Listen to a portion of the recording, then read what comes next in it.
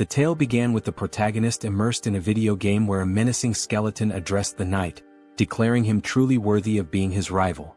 The skeleton remarked that indeed the rumors were true and that the title Nightmare of the Continent suited him perfectly. Yet, he added, as long as the forces of light stood by their side, they would never surrender. Sunghyun thought to himself that this was both a terrifying immortal king and a noble knight of light. He sipped on his soda, wondering aloud if their dramatic clash was a bit overdone. Still, he acknowledged it was just a performance. But how had things ended up this way? Even this unlucky guy stuck in his closet watching it all unfold, wasn't that also him? Before long there was a knock at the protagonist's door. A staff member, holding a pen and a piece of paper, introduced himself as being from the Special Ability Control Bureau Relocation and Investigation Department. He asked if Sunghyun was present. The protagonist confirmed with an eager expression. The employee explained that his identity had been verified and requested that, should he awaken, he report it immediately to the Special Abilities Control Bureau. Sunghyun reflected that it was the first time he had spoken to a stranger in half a year. Now that the conversation was over, he figured he wouldn't need to open the door for another 6 months. It had been 2 years since he last stepped outside. Some might call him pathetic. Others might accuse him of lacking willpower. But in truth he saw himself as a casualty of a twisted world. Suddenly the TV news caught his attention. A reporter announced that firefighters were battling a blaze at a shopping mall. The arsonist, it was said, was an awakened individual who had started the fire before transitioning to another world. Sunghyun stared at the screen in shock, thinking, an awakened person. Not long ago, people all over the world had begun awakening one by one, developing mysterious abilities referred to as special powers. After awakening, individuals were forced into another world within 24 hours, returning only after meeting specific conditions. However, very few ever came back alive. Desperate and hopeless, many of the awakened resorted to committing senseless crimes before their inevitable departure. 2 years ago, a reckless prank by one such awakened person had cost Sunghyun both his family and his leg. Though he had tried to muster the resolve to start anew, the effort seemed futile. At one point he sat on a specialized exercise machine attempting to work his legs. He slumped down, exhausted, asking himself what the point of all this was. Why was he so afraid of stepping outside? Perhaps with just a little more determination something might change. Maybe he could leave this place and go somewhere, anywhere. Suddenly, a translucent system window materialized above his head. It displayed a message, dimensional distortion detected. Connection to the Akasha system in progress. Awakening of a unique skill. The unique skilled avatar had been awakened, and a countdown began. 24 hours remained before transitioning to another world. Sunghyun cried out in terror, exclaiming that this must be some kind of joke. How could it all happen so abruptly? The system window displayed a warning. Failure to enter the travel portal within the allotted time would result in a forced transition. With a panicked expression, Sunghyun flung open his closet. He recalled hearing that returning to Earth took about a year, and with time in the other world flowing 10 times slower, this meant he'd have to endure 10 long years there to get back. Eventually, the protagonist, now clad in full gear, stood nervously before the glowing portal. The system window informed him that 3 minutes remained until the transition. Gripping his head in distress, Sunghyun thought, I can't even step outside normally, and now there's a portal in front of me. I have no strength, no skills. How am I supposed to survive in another world? Suddenly he remembered his unique skill. Sunghyun shouted, determined, activate the avatar skill. At that moment, a clone materialized before him. He stumbled back in shock, gasping, that's me? Staring at the figure, he realized he was looking at a perfect copy of his own face. The clone saw everything he did as though they shared the same vision. This is dizzying, Sunghyun muttered, trying to move and control the avatar. The realization hit him. It was impossible to act simultaneously with the clone. Then the system window chimed again. 1 minute remained until the transition. Failure to step into the portal would trigger a forced move. In desperation, Sunghyun slumped against the clone's chest. This avatar is useless, he groaned. Just like me. If only someone else could take my place. Acting on a sudden impulse, Sunghyun directed the avatar toward the portal. The system window acknowledged the identity of the awakened individual, confirming the start of the transition. Watching the avatar vanish into the portal, Sunghyun cried out in astonishment. It worked. The move portal had accepted the avatar instead of him. The system window updated. The transition to the Auterica dimension was complete. Moments later, Sunghyun found himself looking at a dense forest. His heart raced with fear. The avatar was supposed to go. Why am I here? But then the system clarified. He could return to Earth via the return option in the karma store. However, karma needed to be earned through adventures and his current karma was at 0. Sunghyun's vision suddenly blurred. Realizing he wasn't physically in the forest but instead seeing through the avatar's eyes, he shouted, "I'm going to be sick." The nausea overwhelmed him and he abruptly woke up at home, sprinting to the sink to throw up. A few moments later, he sighed in relief. "At least I survived the move," he muttered. Gathering himself, Sunghyun added with determination, "Summon the avatar here." A double appeared before him, and as it approached, the protagonist asked in frustration what he was supposed to do with such a useless ability. Suddenly, a system window appeared, announcing that he had achieved something remarkable, returning to Earth without using the karma store. As a bonus, he was granted the ability to teleport back once daily to his previous location using a portal. Additionally, his karma had increased. Sunghyun was stunned, realizing that he had become the first awakened individual to return to Earth so quickly. The system window displayed his balance: 1,910,213 karma points. His jaw dropped in shock. Could this much really be awarded just for sending the avatar? In one move, he had earned points equivalent to 10 years' worth of effort. The system explained that karma is granted based on a person's impact in another world, whether through good deeds, misdeeds, murders, or honest labor. It made no distinction. Accumulated karma could be spent on improving abilities or returning to Earth. Sunghyun wondered if there had been some kind of mistake. What if he was still required to travel back to another world? Then, with a wry smile, he said, "Well, I didn't expect this to work, but who cares?" Turning to the system window, he noted that returning to Earth seemed pointless since he was already here. The system offered a suggestion: improving his unique skill for 300,000 karma or exploring other status enhancements. Intrigued, Sunghyun asked to see the details of the status upgrade section. Opening the tab, he saw an option to enhance regeneration for 10,000 karma. What is regeneration? He wondered aloud. Curious, he pressed the button. Instantly, a strange sensation coursed through his legs. Sunghyun looked down in amazement. His legs had been fully healed. The injuries that had defined his life, the source of his pain and isolation, were gone. This wound had been more than an inconvenience. It symbolized his tragic farewell to his family and his retreat from the world. Now it was as if none of it had ever happened. The system updated his status, informing him that his regeneration ability had surpassed the standard level 1 threshold. He had gained a new skill, super regeneration, which significantly enhanced his recovery powers. Later, Sunghyun smiled as he exercised his legs on the simulator. Reflecting on his progress, he marveled at how the karma he had earned not only restored his legs but allowed him to grow stronger. Watching his productive training session, he admired how much power his legs now had. With plenty of karma still left, he pondered where to invest it next. Spotting the option to enhance his unique skill, he eagerly clicked on it. As he activated the system window, he wondered aloud, what can I achieve by improving the avatar's skill? After some time, Sunghyun stood before his upgraded clone, grinning. "You're a real man," he said. The double, admiring its new physique, remarked, "You've put in some serious effort, haven't you?" Sunghyun chuckled, replying, "It's all thanks to hard training."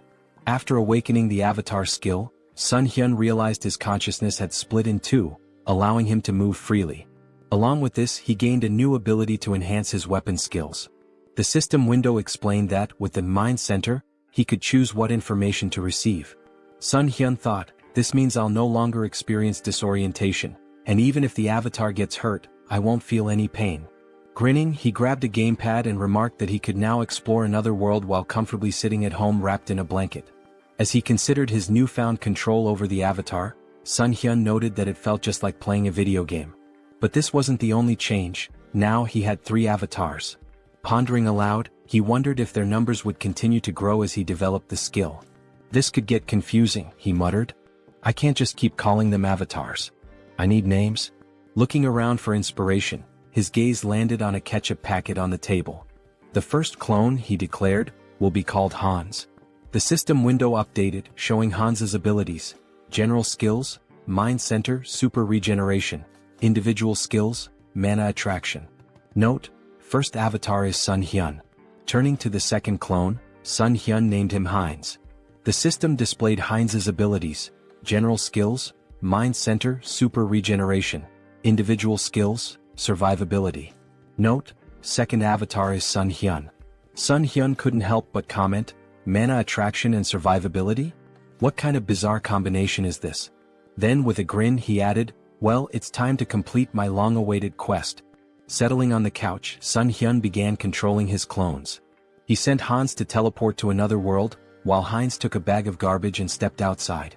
As Sunghyun switched his attention to Heinz, he saw sunlight streaming down and marveled that he felt no anxiety.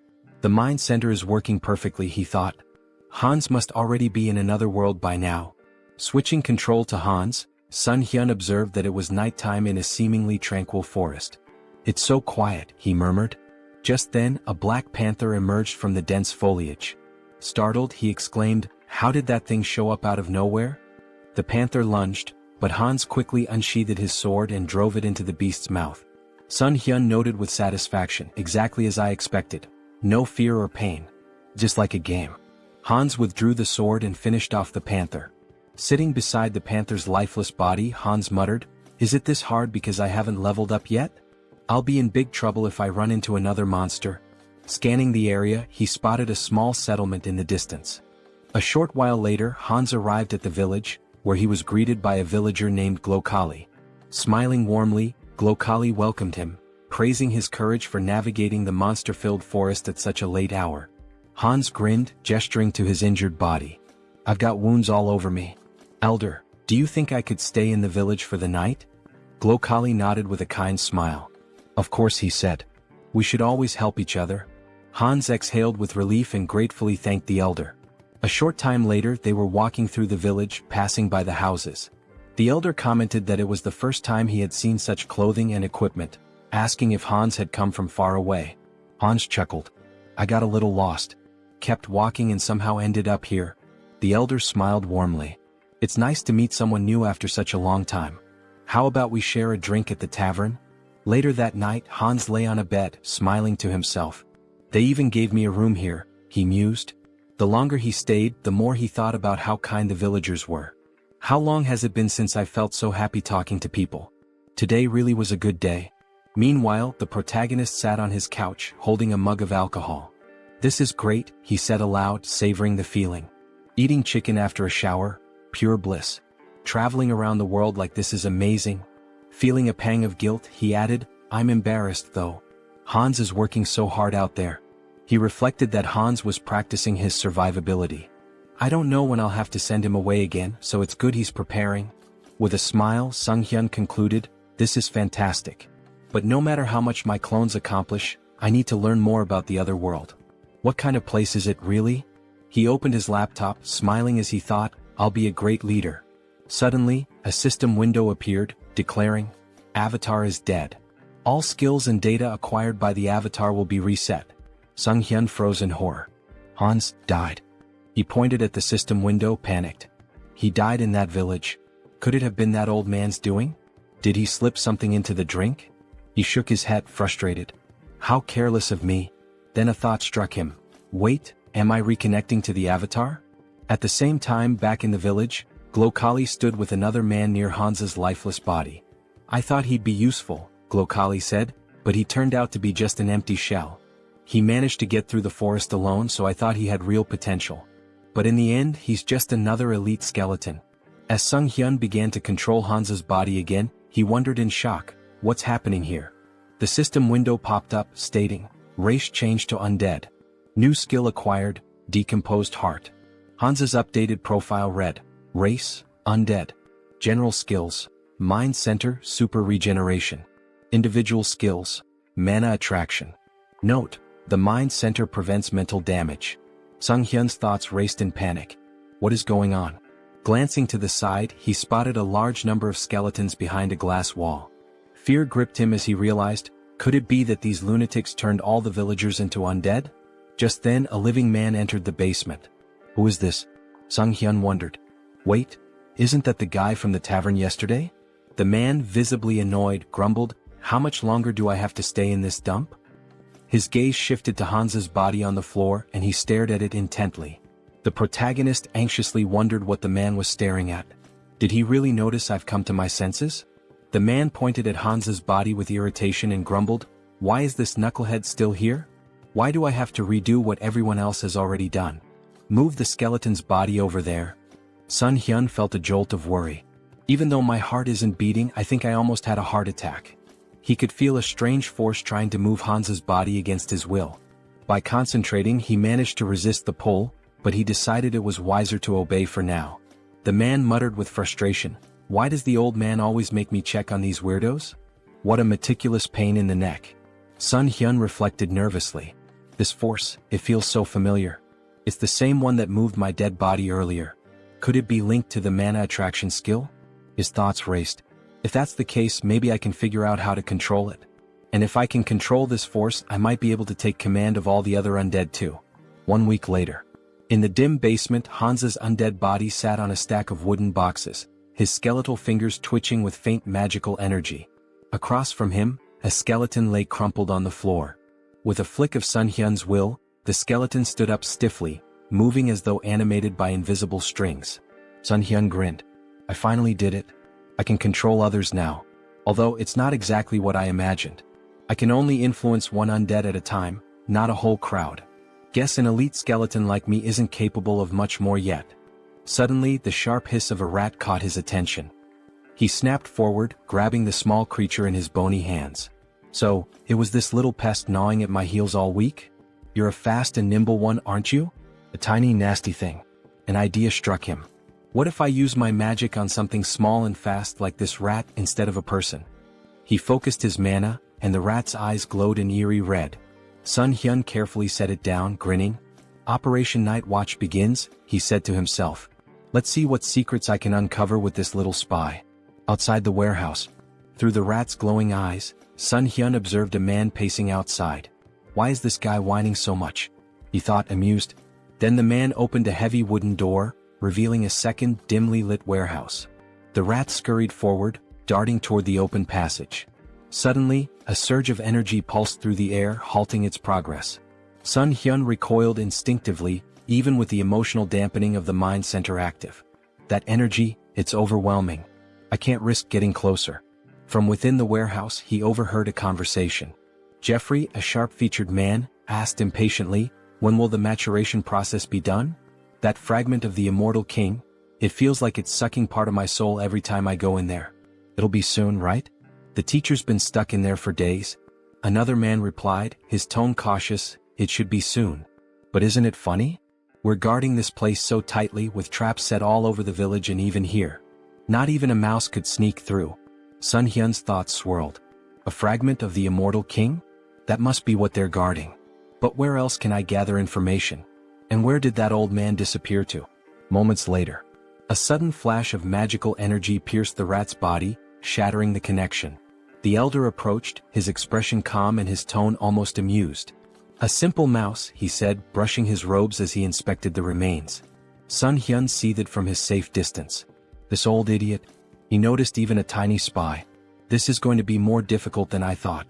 The protagonist's thoughts raced as he wondered, did they really figure me out? The old man stepped closer, inspecting the rat's lifeless body. "An undead," he muttered, puzzled. "I don't sense black magic, but its body is brimming with dark mana.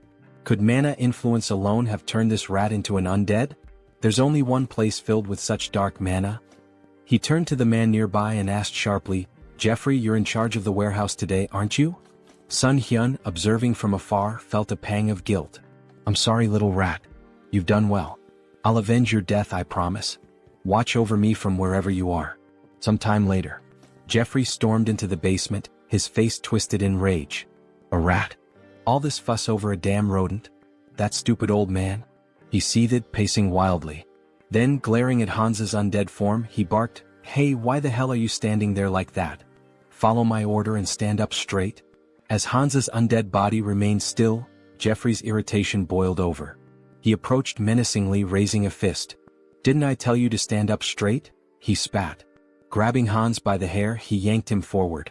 "Aren't you the fool who dared to stand against me? Didn't you threaten to kill me if I touched your family? Go on, repeat it." His face twisted into a sadistic grin. "Oh, that's right. I ripped out your tongue." Jeffrey sneered, tossing Hans to the floor like a discarded doll. "You should be thankful I let you live, Even after we hunted down every idiot in your pathetic village. And your wife, she's here too, isn't she? What about your children? Oh wait, maybe they're with other families now. The tables turn. Suddenly Hansa's undead body sprang to life, lunging at Jeffrey and sinking his teeth into the man's neck. Jeffrey let out a horrified scream as he collapsed to the ground. What's happening to me? Stop, he stammered, his voice trembling with fear. Reaching out desperately, he began casting magic, but before he could finish, another undead figure, the reanimated body of Hansa's wife, pounced on him from behind. Together, the two undead silenced Jeffrey forever. Sunghyun, controlling Hansa's body, felt a grim satisfaction. Their revenge has only just begun. A bold plan.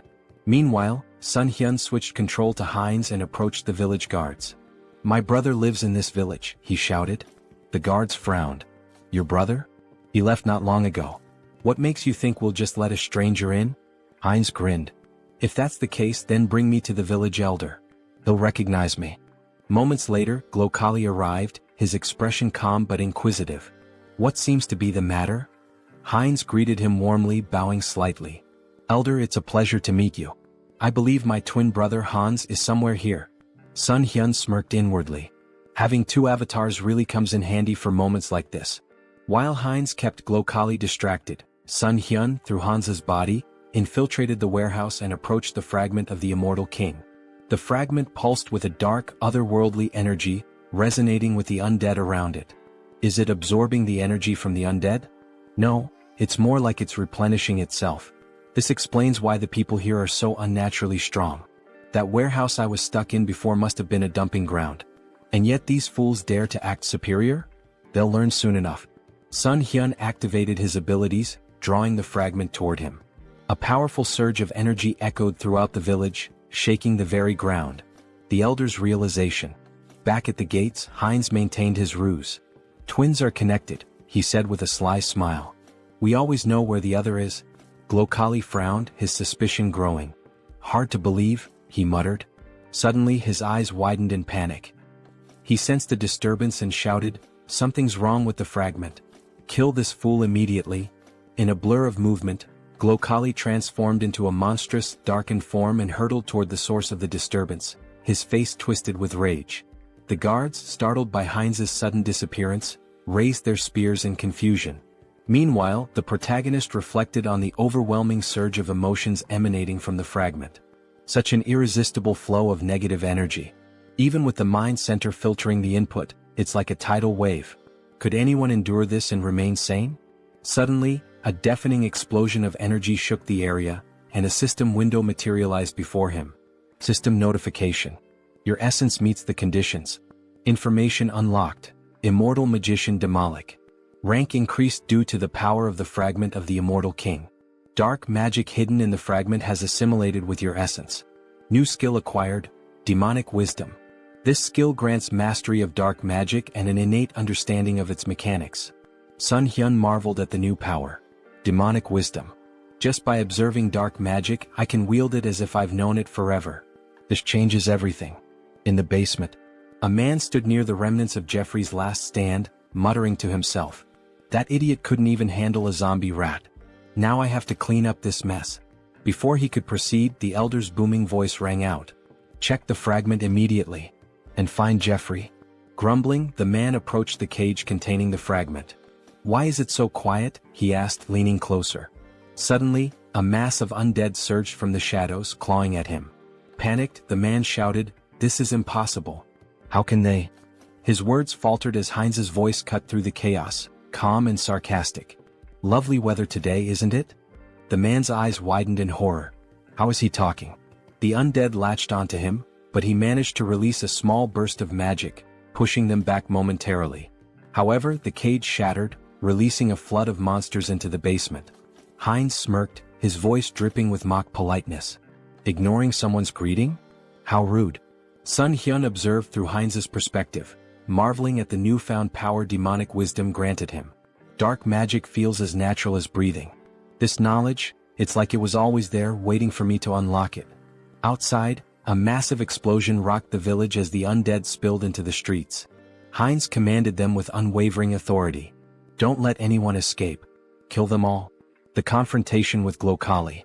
A skeleton's body fell before Heinz and the elder, Glokali, emerged, his expression cold and furious. "You should have been an elite skeleton," he growled. "What did you do with the fragment of the immortal king?" Heinz greeted him with a grin. "Glokali, it's been too long. By the way, thanks to you I lost my heart. Fortunately, I found a new one in your warehouse." Glokali's face contorted with rage. "You dare to merge a fragment of the immortal king with such a pitiful body? You've gone too far." Raising his hand, he invoked a powerful spell. Finger of Death. A wave of dark energy surged forward, striking Heinz with enough force to sever his arm. Heinz glanced at his dismembered limb, more annoyed than pained. Attacking someone mid-conversation? Really, where are your manners? Silence. Glokali roared. "Do you have any idea how much effort and resources I've poured into this fragment? An entire year's worth of preparation, and you've ruined everything." Glokali's eyes blazed with fury. "I was so close," he growled, "to wielding a power greater than anything in existence. And now you've turned my masterpiece into this?" Heinz smirked, wrapped in the swirling energy of dark magic. "What's wrong, old man? Can't handle a rookie demolic? Dark thorn?" Glokali roared, sending tendrils of shadow magic spiraling toward Heinz. Heinz laughed. "Using high-ranking magic against a beginner? You must really be desperate." His voice turned cold as he countered effortlessly, "I'm the only one who can truly control the fragment, and you know it." Glokali sneered. "You may have survived the destruction of your body, but I'll dismantle it and use it for experiments. Let's see how you handle this destructive ectoplasm." Heinz scowled. "Stop reciting your skills like an amateur." His voice rose with disdain. "And just die already, Alfred."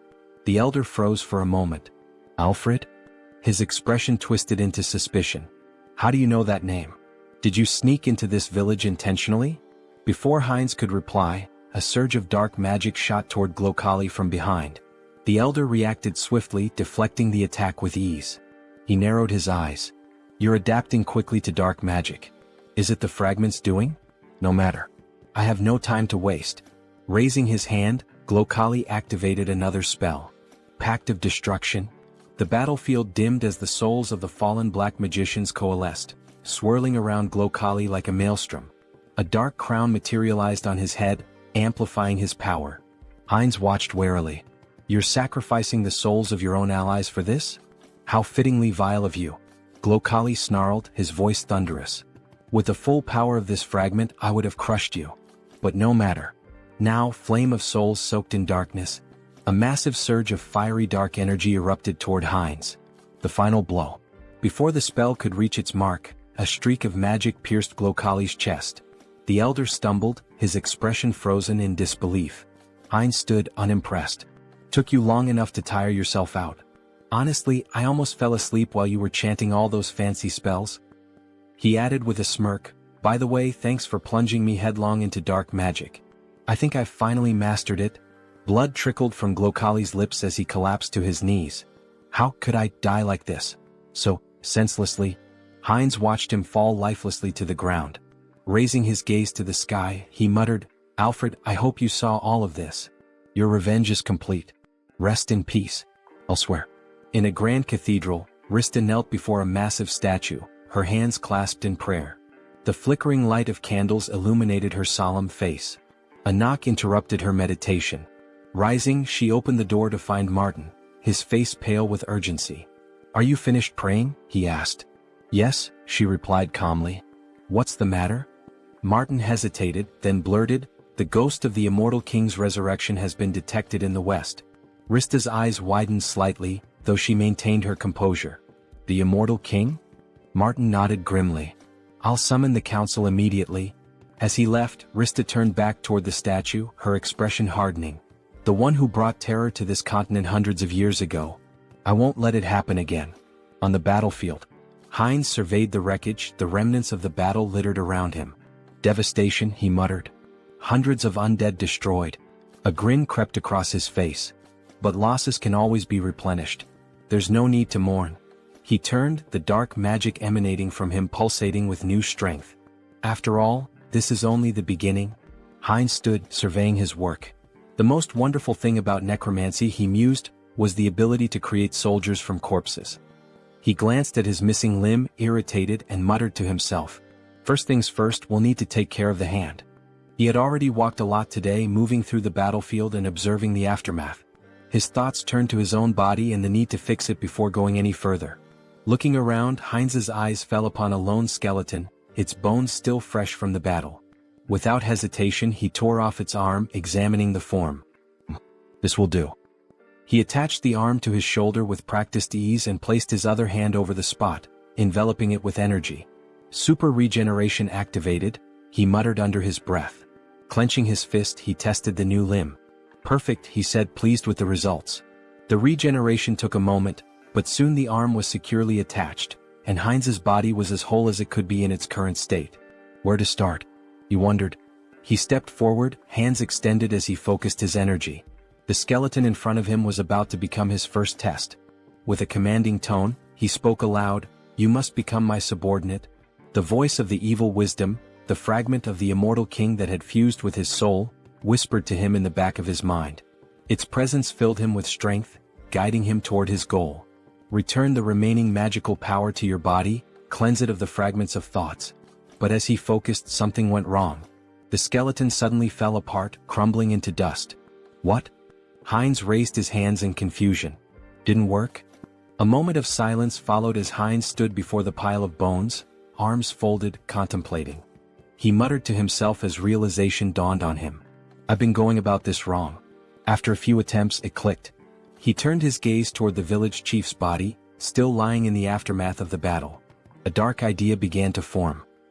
He pointed his hand toward the body and spoke slowly, "Should I turn you into an undead with a soul to extract information from you?" Grabbing the lifeless form of Makhem by the clothes, Heinz lifted him up for closer inspection. "What?" he exclaimed, his voice tinged with surprise. "The old man doesn't have a soul." Makhem's body had been stripped of any trace of life, except for the magical circle burned into his chest. Heinz examined the symbol and thought for a moment. So this is how they've been controlling things. Throwing Makhem's body aside, Heinz couldn't help but smirk at the oversight. It's strange they didn't think of this little thing, considering the scale of their operations, he muttered. But no matter. I can still use this. With renewed focus, Heinz concentrated energy into his hand. If the soul is gone, I'll have to make do with what's left. He directed the energy straight into Makhem's body, deciding that he would turn the old man into something more useful. A high-level undead with consciousness and combat skills. Heinz's magic spiraled through the corpse, desecrating the remnants of its magical power and cleansing it of any remaining fragment of thought. A few moments later, the body twitched and Makhem rose to his feet, now an obedient death mage. The undead mage stood before Heinz, waiting for orders. His voice was hollow but clear. "I await your command." Heinz looked at him with curiosity. "You're speaking." "I didn't even expect that result," he muttered, impressed.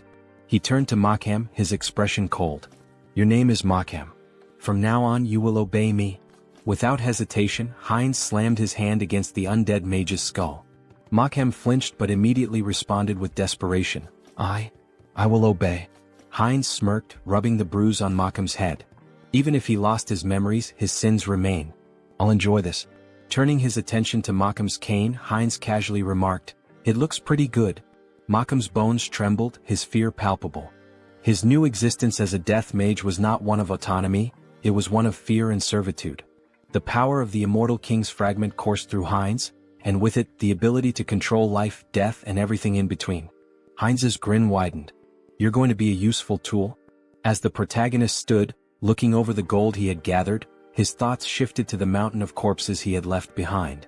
Among the undead, there was one particularly young zombie, a grim reminder of the recent battle. This young zombie, who killed Jeffy along with him, he thought. He placed his hand on the zombie's head in a strangely respectful gesture. Well, he should rest in peace with his family. With a flick of his wrist, he directed fire at the building nearby, setting it ablaze. The crackling of flames in the distance was the only sound that could be heard as the protagonist briefly considered the devastation he had wrought. No turning back now. Back in his hideout, the protagonist sat comfortably at a table, his belly full after a satisfying meal. He leaned back, smiling contentedly. I ate too much," he said to himself, his voice light. "God, that was delicious." He glanced at his phone, curiosity peaking. "What's the gold rate today?" he muttered aloud, tapping the screen. The village had been full of magicians, and given their affinity for treasure and arcane wealth, there was bound to be a lot of gold left behind. Just think, these people had accumulated a fortune. He began considering what he might do with the loot. Maybe I should take a closer look at what's left. With a deliberate motion he reached out, muttering, "Summon Hans." In an instant his avatar appeared before him, and an ominous aura filled the room. The feeling was intense, suffocating, his presence too strong for the quiet of the space. The protagonist's eyes widened in panic as he recoiled, covering his face. "Cancel the summoning," he shouted in fear. As quickly as the avatar had appeared, it vanished. He gasped for breath, his heart racing. "I thought I was going to die," he muttered to himself. "What should I do now?" He scratched the back of his head in frustration, trying to regain his composure. "I need to summon Hans, but maybe I should improve my unique skill first." The protagonist's thoughts turned inward, and he focused on accessing the Karma Shop, a place where he could enhance his abilities. Moments later, a system window appeared in front of him. He marveled at the results. "I earned more than I expected," he mused. The last time he had just over 400,000 karma. Now the amount had grown. He selected the item to improve his unique skill and spent a hefty 300,000 karma. A message popped up on the screen stating that his skill had improved. The number of avatars you can own has increased. His mental strength exceeded the norm, and as the information sunk in, he clenched his fist, enveloped in a surge of energy. Serenity. This skill would protect him from external stimuli and mental attacks. A welcome upgrade for the challenges ahead. Later he began filling a paper bag with gold, thinking about the potential. With my normal state of health, Hans can benefit from serenity, unlike the center of the mind. It was incredible how he always seemed to pick the right skills when needed. When the bag was full of gold, he smiled with satisfaction. Great. Time to sell the gold. He quickly moved the filled bags as well as a backpack full of gold to the table in front of the committee. As he laid the bags out, the workers couldn't hide their astonishment. They gasped, shielding their eyes from the precious glow radiating from the gold. The protagonist nodded, maintaining his calm demeanor. "Please deposit all the funds into my account." He then turned and walked outside, leaving the employees to complete their task. They bowed in gratitude, thanking him for his trust. Sunghyun offered a smile in return, wishing them well. As he walked away, he glanced at his shadow on the ground, remembering how Hans had hidden it with dark magic just in case. "Maybe I was worried for nothing," he mused. The shadow was well concealed, even masked to avoid detection. Just as he was about to leave the area, an explosion echoed from behind him. The building rocked, debris flying through the air. Wolf stood amidst the destruction, his grin wide as he surveyed the damage. "Looks like we hit the jackpot," he said, his voice dripping with satisfaction. Holding a bag of gold in his hand, the protagonist, Sunghyun, grinned, looking at the treasure he had gathered. Who would have thought there'd be so much gold in such a remote place?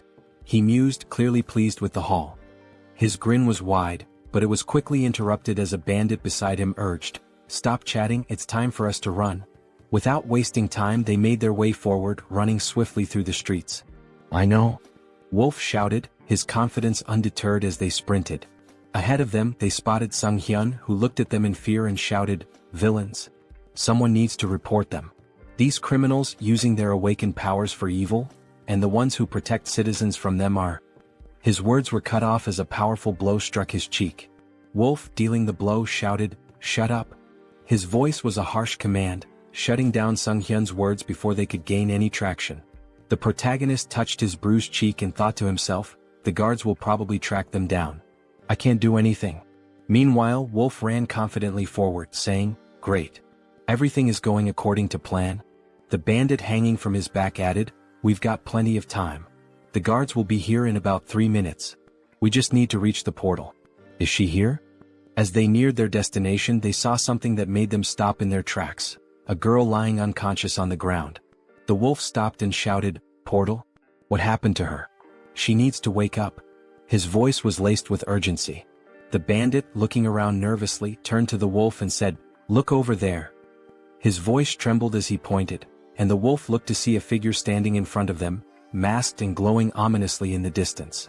"Hans?" the wolf muttered, trying to make sense of the situation. He couldn't help but ask, "Who's that?" "The guards?" The bandit, shaking his head, whispered, "That idiot isn't one of them." As Hans moved closer, he reached up to remove his mask. Sunghyun won't be able to do anything, Hans thought, but he knew that his avatar, was a different matter entirely. The bandits looked on in fear, raising their hands in surrender. Time passed and soon the guards of the South Korean Returned Association arrived at the scene, their boots pounding the ground as they ran. The lead guard shouted confidently, "Here?" He looked back at his colleagues, urging them forward. "Are we going to miss him again?" When they arrived, they froze in surprise. "What happened here?" the guard asked. He surveyed the area where the bandits lay defeated on the ground. The wolf, still dazed, had lost his mask in the scuffle. The lead guard assumed that someone had dealt with the villains but that they couldn't have gotten far. He turned to his colleagues, gesturing around the area. Search the surroundings carefully. Meanwhile, Hans, like a shadow, moved swiftly through the area. He flew past the guards, heading straight toward Sunghyun. As they reunited, Sunghyun couldn't help but smile. "I see you've warmed up well," he remarked, pleased with the success of their plan. The tension hung in the air as the scene shifted to what would come next, the consequences of their actions and the looming threat of the guards' arrival. Heinz strolled around the parking lot with his hands in his pockets, feeling a sense of satisfaction as he reflected on how relieving stress like this could sometimes be a good idea. His mind was clear for the moment, and the mundane surroundings seemed to offer a rare calm. Meanwhile, Hans, his second avatar who possessed the unique skill Vitality, stood at the entrance to a city on the east side. With a smile on his face, he shielded his eyes from the sun as he looked out at the unfamiliar skyline. "I finally made it here," he said, a hint of excitement in his voice. He remembered Malcolm's words about this city, and after seeing it for himself, he concluded that the old man hadn't lied after all. Stepping into the city, Hans mused aloud, "This is my debut in another world." But even as he admired the bustling surroundings, something didn't feel right. "Although there's still everything ahead," he added, scanning the area. However, as he walked deeper into the city, he realized something. Why was the city so empty? It seemed that the locals weren't paying much attention to newcomers. People went about their business as if strangers were a normal occurrence, not even sparing Hans a glance. Just then, in a nearby alley, a robber turned to his companion Diana and exclaimed, "Was this a joke?" He pointed an accusing finger at her, his expression dark. "I warned you." Diana, trembling, folded her hands in a prayer pose and apologized, pleading for a little more time. The robber's tone grew harsher. "I want 2 silver coins from both of you," he demanded. "And you have 3 days. No money? Then there's no other choice." Hans, who had been casually observing the scene from the corner of his eye, thought to himself, local thugs, and a young girl being manipulated. How cliché. He was about to continue walking, uninterested in getting involved, but fate had other plans. As Diana turned and tried to flee from the robbers, she collided with Hans. She stumbled back, immediately lowering her head in apology. "Sorry," she muttered, not knowing who he was. "Let's talk," Hans said, his tone calm as he sized her up. "How well do you know this city?" It was clear to him that he would need a guide. "Who are you, uncle?" she asked, surprised by the stranger's sudden question. Hans grinned, holding up 2 silver coins in his hand. "I'm a potential employer," he said, his smile widening. "Maybe we can discuss the terms?" Diana's eyes widened as she stared at the silver coins, the promise of money catching her attention. She quickly agreed, and the two of them made their way through the streets toward an inn. When they arrived, Diana pointed to the building. "This inn is one of the best places you'll find here," she said, clearly proud of her choice. "What do you think?" Hans, now understanding a bit more about her situation, nodded thoughtfully. He could tell from the way she spoke that life hadn't been easy for her. Diana had barely been making ends meet, struggling to care for her sick brother after the loss of her parents. She also mentioned how she couldn't pay the local tax. In response, Hans handed her a silver coin, and Diana's eyes sparkled with gratitude. "Okay," Hans said with a smile. "You'll come to me tomorrow as soon as you wake up. We can discuss your pay then." Diana agreed quickly, and with that she became his guide, earning 2 silver coins a day. That night, Hans lay down on the bed at the inn, his hands tucked under his head as he made himself comfortable. "Well," he thought, "I'll pretend I'm doing a good deed even if she just wants to rob me." He chuckled to himself and settled in for the night, his thoughts drifting off as he prepared for whatever the next day might bring. Heinz sat up in bed, scratching his head in frustration. The bed was terribly uncomfortable, and despite his best efforts, he couldn't seem to fall asleep. He tossed and turned for a while, but then a sudden sneeze from outside caught his attention. Curiosity piqued, he got up and walked to the window, pressing his hand to the glass. His eyes widened in surprise as he spotted Diana sitting on the ground outside, leaning her back against a box. "Hey, is that her?" he muttered to himself. Diana looked up at him, her eyes widening, and then smiled, waving in greeting. "Hello," she called up to him. Heinz was indignant. "What are you doing there?" he shouted down, clearly irritated. "Why are you waiting for me?" After a moment they were sitting together at the table eating breakfast. Heinz frowned as he took a bite, his frustration still simmering. "You shouldn't do that again," he said, trying to sound stern. "Next time, wait until closer to lunch." Diana, chewing a piece of food, nodded absent-mindedly. "Yes, uncle," she said. Heinz shot her a glare. "I've already told you not to call me that," he replied, annoyance creeping into his voice. She looked at him, then glanced at the piece of bread on his plate. "Are you full?" she asked. "Yeah, I'm fine," Heinz replied. "You can take it if you're hungry." With a smile, Diana took the bread and slipped it into her bag. "Thank you," she said, grateful. The town they were in was called Ozantu, a small village located on the western edge of the kingdom of Talia. As Heinz and Diana walked through the streets, Heinz noticed something odd. He ran his hand along a drawing on a wall, which reminded him of ordinary medieval towns, but something about the symbol that was repeated throughout the town felt off. "This symbol? It's strange," he murmured, his curiosity growing. Heinz examined it more closely and said, "It looks like paint, but something's not right." Diana leaned in to take a closer look, and her face darkened. "It's blood," she replied, her tone serious. Heinz blinked, not believing it at first. He sniffed the symbol and gave a skeptical look. "Is that true?" he asked. Diana, not missing a beat, quipped, "Didn't you eat venison soup yesterday?" Heinz turned to her in surprise, blinking in disbelief. "How did you know?" he asked. With a smile, Diana pointed to her nose and said, "I have a very good sense of smell." Heinz found it fascinating. A good sense of smell? He thought. Is that her special skill? They continued walking through the streets, Heinz still pondering the implications of her statement. He asked, "What does the symbol mean?" Diana hesitated for a moment, then answered, "It's the emblem of the Varkalak Guild, which controls this place." But before she could finish, she froze, her face paling in fear. She began to slowly back away, bumping into Heinz. "What's wrong?" Heinz asked, alarmed by her sudden change in demeanor. Diana's eyes darted around nervously. "That smell," she said, her voice tight. Heinz furrowed his brow. "What smell?" he asked, not sure what she was talking about. Diana inhaled deeply, her eyes closed as she focused on the scent. Then, with a sense of urgency, she turned around, her fists clenched. "Freshly baked bread," she exclaimed. "I have to try it?" Heinz, confused but amused, asked, "Didn't you just eat a minute ago?" Diana pointed ahead, her face lighting up with anticipation. "I'm hungry again," she said, clearly excited by the smell. They followed the scent down an alley which led them to a door. When they peeked inside, Heinz's stomach dropped. Behind the door was a corpse, its lifeless body sprawled on the ground. The smell of bread was still in the air, but the sight of the body made it clear that something sinister was at play. A few days later, Heinz stood against a wall, arms folded, waiting impatiently. "She's never been late before," he muttered. "Something must be wrong." Just then, a bandit approached him, a smirk on his face. "Hey buddy," the bandit called out, drawing Heinz's attention. Heinz looked at the bandit in surprise, unsure of what to make of the situation. The bandit, arms folded and wearing a smug expression, said, "We should talk." Heinz felt a moment of frustration, thinking to himself, has it really come to this? The next instant, he handed the bandits a handful of silver coins, offering them a smile. "Take this," he said, trying to remain calm. "There aren't many, but I hope they help maintain some sense of public order." The bandits exchanged looks, then one of them picked up a silver coin, a grin spreading across his face. "Seems we've quickly found a common language," he remarked, clearly amused. Heinz thought to himself, I brought money just for this kind of situation. But then, his eyes narrowed as he noticed something. The bandit had a symbol on his neck, one that looked strikingly similar to the emblem Heinz had seen on the walls of the city earlier. His thoughts turned grim. Diana had warned me to avoid the alleys. We need to leave this place as soon as possible.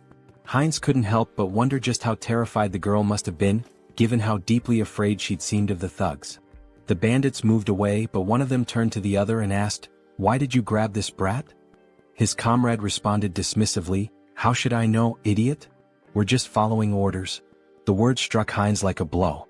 "Brat?" he thought. "Don't tell me those two bastards grabbed Yen?" Without thinking, he shouted after them, "Wait a minute!"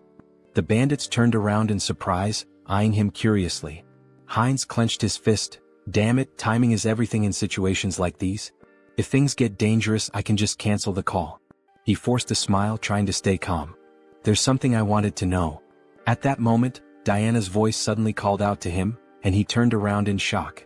"Ah, Diana?" The bandit, now flexing his fist with an irritated expression, remarked, "So, what's your friend interested in?" Heinz gave an awkward smile, trying to keep the conversation light. "Is the silver I gave enough?" A little while later, one of the bandits returned with a bag in his hands. "They took everything," he said nonchalantly, tossing the bag aside before turning toward Heinz.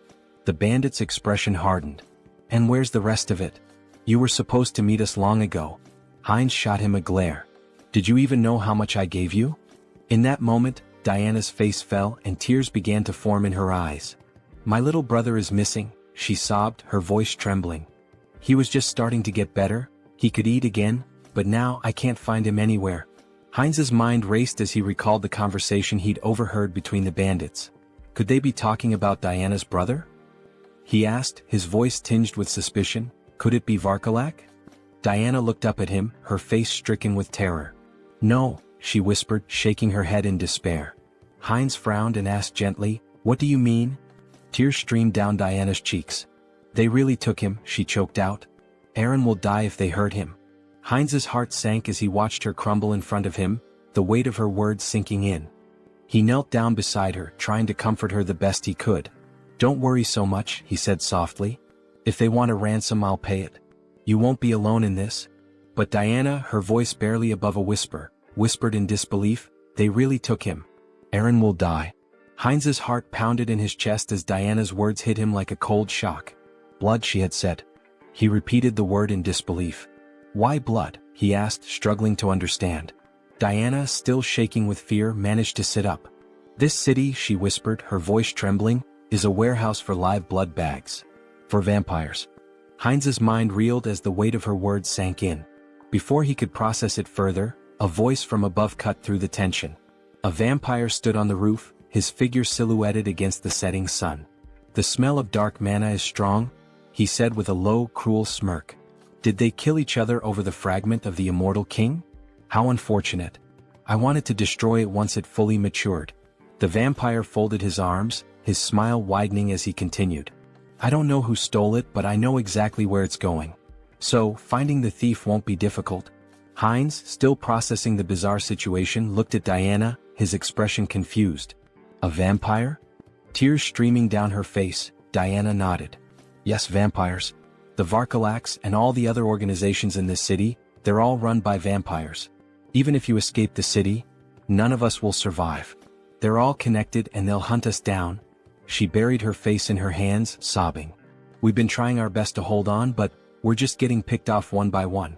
In the end, I know what will happen to us." Heinz reached out, gently grabbing her face and forcing her to meet his gaze. "Listen to me," he said, his voice firm. "If what you're saying is true, we don't have much time. Do you know where they've taken your brother?" Diana hesitated, looking down at the ground. She looked at him, uncertainty in her eyes, and then whispered, "I don't know. But, if you try to help me, it will be dangerous. You won't survive either." Heinz smiled, though the weight of the situation hung heavily in the air. "Don't worry about that," he said confidently. "I know how to fight back against these scoundrels. We'll make it through this." In his mind, the mission to save the girl, and to get to the bottom of the sinister operations in the city, had just begun. Sometime later, in a dimly lit tavern, a group of bandits sat around a table, laughing and playing cards. One of them tossed silver coins onto the table, calling, "All in." His companion looked at him with a grin. "Where did a debtor like you get such a big pile of money?" The first bandit leaned back and smirked. "I robbed some idiot this morning. Made a nice profit." At that moment, the tavern doors flew open with a loud crash. The bandits turned in surprise, just in time to see Heinz stride into the room, his expression determined. One of the bandits stood up with a sneer. "What's this then?" he said, striding toward Heinz. "Who's this idiot?" His comrade snickered. "Is he some new fool who thinks he can challenge us?" The bandit raised his hand to stop his friend, looking Heinz up and down before saying, "So, you're the idiot we robbed. Came to give us more money, did you?" Heinz didn't flinch. He held his ground, his eyes steely with resolve. Meanwhile, near the entrance of the tavern against the wall with the vampire symbol, blood dripped slowly from a wound. A guard lay slumped, his broken body leaning against the wall. The bandit sneered at the scene. "What happened to the guards?" he asked. "Did you give him a coin or something?" Heinz's expression darkened as he met the bandit's gaze. "I won't ask again," he said quietly but with a deadly edge in his voice. "Where did you take the child?" The bandit's face twisted in disbelief. "What?" he spat, raising his finger toward Heinz. "Are you out of your mind? Do you know who you're dealing with?" In the blink of an eye, Heinz drew a knife from his belt and drove it straight into the bandit's throat. The man gasped, his eyes wide with shock as the blood began to spill. "I know exactly who you are," Heinz said coldly, watching the life drain from the bandit. "You're scum. You prey on families to satisfy your own selfish desires." As the bandit crumpled to the floor, the others in the tavern fell silent, eyes wide with fear. Heinz stood over the fallen body, his knife gleaming in the dim light, ready to face whatever came next. The mission was far from over. Heinz stood in the midst of the fallen bandits, his breathing heavy as the weight of the fight settled in. His knife was lodged deep into his shoulder, but he didn't flinch. Blood seeped from the wound, but he didn't have time to focus on it. There were still too many enemies around. "Why are there so many?" he muttered to himself. He had lost count of how many bandits he'd taken down in the chaos. Each one had been dispatched swiftly, his skills in combat and the magical tools he'd brought with him giving him a significant edge. But now more were coming down the stairs. He wrenched the knife out of his shoulder with a grimace, his gaze scanning the room. A couple of new bandits appeared at the top of the stairs, looking down at the carnage below. One of them shouted, "What's all the commotion about? Who the hell is this guy?" Heinz paused for a moment, annoyed at his own carelessness. Damn it, he thought. His mouth had gotten him into trouble again. This wasn't the time for reckless talk. There were more screams from the building, growing louder as the fight escalated. The bandits kept coming one after another. 6, 7, 8. It felt endless. Eventually, Heinz stood alone in the middle of the fallen bodies, breathing hard, sweat dripping down his forehead. His shoulder throbbed where the knife had struck, but he had no time to think about it now. His focus was on the bandit still alive, groaning beneath him. He stepped over to the bandit, placing his foot firmly on his head. "Hey big guy," he said with a sneer, "where's the boy you captured today?" The bandit, still dazed and groaning in pain, glared up at him. "You think I'm just gonna tell you everything?" he snarled. "You're an outsider, aren't you? You don't even know who's behind this. You're gonna regret this." Heinz's expression darkened, his eyes cold as steel. "I don't care who's behind this," he said, his voice low but steady. "I'll find the boy and I'll make sure your little game ends here." The bandit struggled under Heinz's foot, but Heinz wasn't about to give him any leeway. He leaned in closer, whispering, "Tell me where he is and I'll make it quick. Otherwise, we'll see how long you can last." The bandit growled through gritted teeth, but Heinz could see the fear in his eyes. Despite his bravado, the man was terrified. I don't know where they took him," the bandit spat, "but the leader, he's the one with all the answers. He's got a place near the old mill. Go there if you want to find the kid." Heinz's eyes narrowed. This was the break he needed. The mill. Got it? He stepped off the bandit's head and turned, heading for the door. As he did, he thought to himself, this isn't over yet. They've taken too much from this town and I'm going to put an end to it. He left the tavern, the weight of the mission heavy on his shoulders. There was no turning back now. After some time, Heinz opened the door to the room. Seeing the boy sitting on the floor, he asked, "Is this Aaron?" Trembling with fear, Aaron held his head and begged for mercy. The avatar knelt down, extended a hand toward him and reassured him, "Don't be afraid." Aaron's sister had pleaded for his rescue. Confused, Aaron asked, "Do you know my sister?" At that moment, a vampire in bat form flew into the scene. Heinz turned to Aaron, confirming, "It's true. I'll explain everything once we're out of here. But first we need to leave." The vampire landed on the window and shifted into his human form. Glaring at Heinz, he sneered, "Who are you? How dare you touch my food in my restaurant?" Heinz froze, feeling a sinister presence behind him. The vampire taunted him, saying, "Are you from an oath of disobedience?" Taking Aaron by the shoulder, Heinz thought, "A vampire." The vampire continued, "Or perhaps you're this boy's brother. Do you know what happens to those who defy us?" Smirking, the avatar replied, "Me? Just an outsider, robbed by your rabble." Shielding Aaron, he added, "It's pure coincidence I helped this boy. The vampire extended a hand and scoffed, "Really? How dull. I prefer my meals lively. Both of you will die here." As the vampire fired a magical projectile that shattered the surroundings, Heinz shielded Eren with his body, yelling, "Run!" The avatar, now lying on the ground amidst spilled alcohol, gasped heavily. He sat up, noticing the smell of liquor, and muttered, "Alcohol? Is that a barrel?" He patted Eren's head, asking, "Are you okay?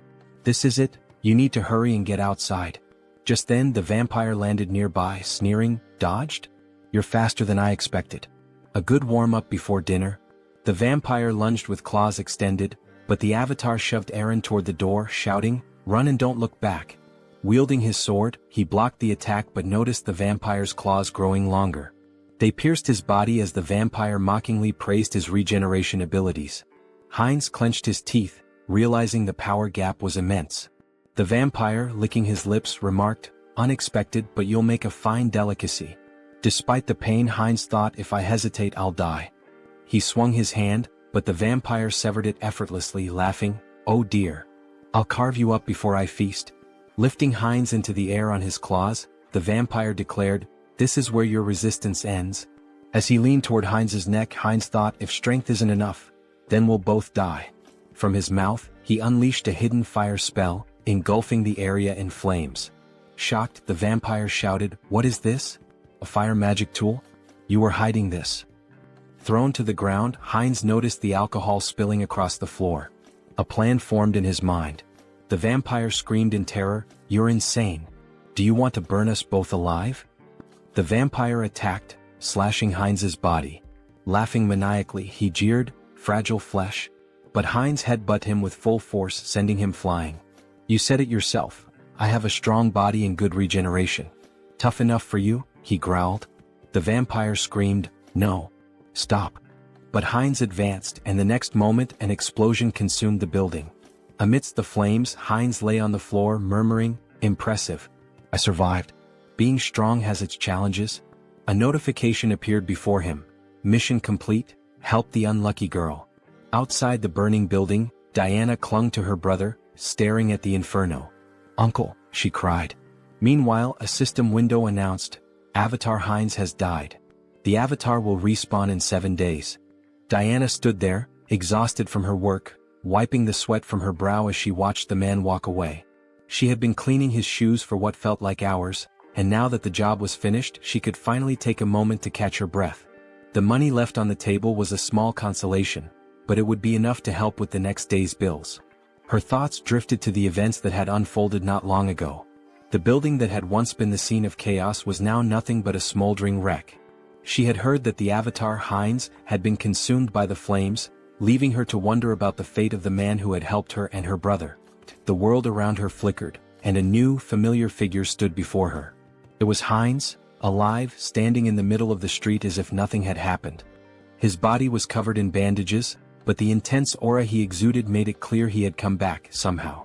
Diana stared at him, mouth agape. Her heart skipped a beat. "Uncle?" Heinz's eyes softened, and he smiled faintly despite the pain he was clearly in. "I told you I'd be back," he said, his voice hoarse. It was then that the system window appeared in front of him, announcing that Avatar Heinz had been reborn after 7 days. His rebirth had been completed, and with it came a sense of purpose, a new mission to carry out.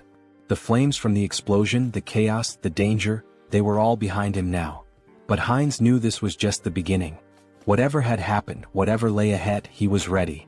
And this time he wouldn't fail.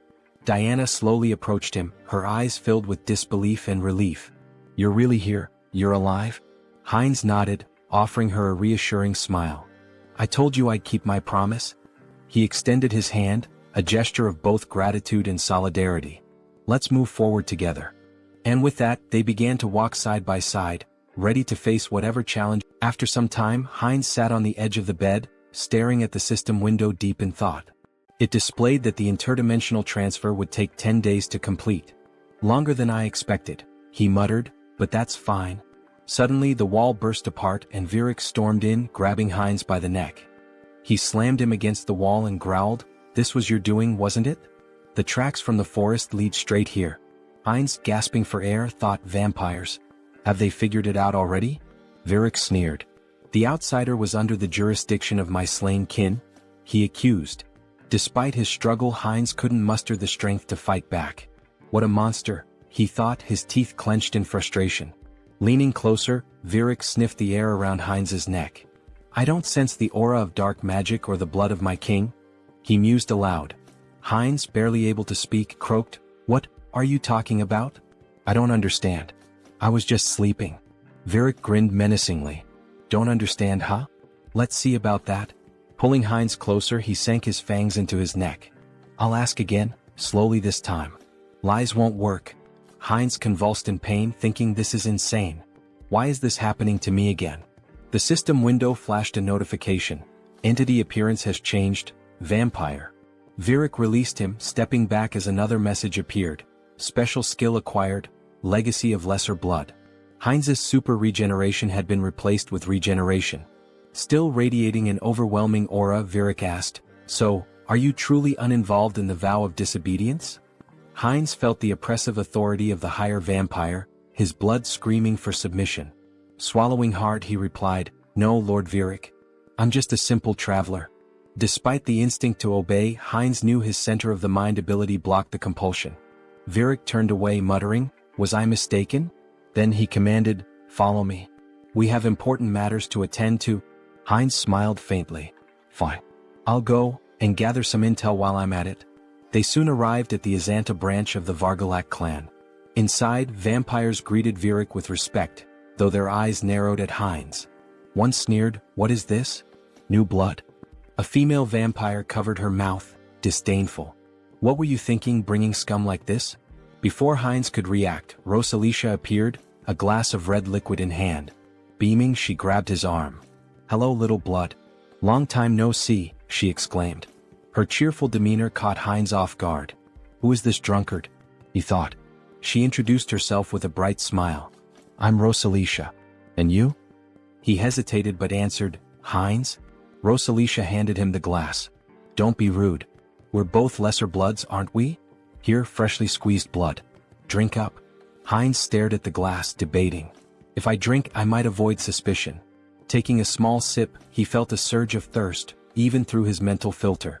Alarmed, he thought, drinking this is dangerous. Blocking the taste and smell, he downed the rest in one gulp. Delicious, he said flatly. Rosalicia ran her finger along his cheek with a playful grin. I like you. If you were human, I'd drain you dry, she teased. He laughed awkwardly. You called me lesser blood? What does that mean? Rosalicia tilted her head, placing a finger on her chin. Huh. You don't know about vampire ranks? She asked incredulously. Lesser bloods are like knights to humans. Pure bloods, though, they're the aristocracy. For example, Lord Virik, Rosalicia explained. The clan leaders are known as the true blood. And above them is the sacred blood. She paused before adding, Well, it's like a god. The avatar raised an eyebrow. A god? He asked. She nodded. Our prophet. The one we must obey without question. At that moment, Virik, standing on the second floor, tapped his spoon against his glass to draw attention. It seems everyone is here, he announced. Let's get down to business. The room quieted as Virik continued. The fragments of the immortal king have disappeared. From across the room, Perida, a pure-blood vampire, casually adjusted a strand of her hair, observing the proceedings. Virik elaborated, We've determined that the fragments were last transported to the city. But at some point, they vanished without a trace. Teopal, another pure-blood, folded his arms and listened as Virik suggested. It's possible they've already been brought into the city. Heinz glanced up, his curiosity piqued. The fragments of the immortal king? He asked. Rosalicia sighed, giving him a knowing look. Don't you know? Dark mages from a certain village were cultivating the fragments of the immortal king. Heinz furrowed his brow. And the oath of defiance? Where are they in all this? Virik addressed the group. From today onward, each of you will thoroughly investigate your assigned areas. Report anything suspicious immediately. Later, as Rosalicia shielded herself from the sun with an umbrella, she grumbled, Walking around during the day ruins my skin. Heinz, standing beside her and adjusting the hood of his cloak, remarked, Sunlight weakens us. It's no surprise. Both their faces glistened with sweat. Rosalicia continued, Even Lady Perida, a pure blood, is out searching. We can't just sit around doing nothing. She sighed. Still, it's surprising the fragments vanished. Moving them has always been a hassle. Heinz turned to her, intrigued. You mean, you've had the fragments of the immortal king? She nodded casually. The black magicians once cultivated them. We thought we could combine them with ours. Heinz clenched his fists, his thoughts racing. What a break. He looked at her intently and grabbed her shoulders. Where are they? Do you know the location of the fragments? Rosalicia laughed. Me? How would someone like me know? A voice cut in from nearby. I think I might know, Diana said between bites of food. Heinz turned to her in shock. What? The fragments of the immortal king? You know where they are? Diana nodded hesitantly. I think so. But it's been a long time, she said, pausing to chew. About a year ago, I was responsible for keeping the tomb clean. Every Friday, members of the Vargalak Guild would visit the stone chamber inside. But every time there was a foul smell in there. Heinz's mind raced. I should investigate this. Aaron, sitting nearby, sighed in realization. So that's why you always told me to stay away from the tomb. Heinz stood from the table, nodding firmly. Thank you for the valuable information, Diana. I'll investigate this myself. It would be better for them to keep a low profile. Diana said, grabbing his hand and turning to him, that he seemed to smell different now. Could he tell her the reason? Sunghyun said, showing his fangs, that her nose was not deceiving her, but it just happened that. What? It would not affect her, so she should not worry. Diana looked at him in shock. She said, gloomily holding his hand and turning to him, that if he got sick. Diana screamed, exposing her neck, that it was okay with her so he could drink some of her blood. She said, stretching out her hand to him in fear that she just wouldn't drink too much blood. The protagonist stared at her in complete shock. He screamed, hitting her on the head, that she should calm down. Sunghyun said, angry that he already had enough, so she better answer where that place was. A while later, cries of pain echoed through the cemetery.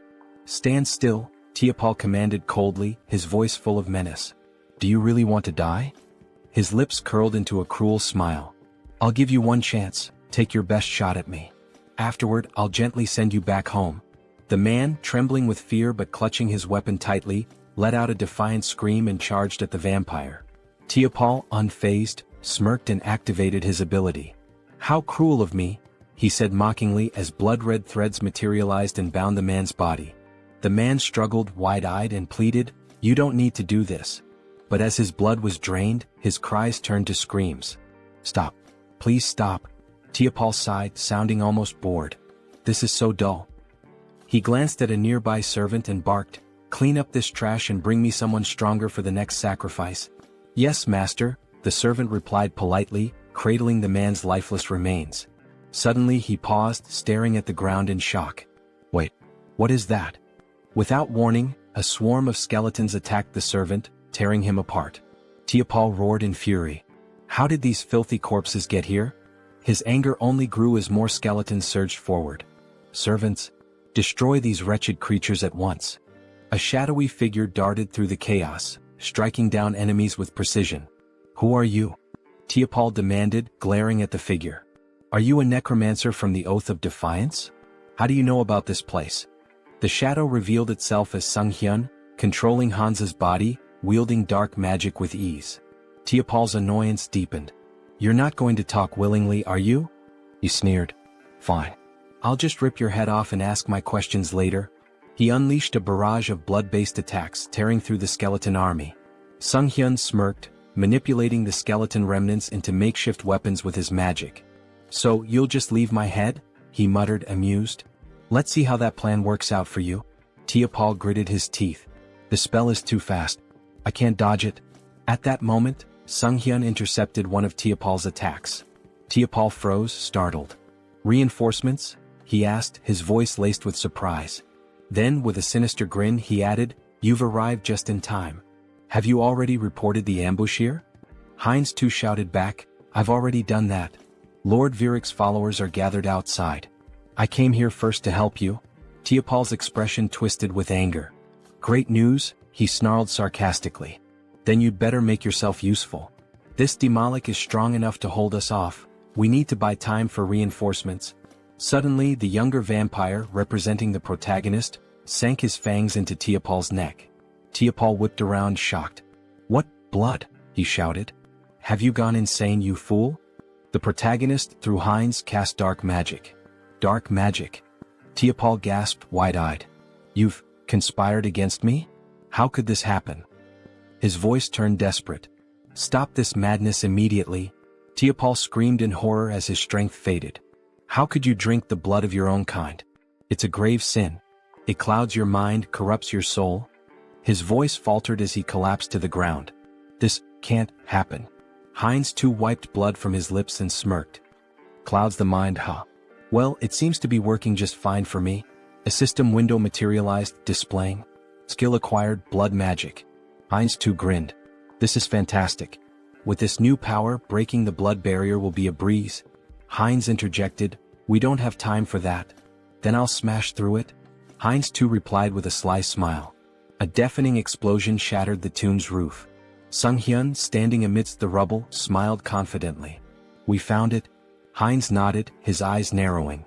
This is what we came here for. Heinz too, gesturing to the glowing object before them, said, the second fragment of the immortal king. Heinz reached for it, his voice filled with awe. Another fragment. Amazing. As the fragment's power surged through him, he thought, even with the mind center filtering the negative thoughts, this fragment holds too many. He focused the mental power of all the clones on his core personality. Suddenly, a massive pillar of dark energy erupted skyward. Virik, observing from a distance, looked up in astonishment. What is this fog? Are we too late? He froze as his gaze locked on the floating skeleton radiating dark energy. That silhouette, it seems familiar. Virik barked orders to his subordinates. Attack it. The vampires unleashed a barrage of blood arrows, aiming for the figure. Heinz retaliated with dark magic, striking down one of the attackers with devastating force. A system window appeared. Skill evolution, regeneration, immortality. Skill acquired, forbidden knowledge. Personality status, Heinz Archlich. Meanwhile, the holy paladins arrived at the cemetery's outskirts. What is this? One asked, shielding his face. Smoke? Fire? It seems to be coming from Azanthu. He coughed, overwhelmed by the dark energy. Tuscan dismounted, his face grim as he examined the ashen residue. We're turning back. This isn't ordinary ash. What do we tell the saint? Another asked nervously. Tuscan looked up at the ominous energy pillar. Everything. This changes everything. The ominous energy surged in the air, thick with power and foreboding. System notification. The rebirth of the immortal king is imminent. Heinz stood motionless, overwhelmed by the rush of newfound strength. This is incredible, he thought, his mind racing. I've become 10 times stronger than before. A system window materialized before him, detailing his transformation. New skills acquired. Power of the immortal king fragment. Rapid rank advancement, plus 2/3 rank. Secret dark magic energy amplification. Traits gained. Evil wisdom. Unlocks insight into forbidden knowledge. Unconditional understanding of dark magic. All secrets revealed. As long as my source remains intact, I'll endlessly revive. An unkillable existence, he mused. The dark energy coursed through his body like a tidal wave, and Heinz unleashed it in an explosive attack. Tendrils of shadow surged toward the vampires surrounding him. Virik's eyes widened in alarm. What is this smoke? Is this a trap? What is your plan? A subordinate rushed to his side. My lord, we must retreat and recover our strength.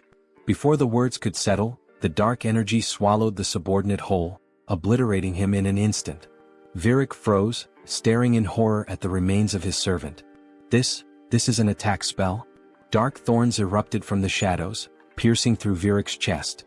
He screamed in agony, his strength waning rapidly. Heinz, through the avatar Hans, stepped forward, his cold gaze fixed on the pure-blooded vampire.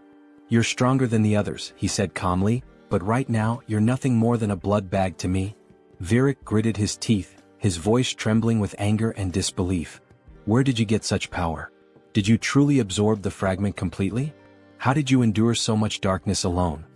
Heinz too smirked, stepping closer. Alone? He asked mockingly, leaning in. Who said I was alone? Before Virik could respond, Heinz too sank his fangs into the vampire's neck, drinking deeply. Virik's body convulsed, then went limp, crumpling to the ground. System notification. Conditions fulfilled, skill growth activated. Legacy, minor blood legacy, pure blood. Heinz too wiped the blood from his lips, his smile sharp and predatory. A pure-blooded vampire now? He murmured, savoring the moment. The realization struck him like a bolt of lightning. By devouring other vampires I can grow faster. He laughed darkly, his voice resonating with malevolent triumph. Let them wait for me. I'll devour them all, one by one. After some time in the forest, Rosalicia cried out that they needed Parita. Fearfully she asked what they should do now.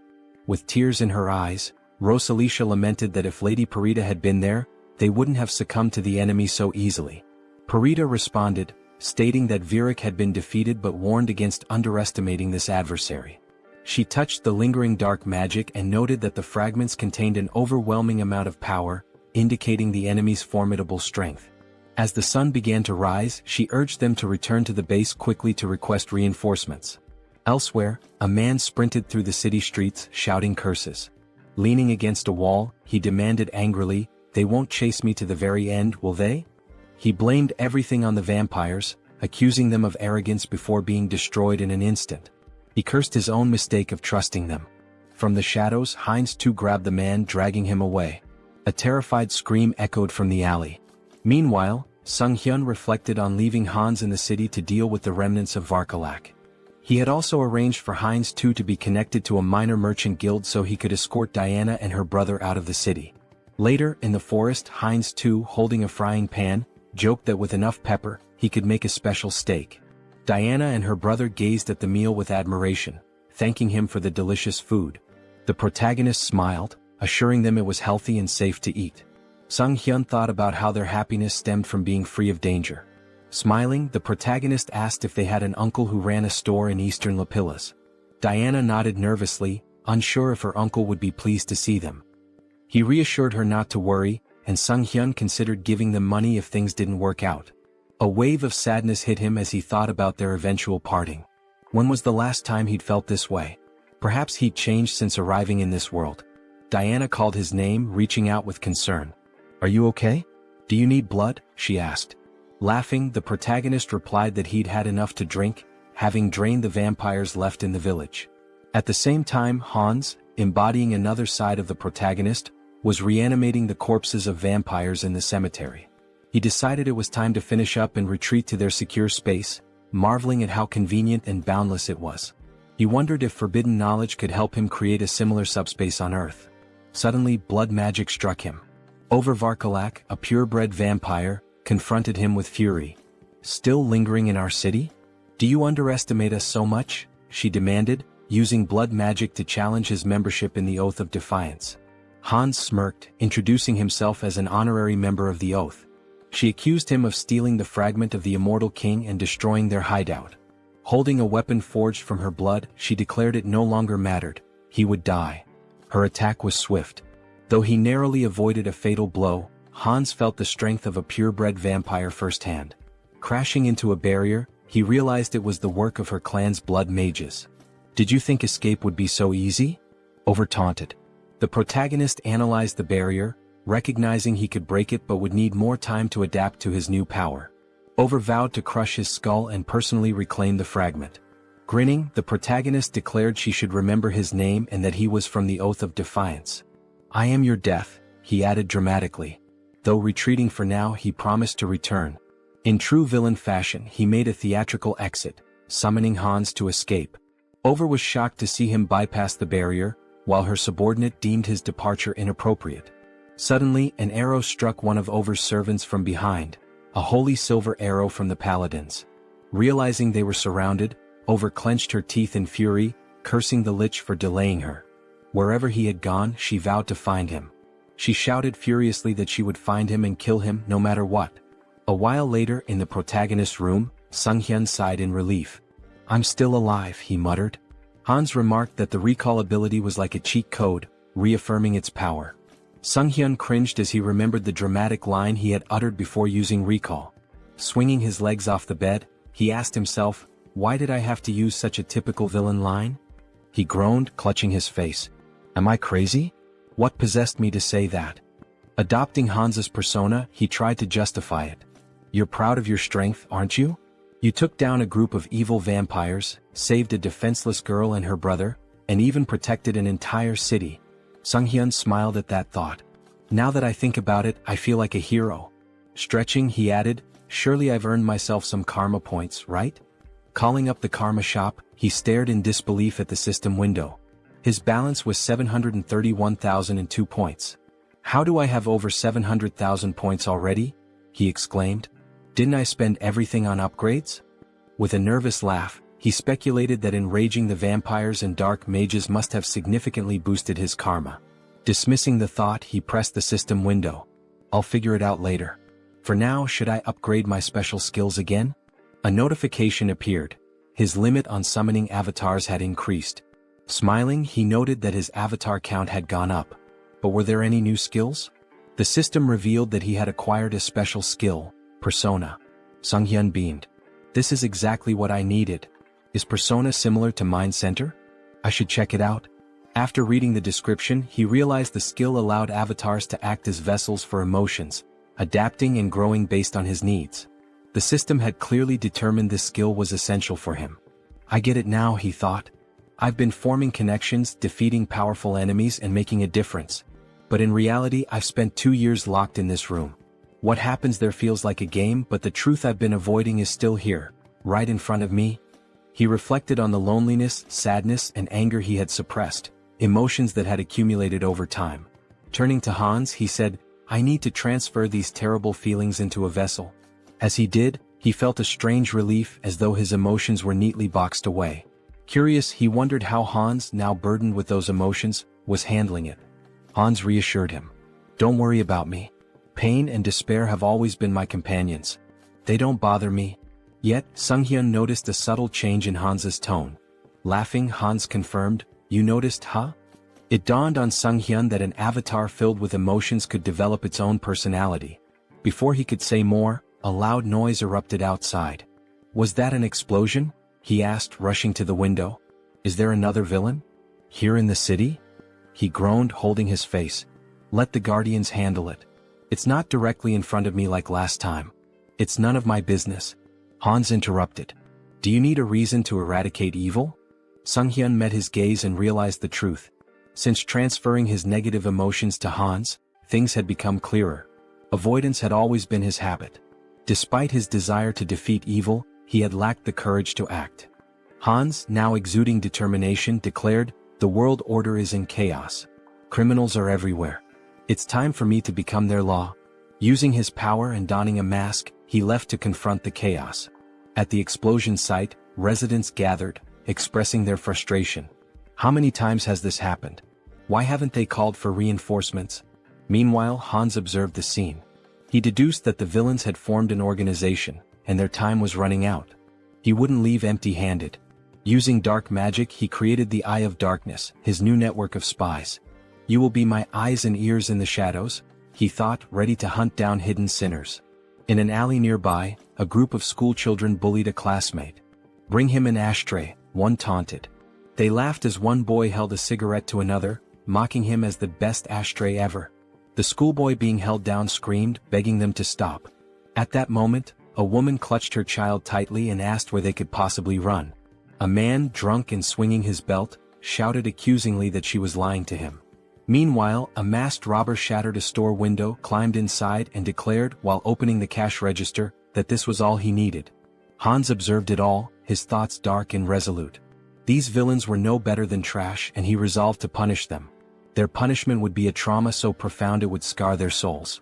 They would remember this day, and if evil ever sprouted within them again, darkness would come for them once more. Screams of terror echoed throughout the city. Hans felt himself growing more accustomed to his powers, but it wasn't enough, not nearly enough. There was still so much filth to cleanse. He needed to purify the entire city of evil. By the end of the night, Hans stretched and remarked how satisfying it was to rid the shadows of hidden garbage.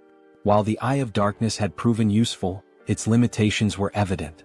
In the presence of light, its power weakened and eventually vanished. He needed a more reliable method for detecting enemies. However, he couldn't unleash undead creatures into the city. What alternative did he have? The protagonist grumbled angrily about birds ruining his clothes, joking that he should just kill them all and make them his minions. Then, gazing at the birds in flight, he paused. Hans pointed out that an invisible, mobile eye capable of surveilling the city was an excellent idea. After some thought, the protagonist realized that familiars were a form of enslavement magic dark mages used to control animals. Hans, surrounded by birds, questioned why the magic didn't work for him.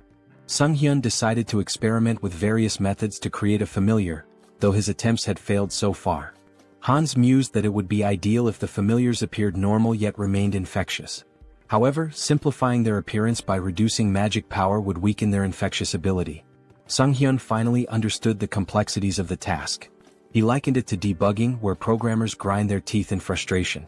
His latest attempt, a revised version of his contagious enslavement magic, was ready to test. Will it work this time? He wondered. A mutated cat leapt from a cage, leaving him disappointed yet again. After 3 weeks of research, significant progress still eluded him. Clicking his tongue, he eyed the last bird in the cage and muttered, "This one better work." As he carefully adjusted the amount of magic power, he grasped the bird and cast the spell again. Sighing in relief, he said he was finally done. But as the bird flew from his hands, he asked in surprise, "What does this mean?" Observing it closely, he realized it appeared normal now. The next step was testing its infectious ability. The bird landed among others, releasing dark energy. Sunghyun's eyes lit up. "This is a success," he declared. The infected creatures would serve as his eyes and ears in the city. Stretching out his hand, he commanded, "Fly and find the enemies for me." Meanwhile, in a forest nearby, Lucius knelt and touched the ground, recalling Hans's words when he used the recall skill. Tuscan approached, informing him that his knights had arrived. Irritated, Tuscan added that after interrogating the remaining vampires, they learned these captives weren't allies of the Immortal King's descendants. Lucius replied that more evidence was needed. The Immortal King was regaining strength, though they hadn't yet confronted him. Using the magic within his cross to communicate, he asked respectfully if there was any news. A saint responded via magical transmission, reporting that traces of the Immortal King's presence had been detected in a cave northwest of their location. Holding the cross tightly, Lucius expressed his gratitude and promised to meet their expectations. At the cave, Sunghyun thought about how he had successfully trained his familiars to report encounters with monsters. Now he had to confirm that the information was accurate. But something felt off. The ground familiars weren't behaving as usual. Instead, they seemed to be fleeing. Were they frightened? If they had found a monster, they would have reported it immediately. This behavior could only mean one thing: humans? Why are people in such a remote area? He wondered. Could this be an ambush? But that seemed impossible. How could such a large group remain unnoticed while hiding their presence? Suddenly, one of his familiars was struck down. Tuscan stepped forward and declared, "You are a participant in the oath of disobedience. Your pathetic tricks won't work on us," Tuscan declared. "No evil can escape the saint's sight. You won't leave here alive." Drawing his weapon, he demanded surrender and promised divine justice. The protagonist recognized them immediately: Holy Knights. He had seen their emblem during his training in Brokislak. Divine power directly countered dark magic, which meant this would be a challenging fight. Hans, unshaken, asked how the servants of the church had managed to find him here. Tuscan struck him sharply with his weapon, silencing him. "You have no right to speak," he snapped. "Don't think you can fool me with your words." The protagonist muttered to himself that his opponent was far too stubborn. Should he deceive them and flee instead? Tuscan seemed to read his mind. "Cheap tricks won't work against us," he said, wielding light magic. "You cannot deceive the servants of the saint." A weapon infused with light pierced the protagonist, and he winced in pain. "Do you truly consider punishing villains a crime?" he asked. "Silence," Tuscan barked, his light magic intensifying. "From the moment you embraced forbidden power, you became one of them. A villain." Sunghyun activated his dark magic and retorted, "Where's the logic in that?" He felt an unusual weakness. Something had been interfering with his magic recently. The Holy Knight's anthem began to play, sapping his strength. Tuscan ordered the singers to keep going. The hymn was draining Sunghyun's energy, but he couldn't bring himself to harm innocents, even if it meant stopping the song. He groaned in frustration as a weapon stabbed him from behind. "Now's our chance," Tuscan declared. "Restrain him." Sunghyun realized his mistake. He had been too careless, and now he was bound in chains. These restraints were not ordinary, they blocked both his movements and magic. "Impressive work catching me," the protagonist admitted. Tuscan smirked. "Exactly as expected. No evil has ever escaped these chains. Will you resist any longer? Grinning, the protagonist replied, as if I'd make it that easy for you. He knew there was no reasoning with them. It was time to part ways. Let them think they had won. Tuscan, now wary, activated his light magic. I don't know what you're planning, but don't think I'll just stand by and let you try anything. He launched another attack. But the protagonist only smirked. The strength of the chains didn't matter anymore, because Hans was already free. Tuscan's eyes widened in disbelief. He broke the chains? Impossible. Who is this man? Later, lying exhausted on his bed, Sunghyun sighed. Trouble seemed to follow him wherever he went. First, the Shadow faction and the Oath of Defiance. Then the Varkalak vampire clan. And now, the Paladin Order, one of the most powerful forces on the continent, had joined the list of his enemies. He called up the system window, his thoughts racing. There must be a reason for all this karma I've been accumulating. Is it because I keep attracting villains from across the continent?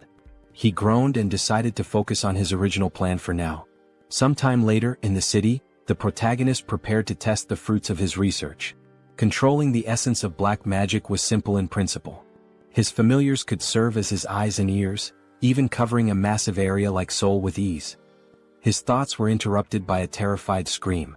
A girl, tears streaming down her face, begged for mercy. Please, I'll do anything. Just let me go. She spotted a figure in the window and pleaded, help me. I'm being held here against my will. Don't just leave me. The man holding her sneered, gripping her hair tightly. Scream all you want, he said. No one will hear you except me. He explained that his ability rendered them invisible to others. Go on, scream louder, he taunted. You've got such a cute voice. As he raised his weapon to strike her, he boasted, you'll be among the top 3 in my collection. At that moment, Hans burst through the ceiling, wielding dark magic. The man with the knife asked, bewildered, how could this happen? My ability is sound suppression and invisibility, isn't it? The protagonist glared at him, his voice cold. That won't work on me. Your vile deeds end today. Angered, the man demanded, who are you? A guardian? How did you even get here? Holding the weapon to the woman's throat, he threatened, don't come any closer or she dies. Sunghyun activated his dark magic. Is that so? He said, snatching the woman away with a surge of power and holding her safely in his arms. Now what will you do? The man with the knife gasped in disbelief. A Ritterni? You dare to steal my prey? Then I'll kill her along with you. He lunged at the protagonist but was suddenly restrained by tendrils of dark energy. Judging by his words, Hans deduced, this isn't your first victim. Binding the man tightly with dark energy, he pressed his fingers to his forehead. You won't mind if I confirm that for myself? Using necromancy, Sunghyun activated the Cry of the Dead skill, peering into the man's memories. He saw vivid scenes of the man torturing and murdering his victims. You're a serial killer, Hans declared grimly. I don't need to look any further. His tone sharpened. I sentence you to death. The man screamed in agony as the dark magic overwhelmed him. Sunghyun muttered, even death is too merciful for someone like you. He considered for a moment. But I need an undead servant for my work. You'll do just fine. With a cruel smile, he activated a spell that drained the blood from the man's body. The system window appeared, announcing the creation of a new undead, Ghast. Satisfied, the protagonist said, I'll need to prepare the subspace portal. It'll come in handy later. Looking at the unconscious woman, Hans pondered. What should I do with her? Clean up the mess? Maybe just call emergency services. A short while later, the police arrived, cordoning off the crime scene. Park Han-cheol, leader of the Special Ops Bureau's criminal investigation team, stood outside, observing the scene through the window. A suited officer approached him. We've reviewed the footage. It's definitely the serial killer we've been after. Han-cheol, irritated, asked, and the person who stopped him? A Ritterni? The officer nodded. Confirmed. But the killer's body is missing. There's evidence of dark magic and blood at the scene. Someone definitely died here. It's a mess. This case is a nightmare, Han-cheol muttered. A rogue playing hero. Do they think the law doesn't exist? Meanwhile, the protagonist stood atop a roof, surveying the city. A passerby on the street pointed upward. Is that a sleepwalker? Who is he? Hans petted a cat perched beside him. I wonder what they'd say if they saw my face, he mused. Elsewhere, at the South Korean Citizens Repatriation Association, Seoul South Branch, a secretary entered Yoon Ji-yoon's office. Sorry to interrupt, but there's something urgent. Yoon, still recovering from a late night, groaned. What time is it? What's going on? The secretary handed her a file. A request from the Special Ops Bureau. They're investigating the serial killer case and... Yoon skimmed the file.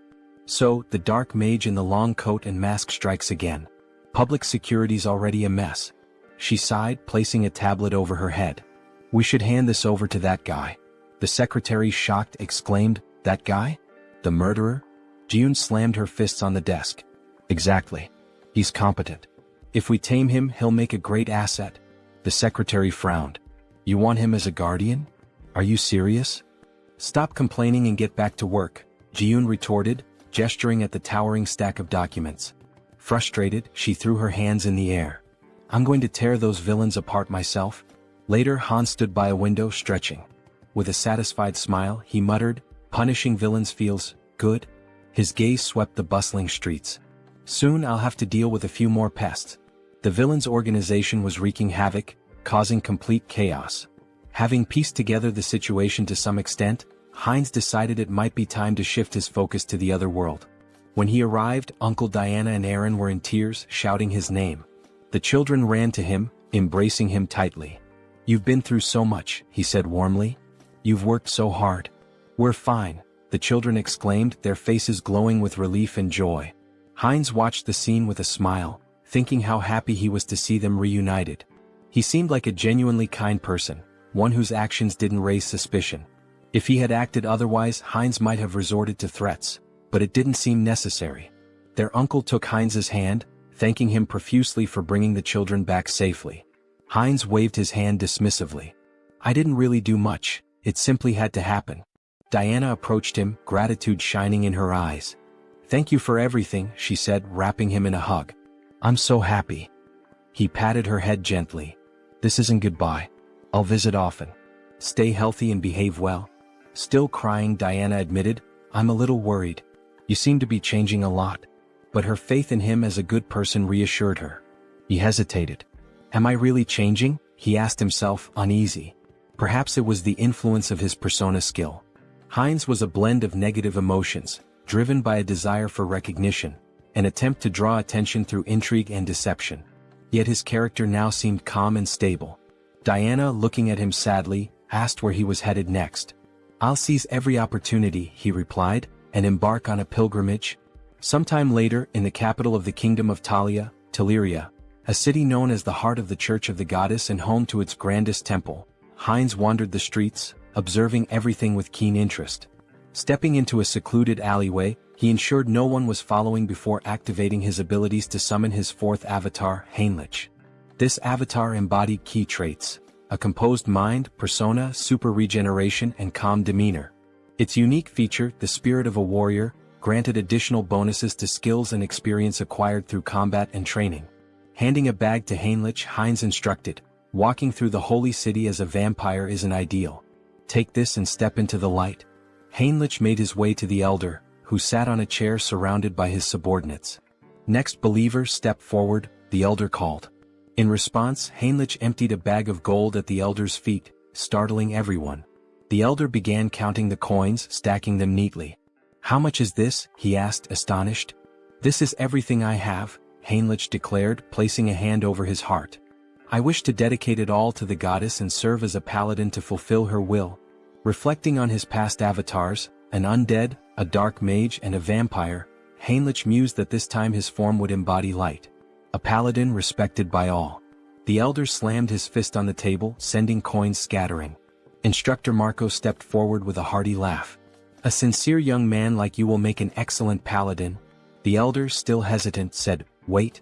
No matter the sacrifice, we can't just accept an unknown person as a paladin. Marco reassured him. Don't worry. Training reveals a recruit's true nature. Are you prepared to show us yours? Heinlich nodded eagerly. I am. Weeks into the grueling training, Heinlich gasped for air, sweat pouring down his face. I need water, he cried moments before a massive iron ball flew toward him. What is this madness? He thought, summoning his strength to stop the ball. Exactly a month had passed since his training began. Initially, he thought the Paladin Order was noble and refined. Instead, it was filled with relentless macho warriors. The room echoed with shouts of encouragement as paladins trained intensely. A fellow paladin approached number 12, chastising him. "You're losing focus. Did you forget the rules? You can't stop praying during training." The paladin knelt in front of him, shouting, "Good. Now concentrate and recite the prayers again." Number 12 resumed, reciting fervently as he lifted the iron ball. The coach praised him. "Well done. Keep focusing. Let prayer restore your strength." From the sidelines, Heinrich observed. He admitted that the repeated prayers, despite being grueling, effectively strengthened faith and divine power. Nearby, two paladins were hitting a third with sledgehammers, who shouted gleefully, "My back feels great today." Heinrich couldn't help but think, this is absolute madness. Let them hit him even harder. Another paladin stood tall, attempting to crush a spiked iron ball with his bicep. Around him, the group shouted praises to the goddess, proclaiming their ever-growing faith. Watching from the sidelines, Heinrich couldn't help but think, do they really need to train like this? On the second floor, the trainer approached Marco, questioning him about the new recruit. Is he just a simpleton? Marco smirked. And if he is, what of it? The trainer chuckled. Well, even before baptism, he's managing to lift such massive weights. His shoulders and lower body are already unnaturally strong. I can't wait to see how baptism will transform him. Hearing this, Heinrich felt a wave of discomfort. Why are they drooling over my body? He thought, trying to suppress his unease. He didn't want to attract attention from this group of apparent muscle fanatics. Time passed, and Heinrich continued to endure the relentless training. During one particularly grueling session, he paused, gasping for breath. It had been 3 months since he began. Without his wind instrument and super regeneration skills, he would have collapsed long ago. His body and endurance had improved significantly, but the endless perversions of the group were the real challenge. Marco approached him, placing a firm hand on his shoulder. Finished with lower body training? How about we hit some chest exercises together? Marco removed his shirt, flexing dramatically in front of Heinrich. Panicking, Heinrich let out a distressed scream. The trainer joined in, striking a dramatic pose. What a beautiful day. Don't you agree we should do some solid back training? Heinrich's discomfort grew unbearable as he tried to suppress a shudder. Why are these muscle perverts targeting me? Later, Heinrich sat near a building with another paladin, stretching his neck. I think I'm starting to lose my mind, he muttered. Not a single day goes by without someone inviting me to train with them. The other paladin laughed. That's because the elders have low expectations for themselves. As they spoke, a group of smiling paladins passed by, laughing among themselves. Suddenly, two figures emerged from the building, Archbishop Lucius and Tuscan. They waved at the paladins, their presence commanding attention.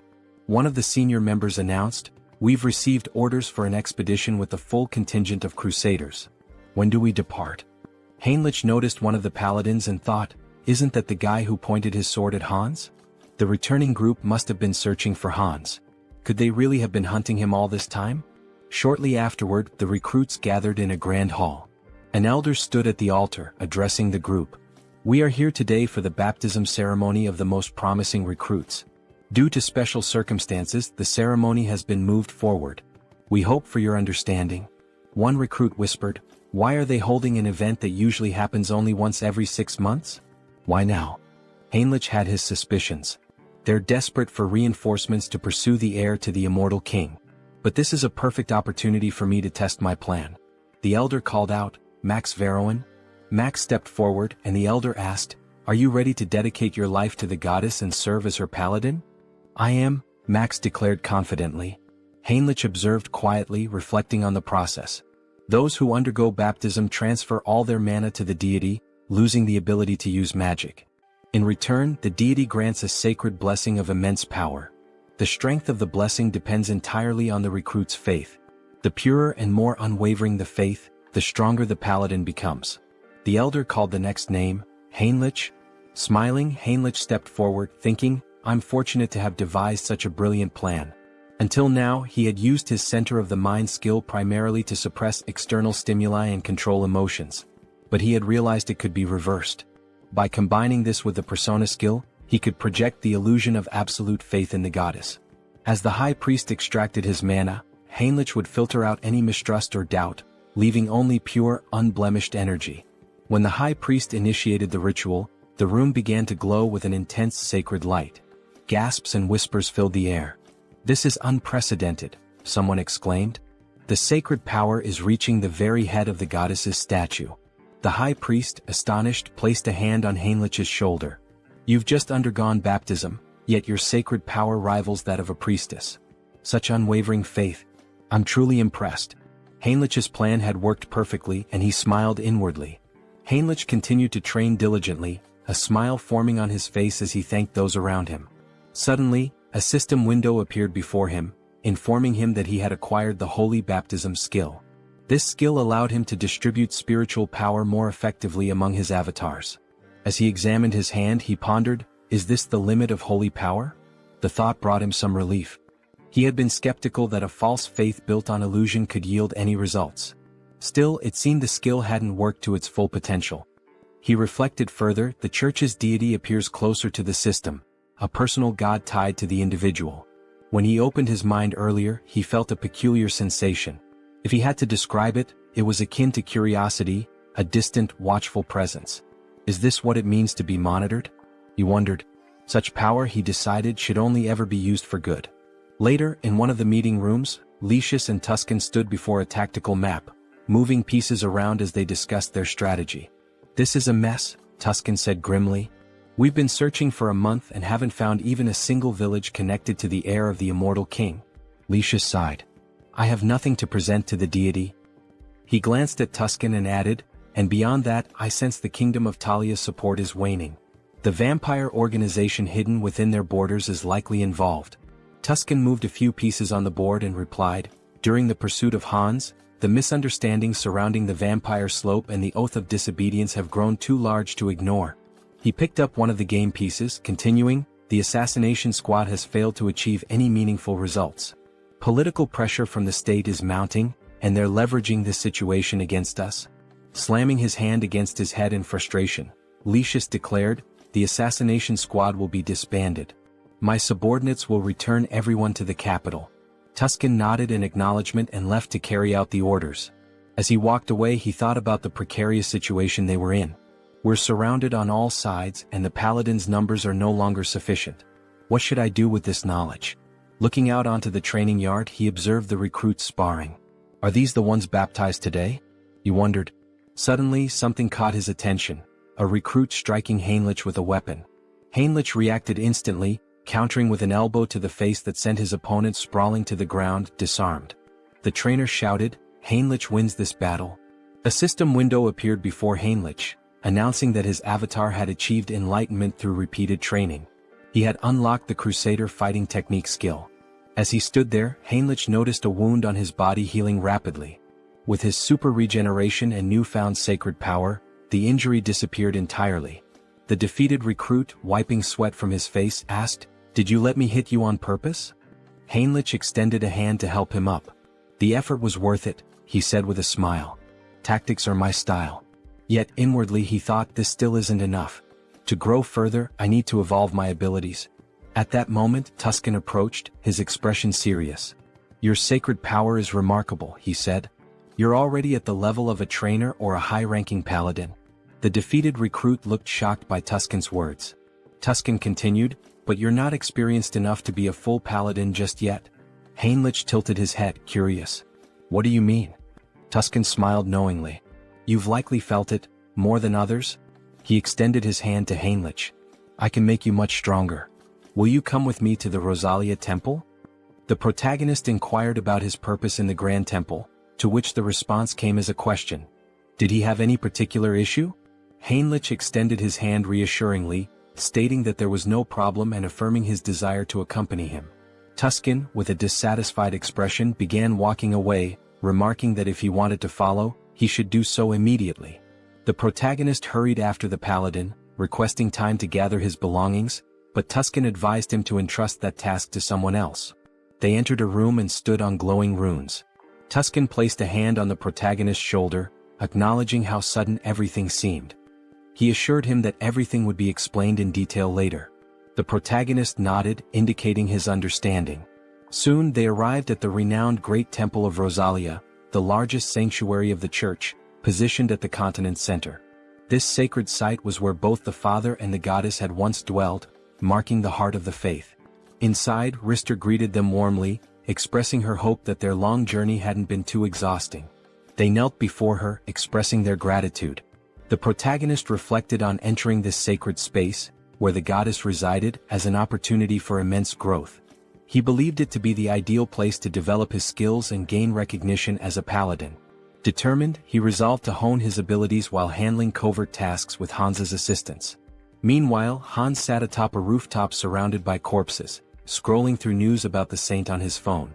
Acknowledging his newfound fame, he noted that remnants of a human trafficking ring had been eliminated.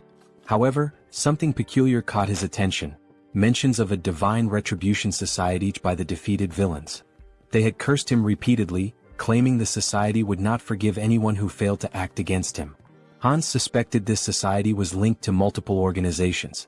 Stretching as he stood, he resolved to investigate further and continue dismantling their operations. He mused about dividing his profits, now contemplating how best to manage his newfound wealth. Later, Hans walked down the street wearing a mask, considering the risks of trading large quantities of valuable, mysterious items under the guise of the Haho mask persona. Any sudden activity might make him a prime suspect. Entering a discreet establishment, he handed a bag of money to an employee and expressed his intent to sell. The employee scoffed, questioning if Hans mistook the place for a pawn shop. However, Hans emptied the bag's contents, revealing its valuable items. The employee, visibly stunned, quickly began examining the goods. He realized the badges belonged to a group involved in human trafficking, a trading syndicate. He had heard rumors that this syndicate had been dismantled by a masked man. The protagonist turned to the person before him and asked if he was interested in the deal.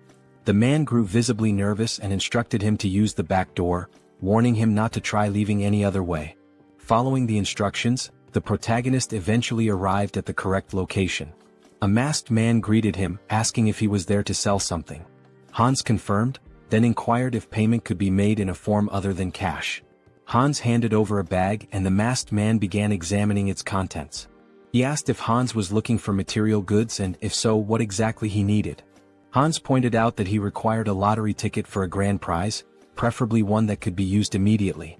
Cash, he explained, was useless to him unless it could be spent. What he needed were legal funds for his real identity, Sunghyun, and a lottery ticket would provide clean, untraceable money. The masked man confirmed that a lottery ticket was possible but mentioned the commission would be steep. Hans assured him it wasn't a problem and asked how much it could sell for. The masked man replied that it would be 6-1, with a redemption period of 4 months. Hans requested 2 tickets, but the masked man stated that the payment provided wouldn't cover that. Unfazed, Hans assured him there was no need to worry and retrieved gold bars from his subspace storage. He asked if those would suffice. The masked man, stunned, felt the bars and asked incredulously, "A subspace storage tool? Who are you? These are extraordinary materials. Where did you get them?" Hans, annoyed at the man's curiosity, complained about being touched and stated he wasn't there to chat. He urged the masked man to finish the deal quickly. Apologizing, the masked man agreed to proceed. As the transaction concluded, Hans used his heightened senses and noted the faint scent of blood lingering in the air. It wasn't his imagination after all. Moving closer, he remarked that this wouldn't be their last deal and predicted they'd see each other often in the future. Later, Hans stepped outside, smiling as he inspected the checks in his hands. He mused aloud about how he'd used his dreams to win the lottery. Now he pondered what to purchase. Subordinates would make such errands easier, as constantly running back and forth was inefficient.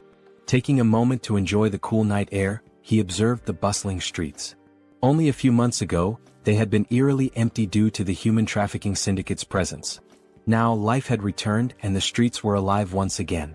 Perhaps it was all the rumors he had heard, but he felt relieved to know that he was somehow involved in promoting peace. Out of nowhere, Gamma approached from behind and whispered in his ear, asking where he was from. Startled, the protagonist turned around, alarmed. He thought, who is this? How did he sneak up on me unnoticed? Gamma, noticing his reaction, tried to calm him down, assuring him there was no reason to worry. He simply wanted to have a conversation. The protagonist, still uneasy, asked what exactly Gamma was talking about. He had snuck up behind him and even sniffed him. What was going on? Gamma asked if he was a vampire. The protagonist froze. That's right, Gamma confirmed. He was at level 6, born from Demir's transformation. Gamma pressed further. What's your name? When did you return to Earth?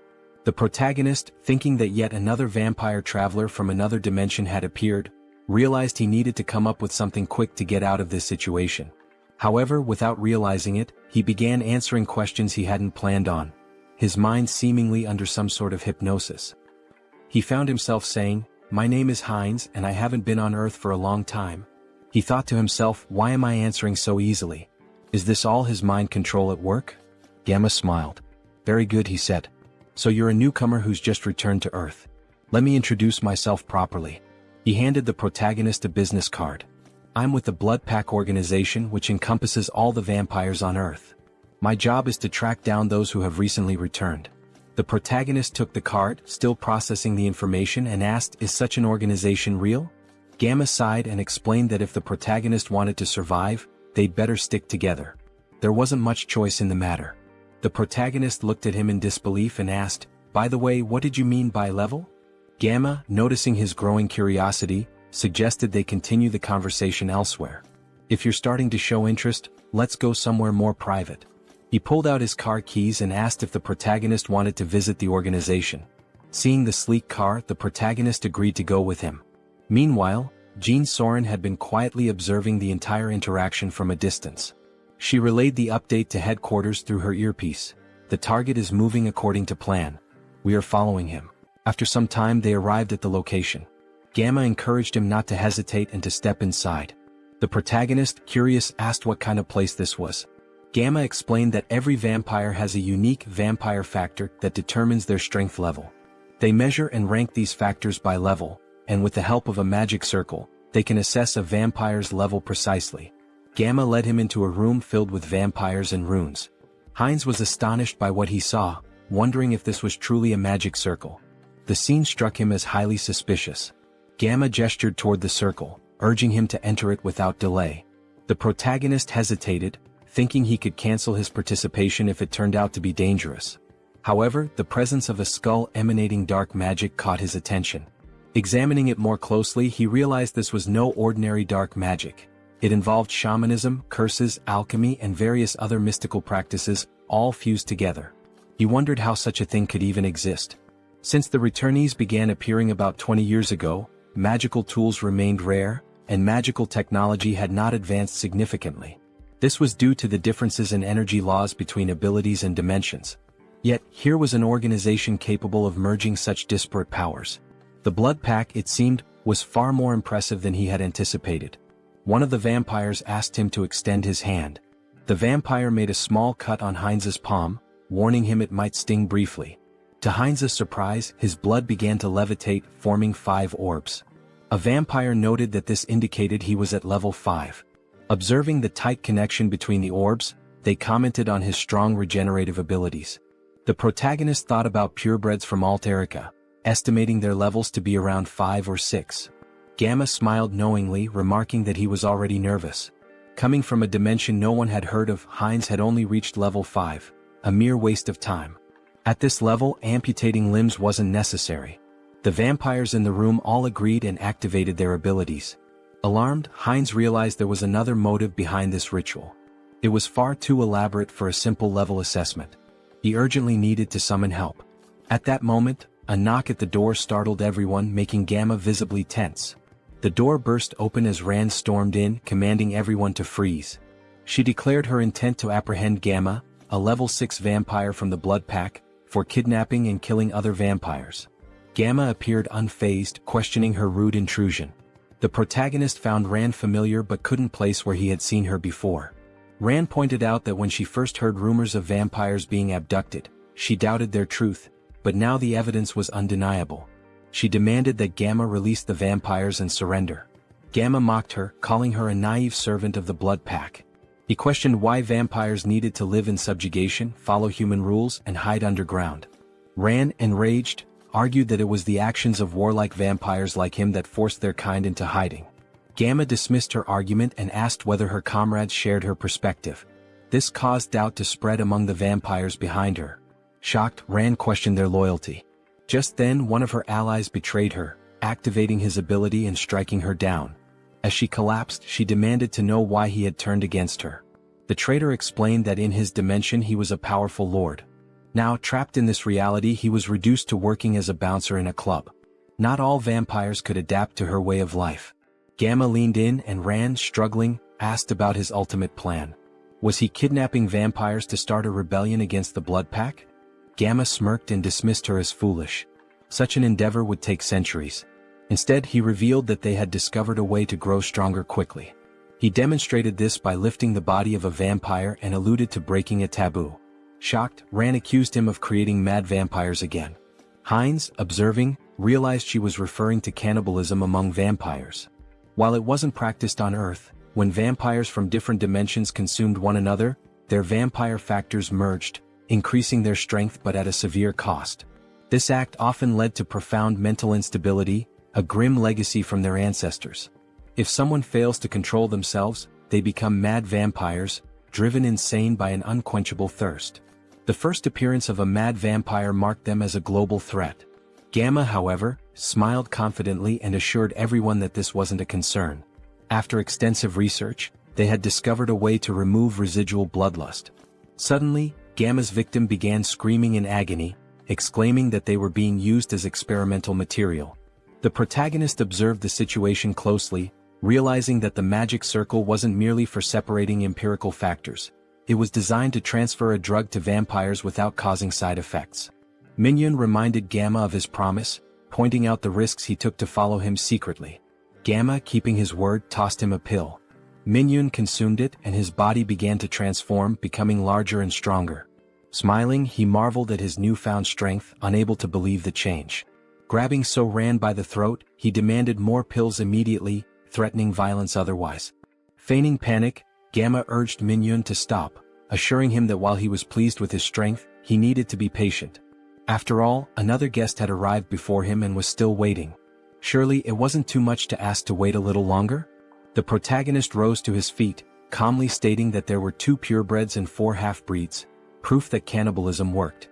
Gamma looked at him, stunned. Filled with newfound strength, Hines expressed his eagerness to see just how powerful he could become. As he prepared to absorb the others, chaos erupted. The vampires screamed in confusion and fear.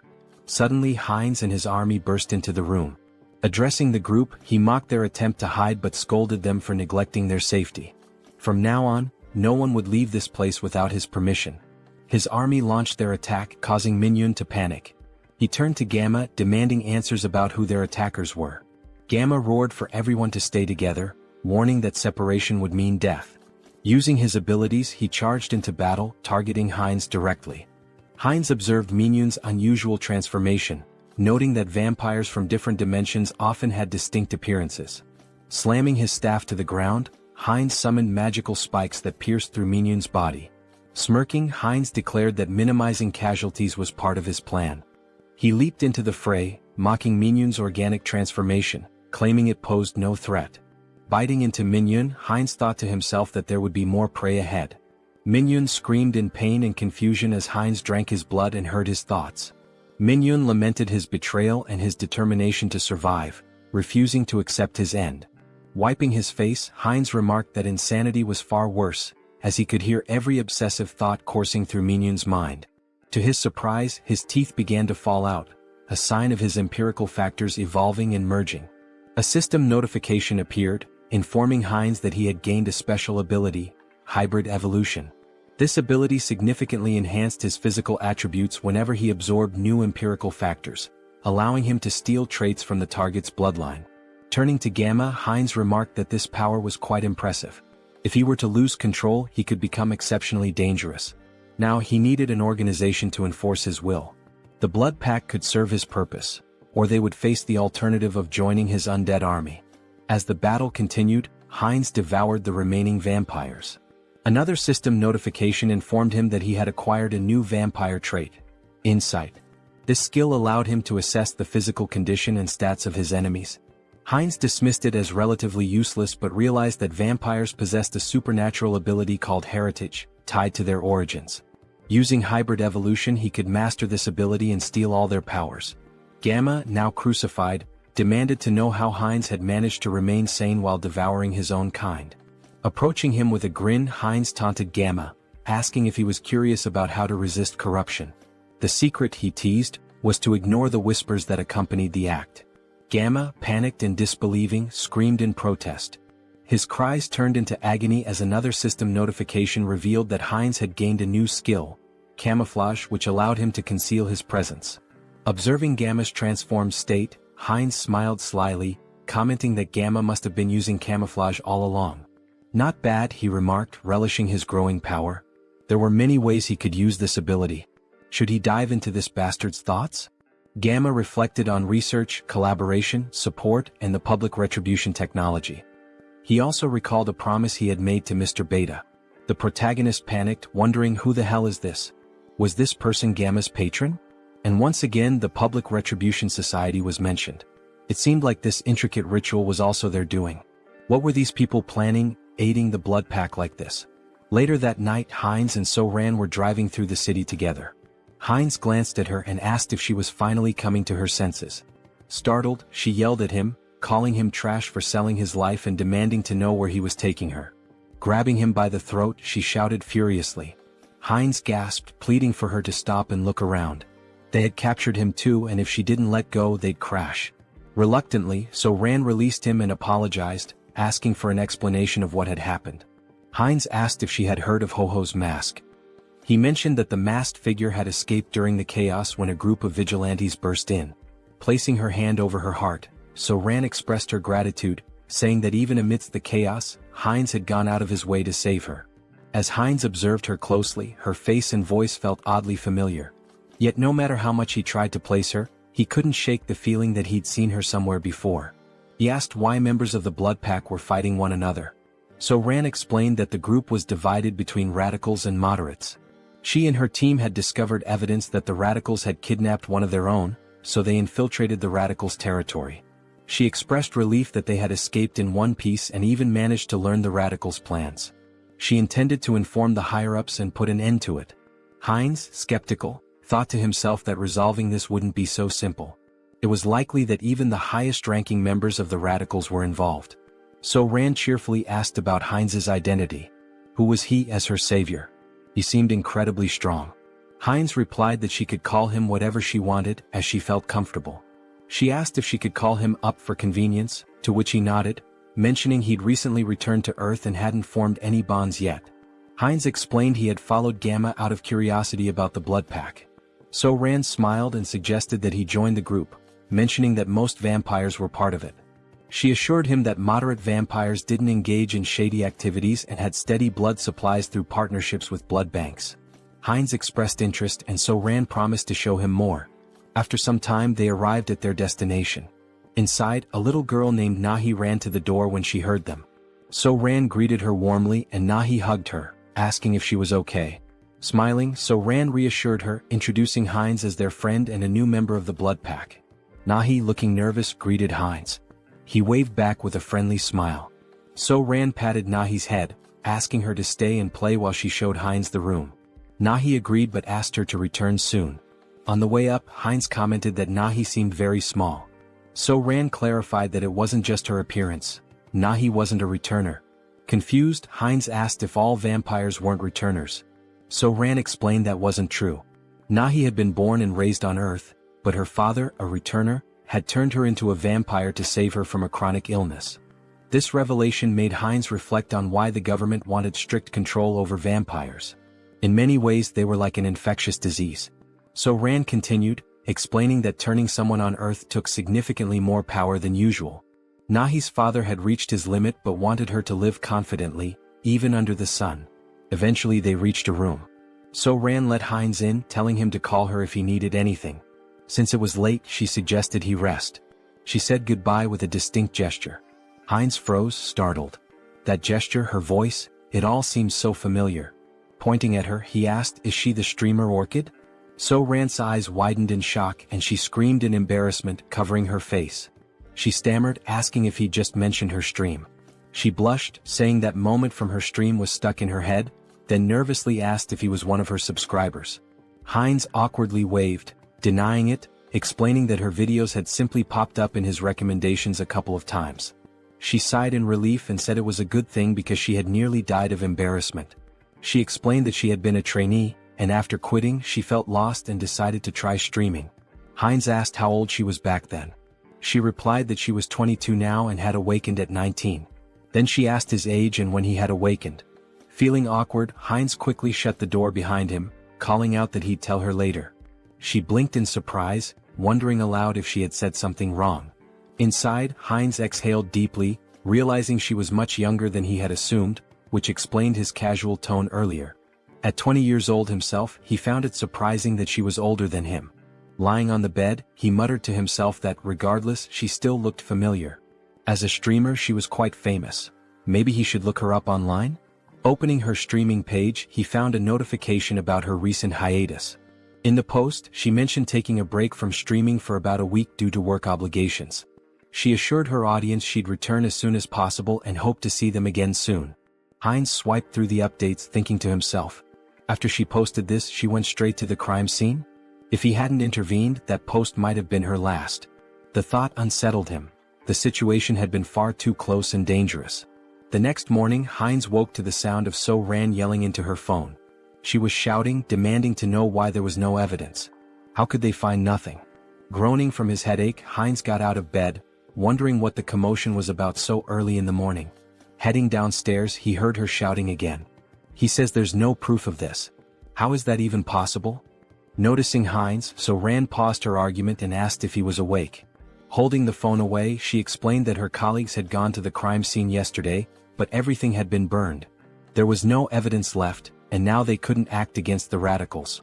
Heinz clenched his fist, thinking to himself, they've gone too far. Were they trying to erase all traces of me? Out loud, he sympathized, saying it was unfortunate, but then he asked her something. Could she tell him where the radicals' base was? Her eyes widened in surprise. Why do you need to know where the radicals' base is? She asked. Then, raising her voice, she added, don't tell me you're against the blood pack. Heinz raised his hands to calm her down, assuring her it wasn't the case. He explained that the radicals were dangerous, and it would be better to know their locations to avoid them. Taking a deep breath, So-Ran nodded, placing a hand over her heart. That does make sense, she admitted. She pulled up some information on her phone, handing it to him. Here, hold on to this. Avoid the marked locations and you'll stay safe. Heinz studied the screen, noting the map of locations. While doing so, So-Ran offered to cook him something since he was already up. He waved his hands, politely declining. No need to trouble yourself, he said. I'll grab something nearby. There are plenty of good restaurants around. Looking at the map's marked spots again, Heinz licked his lips and muttered, that's why I'm thinking of going for a walk and finding something good to eat. Moments later, he appears indulging in the blood of vampires, as if feasting at a banquet in a restaurant. Suddenly, a still-living vampire calls him a bastard, warning that he cannot leave peacefully because the clan leader will hunt him down, leaving not a single bone marrow behind. The protagonist asks if they know who he is and thanks them, mentioning that after stealing the concealment skill from these vampires, they are now worse than blind fools. So, he won't have any trouble for now. He then demands they reveal where their other friends are. By touching the vampire's head, he accesses their memories and discovers that the next day, there will be a gathering in a secret location, and their leader will also be present. The protagonist sees this as a perfect opportunity to eliminate all of them and feed. After finishing off the last living vampire, he says it's time to clean up. Using the Blood Bloom skill, he spreads blood to create a burning flower that won't extinguish unless the caster wishes and burns only the target. This new technique, which he acquired after stealing from the vampires, is perfect for erasing his traces. As for magical traces, he'll use his concealment skill to hide them. With these two skills, no one will be able to track him. Suddenly, the protagonist's heart starts pounding. This feeling, his body was beginning to evolve again. While spitting blood and groaning in pain, he acquired new abilities. The special skill, Bloodline, Pure Blood, evolves into Bloodline, True Blood. Due to the effects of hybrid evolution, he gains enlightenment and acquires the skill, Blood Flow Amplification. His recovery ability has transcended its limits, and the skilled regeneration has evolved into hyper-regeneration. Finally, he has become a True Blood and gained some new abilities. Let's test what they do. He makes a deep cut on himself and within seconds his artery heals. Now he can control blood and has absurd regeneration. During a fight, he can absorb the blood of enemies to recover, making him practically invincible. If a True Blood is this strong, imagine how powerful a Holy Blood might be.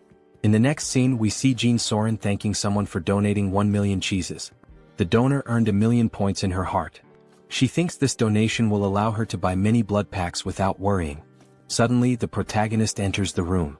They look at each other and blush. He apologizes for interrupting and tells her to continue her work. Soren, embarrassed, shouts at him to knock before entering and punches him. Soren then asks what happened. He tells her they received a letter in her name. The letter contains images and information about a group of criminal vampires. Someone mysterious sent this dossier with such valuable information. She has no idea who it could be. Perhaps the famous masked figure people keep talking about? But the only person she had discussed this with was Mr. Hines. These details came after she gave the location to Mr. Hines. Could these two be working together, or is it just a coincidence? The next day, Hines observes a house from a rooftop where a secret meeting will take place to discuss measures against the masked figure and the recent attacks. Hines uses a skill to peer inside the house but notices a blood magic barrier. On the first floor, he sees several high-level vampires emanating intense energy. Alright, let's go in. Hans will use the shadows and I'll go from above. Let's enter together and wipe them all out. Hines enters through the window like a scene from an action movie. Prepare yourselves, you criminal bastards. But when he looks, there are no vampires on the first floor.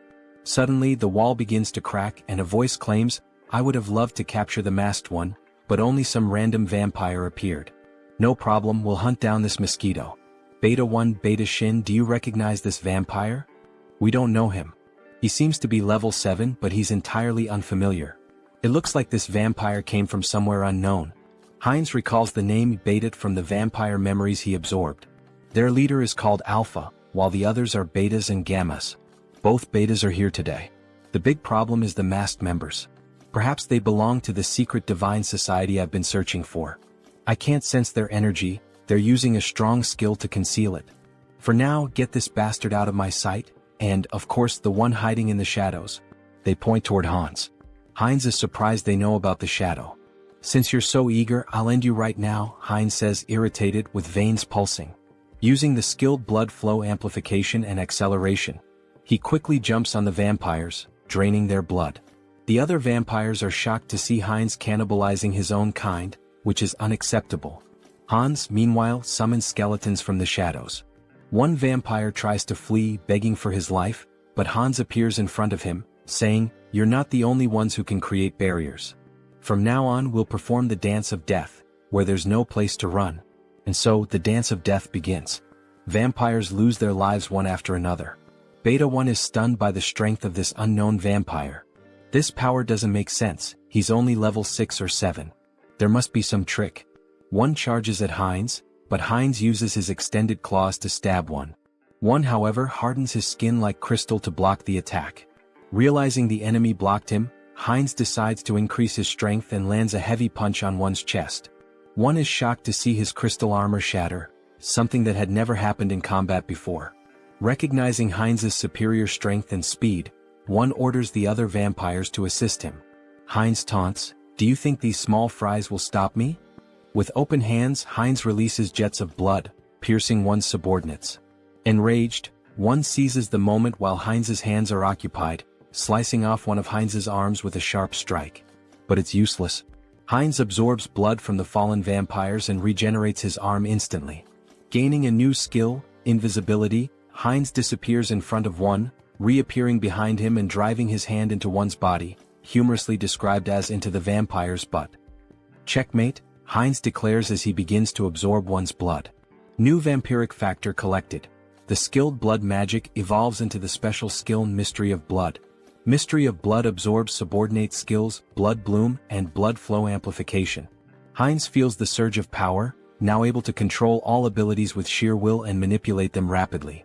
Beta Shin curses Hines for devouring his own race, calling him a corrupted bloodline, and blaming his strange abilities on it. Hines responds, So what? Are you just going to keep yelling nonsense all day? Why don't you come at me like your brother did? Or are you too scared for that? Beta Shin charges at him, shouting, Bastard! Hines uses Mystery of Blood and traps Shin with blood chains. Shin continues cursing, saying, These tricks are unfair. Unfair tricks? That stings a little, Hines replies sarcastically. Let me tell you something too. Checkmate. He slices the vampire's neck. As Hines absorbs Shin's blood, the other vampires are terrified, muttering, This vampire is insane. Who would have thought the masked one would have such a strong helper? Prepare the orb, we need to deal with him now, says one assistant. One of them casts a spell and launches it at Hans.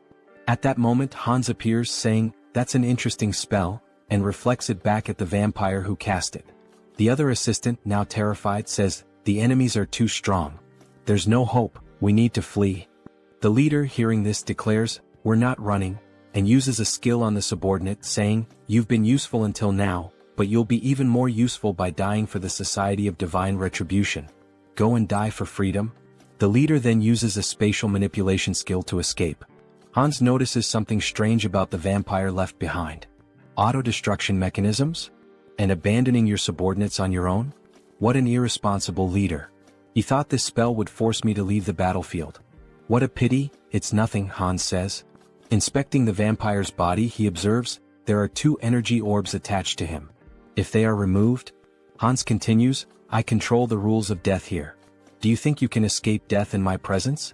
Meanwhile, the leader is teleported to an unknown location. It was tough escaping such a strong barrier, and the magic didn't work properly. But it was enough to survive, he says. Suddenly Hans appears behind him. So, you were here, leader? Hans contemplates playing with the leader for a while but decides it's better to act decisively to prevent another escape. Hans places his thumb on the leader's forehead to access his memories about the Society of Divine Retribution. However, a defense mechanism activates, an unknown memory technology from the society. Hans is transported to the mental realm. A mysterious voice echoes, saying it didn't expect Hans to reach the realm. Hans questions, so you've been watching this whole show from inside your own mind?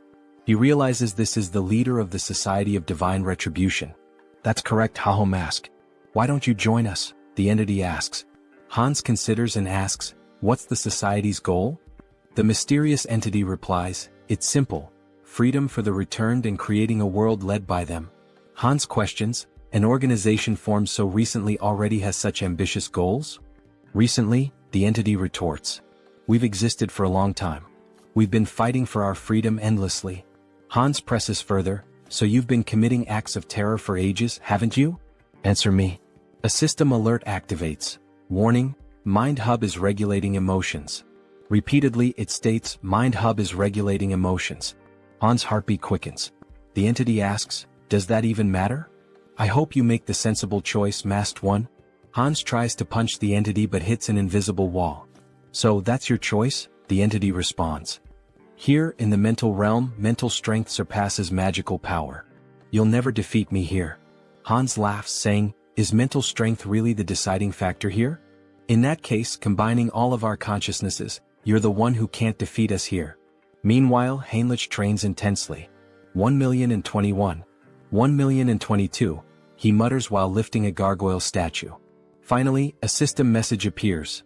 The entity has achieved the conditions and acquired the special skill, Blessing, Sturdy Body. The entity gains the skill, Out Erica Sacred Art, through repeated training, achieving a power level equivalent to a high priest. Heinrich reflects that he didn't expect to surpass his limits with mere physical training. With these new abilities, I've earned the qualifications to be a holy knight. Maybe it's time to discuss the next step. Suddenly he hears a feminine voice, it's the saint in the flower garden. Despite being the saint with the greatest divine power, she appears like an ordinary girl. Hello, Sir Heinrich, she says with a smile. Her radiant aura of divine power betrays her otherwise ordinary appearance. Heinrich greets her and asks, why are you alone in a place like this? The saint replies, I was just watching a ladybug in this field of flowers. The little creature was so cute I lost track of time. Heinrich had thought she was admiring the flowers, only to find out it was the ladybug. The saint notices something different. Sir Heinrich, you've finally received the blessing.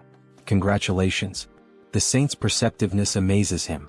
Blessing, Sturdy Body is not something achieved with outside help, she remarks, praising his accomplishment.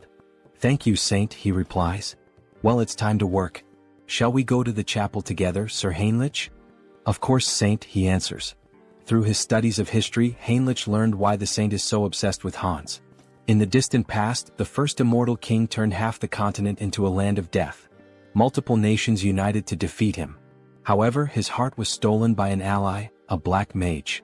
He reincarnated as the second immortal king, causing the fall of the Great Western Empire.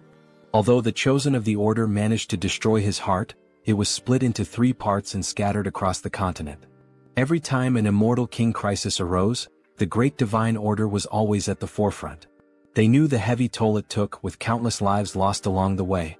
For the saint, who sees her followers as family, her intense hostility and obsession with the immortal king are natural. For now, though, Heinrich reflects, there's no need to worry much about that. The current immortal king is surprisingly gentle and kind-hearted. Alright, back to the main topic. Let's focus my mental strength on Hans. Upon changing the scene, we see a vampire spitting blood. Your Excellency the Arbiter, are you alright? Get out of my way, you're disrupting my focus. This can't be happening, I'm being pushed back. Me? In a battle in the mental realm? How is this possible? Hans begins punching the mysterious entity. At first, Hans had complete control of the battle, but now the entity is growing exponentially stronger to an uncontrollable degree, as if it were channeling the strength of multiple individuals. How did I lose? This isn't just a difference in the mental realm, it's a difference in skill? There's no way my mental abilities are inferior. This is no time to waste on this. An urgent directive is issued to the Soul Branch. Immediately cease all operations, erase all information and go into hiding.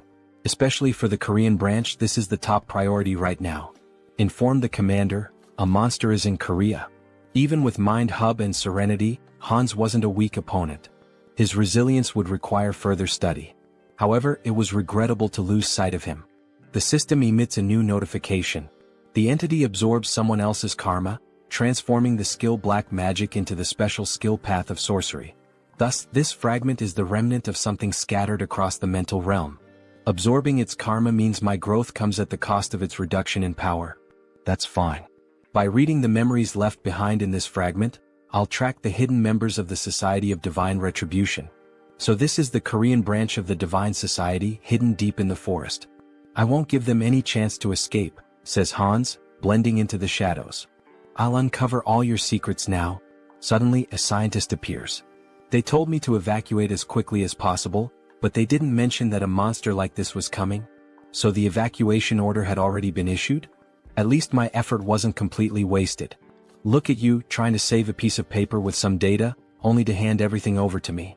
Let's see what you've been up to for so long. Wait, this incident. I will never forgive you, Society of Divine Retribution. You're the ones who stole my life. I'll hunt down and kill every one of you without exception. Heinz refines excess blood stored in his body into blood crystals, which he plans to use to enhance other vampires' vampiric factors. This refined blood connects these vampires to Heinz, creating a hybrid clan loyal to him. Those who resist will be crushed.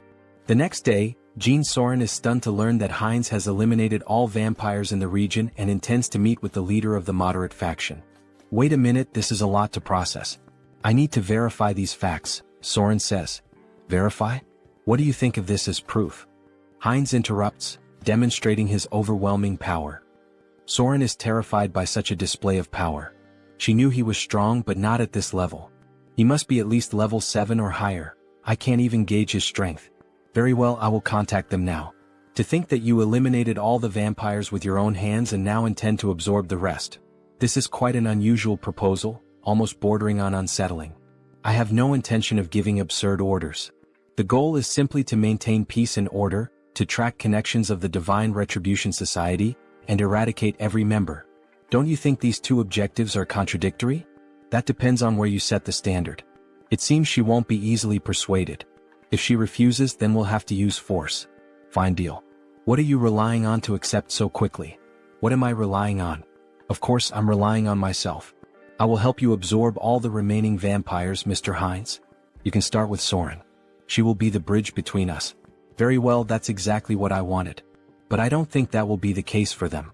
Alright, then we should begin sharing the details of the discussion, how to absorb the vampires and about the new faction you mentioned. Let's start with absorbing the remaining vampires and becoming the leader of a new faction. That will be the first step toward taking control of the Blood Pact. Stay still. If you move, you might get hurt. Now let's begin. Heinz inserts a blood crystal into Soren. She feels the refined blood entering her body, healing it, making her blood pulse faster. Her muscles and bones are expanding.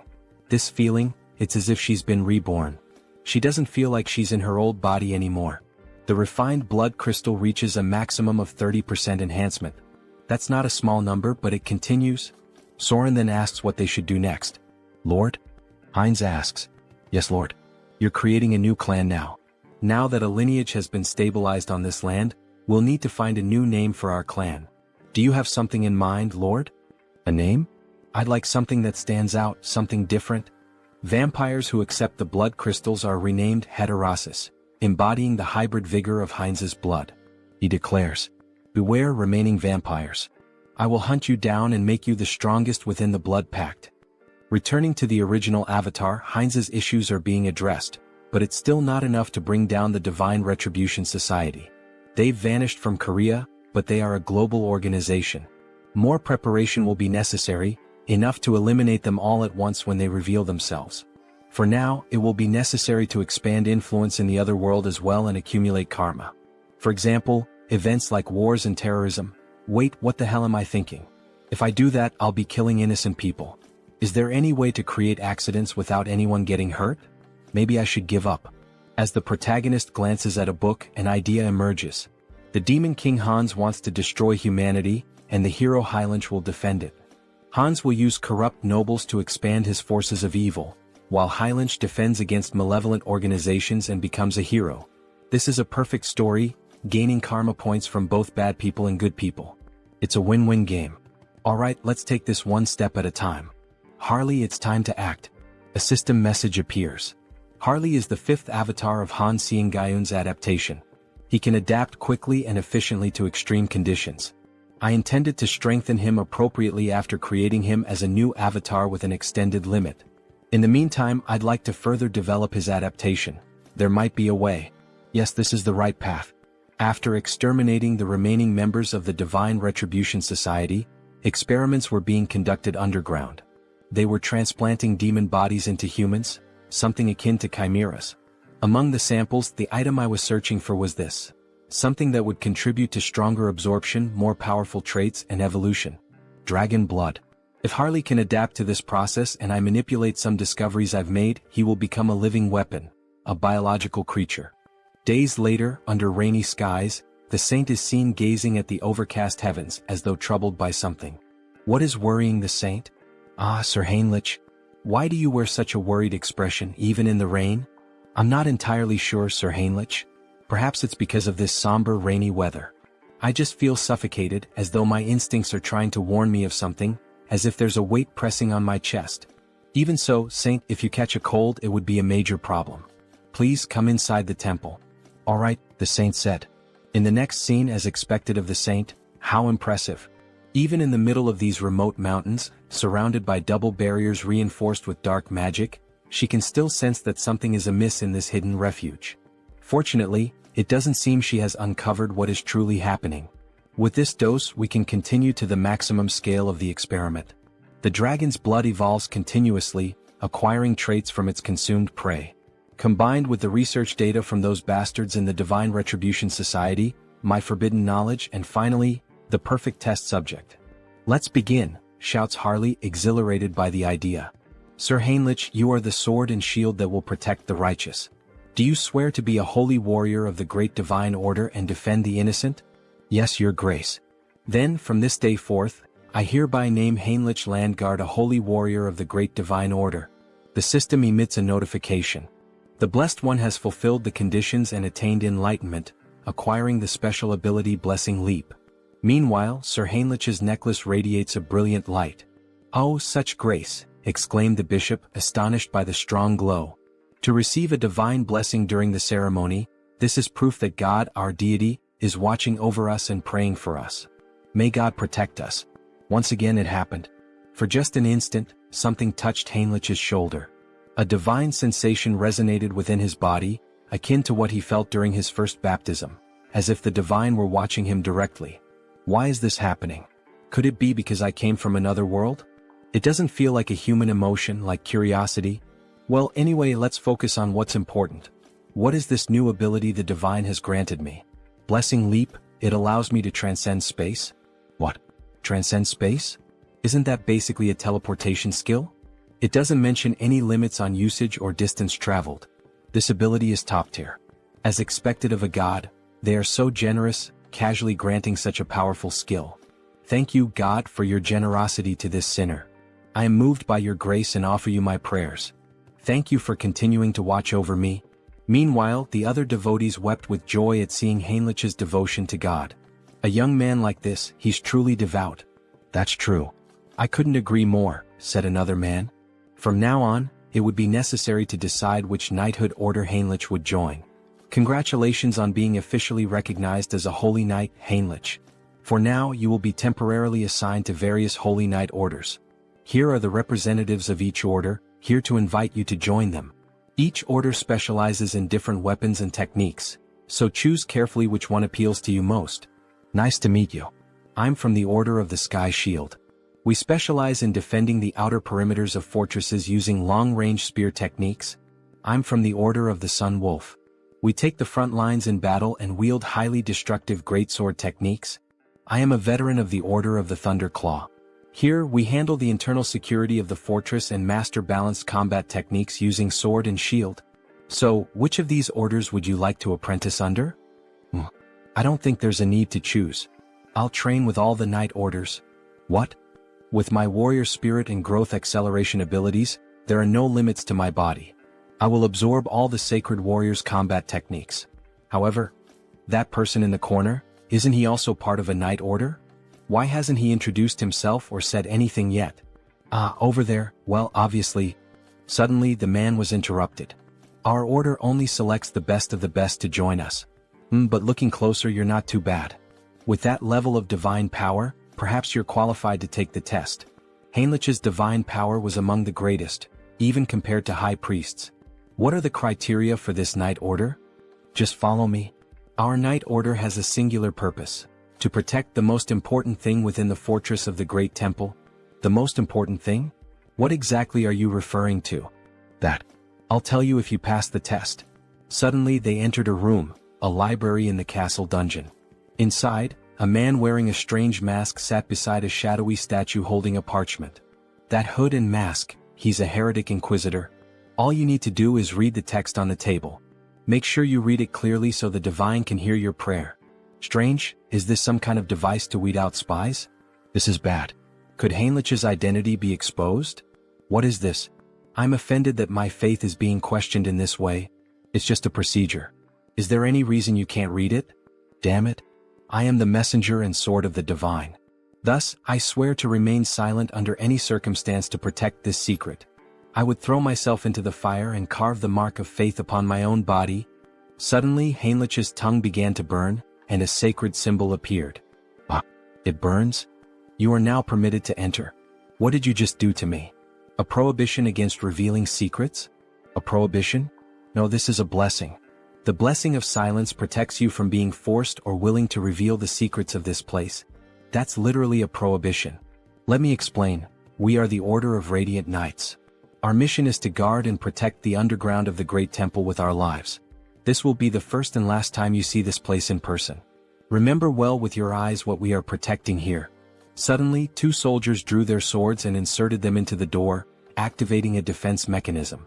As the door slowly opened, Heinrich saw what lay beyond. He had suspected something was wrong, but he never imagined such a massive secret. The reason this order stationed its greatest forces at this temple, the reason for all these security measures, prohibitions and blessings. At the deepest part of this great temple lay the last fragment of the Immortal King. Heinrich was shocked to see the final fragment of the Immortal King. Well, the Grand Divine Order was one of the greatest powers on the entire continent. There was no way they hadn't found at least one fragment of the Immortal King after centuries of searching. Clenching his fist, Heinrich wished he could seize that fragment immediately. However, the four strongest sacred knights were guarding the entrance to the temple. Even Hans wouldn't be able to extract the Immortal King's fragment from the temple's deepest depths. Heinrich would have to think carefully about his next move. Suddenly, another knight informed him that due to the blessing placed on Heinrich's mouth, he wouldn't be able to reveal anything, no matter if he was tortured or even killed. Formally, he was stating this anyway. This fact must never be revealed to anyone. Understood? Heinrich confirmed. Don't worry, I promise that only I will know this information. Haha, the final fragment. What an unexpected stroke of luck, Hans said, laughing wickedly as he gazed at his experiment. However, Harley's condition was far more unstable than Hans had anticipated. With a worried expression he exclaimed, "What's wrong?" Why is this happening? Everything should be working perfectly according to theory. Meanwhile, Harley was coughing up blood. He felt something boiling inside him. The dragon's blood had definitely been transfused into his body. But perhaps the power output needed to be pushed to its maximum. Hans then yanked the lever. Harley let out an agonized scream as his body began to tremble violently, smoke rising from his skin. And then he suddenly stopped moving. Harley? Did he go too far? Had he pushed Harley's super regeneration beyond its limit? If that was the case, then Hans was about to lose everything, Harley and all of his research. Screw it. It was all or nothing now. Hans made a desperate decision, injecting every last drop of the dragon's blood into Harley, praying that it would have some effect. Harley's body twitched. His eyes shot open, glowing a furious red. He let out a blood-curdling scream as his jaw contorted, transforming into something monstrous. Crimson lightning crackled throughout the room as Hans watched, frozen. And then he stopped moving again. Shit, so the experiment failed? Hans muttered under his breath. Damn it, Harley. Just as he turned to leave, a system window suddenly appeared before him. System notification. Caution, exclusive abilities have evolved. Your abilities have grown. The number of avatars you can create has increased. Hans' eyes widened. Increase? What do you mean, increase? He looked around at the lifeless body before him. All I see is a pile of corpses, not growth. Then, without warning, Harley's body convulsed violently. His muscles rippled as he snapped his restraints apart like they were nothing. System notification. You have acquired a new ability, physical mutation. Your recovery ability has exceeded its limits. Super regeneration has evolved into regenerative adaptation. Harley let out a guttural roar, his voice twisted with agony and something else, power. His entire body was mutating, shifting, evolving. System notification. Skill adaptation has evolved into special ability, mutation. Hans could only watch in awe, no in terror, as Harley broke free from every shackle that had once bound him. Finally, the mind has connected. The gamble was worth it. Ah, so this is the new effect of the mutation ability? Harley mused, laughing as he examined his altered physique. His body had changed drastically, his muscles denser, his teeth sharper, and even a few dragon-like scales appearing on his face. It almost feels like I've transformed into multiple species at once. Meanwhile, Hans furiously jotted down notes. The good news just kept coming. To think that his number of avatars increased through natural growth without relying on the karma store. This is an unprecedented achievement. He grinned, his eyes gleaming with excitement. I'll figure out how to use this new avatar later, but before he could finish, Harley interrupted him. Should I test my new abilities? He asked, grinning wickedly. Hans smirked. Be my guest. Deep in the forest, Harley stepped into the dense wilderness, marveling at the beauty of his surroundings. His body had become a perfect killing machine, every sense razor-sharp, his instincts honed to an unnatural degree. Then he heard it. A faint breath, nearly imperceptible, but his new senses picked it up immediately. A predator was watching him. A black panther lurked in the shadows, muscles tensed, eyes locked onto its prey. It pounced, a blur of muscle and claws, but Harley didn't move. Instead, as the beast drew closer, his eyes widened. Wait a damn second. Recognition struck him like a bolt of lightning. You're the same species that attacked me the moment I arrived in this world, aren't you? His lips curled into a smirk. Well then, it's nice to see you again. Crack. Before the panther could react, Harley's hand shot out, clamping around its throat with a terrifying grip. The creature thrashed wildly, but it was useless. Forgive me, but... With a single motion, he slammed the beast into the ground with monstrous force, shaking the earth beneath them. The impact alone was enough to cripple the creature, but Harley wasn't finished. His blood boiled. His strength surged.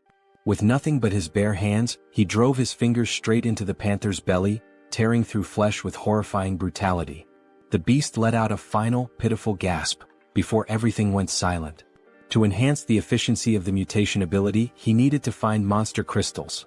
More specifically, he had to consume their cores, commonly known as magic stones. It was the fastest and most efficient way to evolve.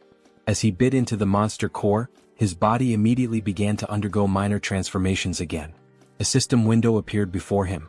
The entity has achieved enlightenment through repeated actions. Let us further solidify its concept with physical mutation. At that moment, his body visibly evolved.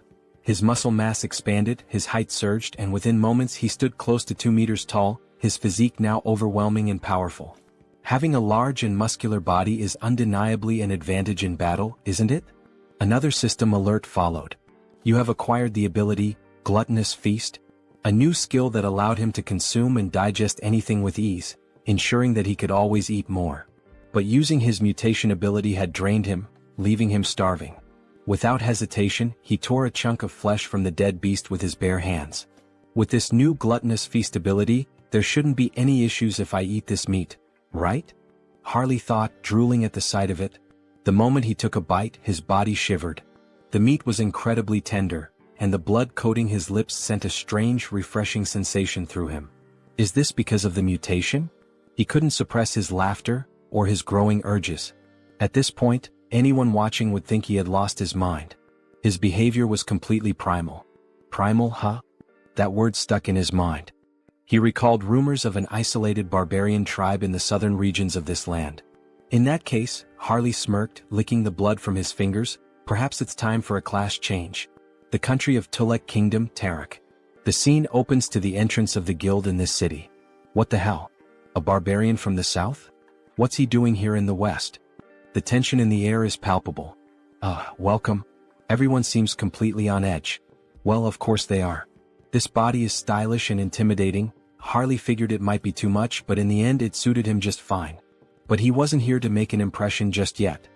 His goal was far greater, to become a hero capable of shaping the entire continent, leaving behind a legacy so unforgettable that no one would ever erase his name. So, what does the esteemed guest require? The guild receptionist asks hesitantly. Harley leans in, smirking. Isn't it obvious? He says, slamming his hand down on the counter. I'm here to exterminate the monsters in the northern mountains, near the steel fortress. Isn't that what this city is for? The guild worker flinches but quickly composes himself. Oh, of course. I'll register you immediately for deployment, rookie mercenary. Harley grins. Good. Let's get this started. Meanwhile, at the temple, a grand duel reaches its climax. Heinrich stands victorious, wiping his blade clean. Damn that tenacious bastard. One onlooker mutters. Heinrich had done it. He had mastered every combat technique and weapon style of the Sacred Knights. The entity has achieved enlightenment through training. You have acquired the skill, comprehensive weapon mastery. It was finally over. Now Heinrich could wield any weapon to absolute perfection. This experience would undoubtedly benefit all his other avatars as well. Just as he relished his victory, he caught sight of the Saintess. But something was off. She was dressed in full ceremonial robes. Why is she wearing those? What is she up to? Heinrich wondered. He approached her. Saintess, what are you doing? She turned to him with a serene smile. Ah, Sir Heinrich. We meet again. When it rains, worms always emerge from the earth. He followed her gaze. She was blessing worms with divine power. Blessed worms, imbued with holy energy? They're not going to turn into giant monsters like in those old fantasy tales, are they? Heinrich thought, unnerved. But his thoughts quickly shifted back to her attire. There's some kind of ritual happening, isn't there? The Saintess nodded. Yes. In fact, it is an extraordinary event, one capable of tracking the Immortal King. It is about to begin soon. The Immortal King? Just how powerful must this guest be, to be capable of tracing Hans? Hans, who had concealed himself behind countless layers of barriers. I'm not sure I can explain it properly, but if you're interested, perhaps, you would like to participate as an honorary guardian warrior? Heinrich didn't hesitate. Yes, Saintess. Please let me participate. Inside the temple, a voice rang out. Lord Granwood is entering. A noble figure strode inside, surrounded by an entourage. Heinrich's sharp eyes scanned the unfamiliar formation. Someone powerful enough to track Hans? I need to confirm this myself. Then more guests arrived and the room fell silent. A formal greeting echoed through the hall. Salutations to the Saintess. But then Heinrich noticed something. Those ears. A high elf. His heart pounded. The guest they had all been waiting for was none other than Rayfury Granwood, a high elf from the Elven Kingdom.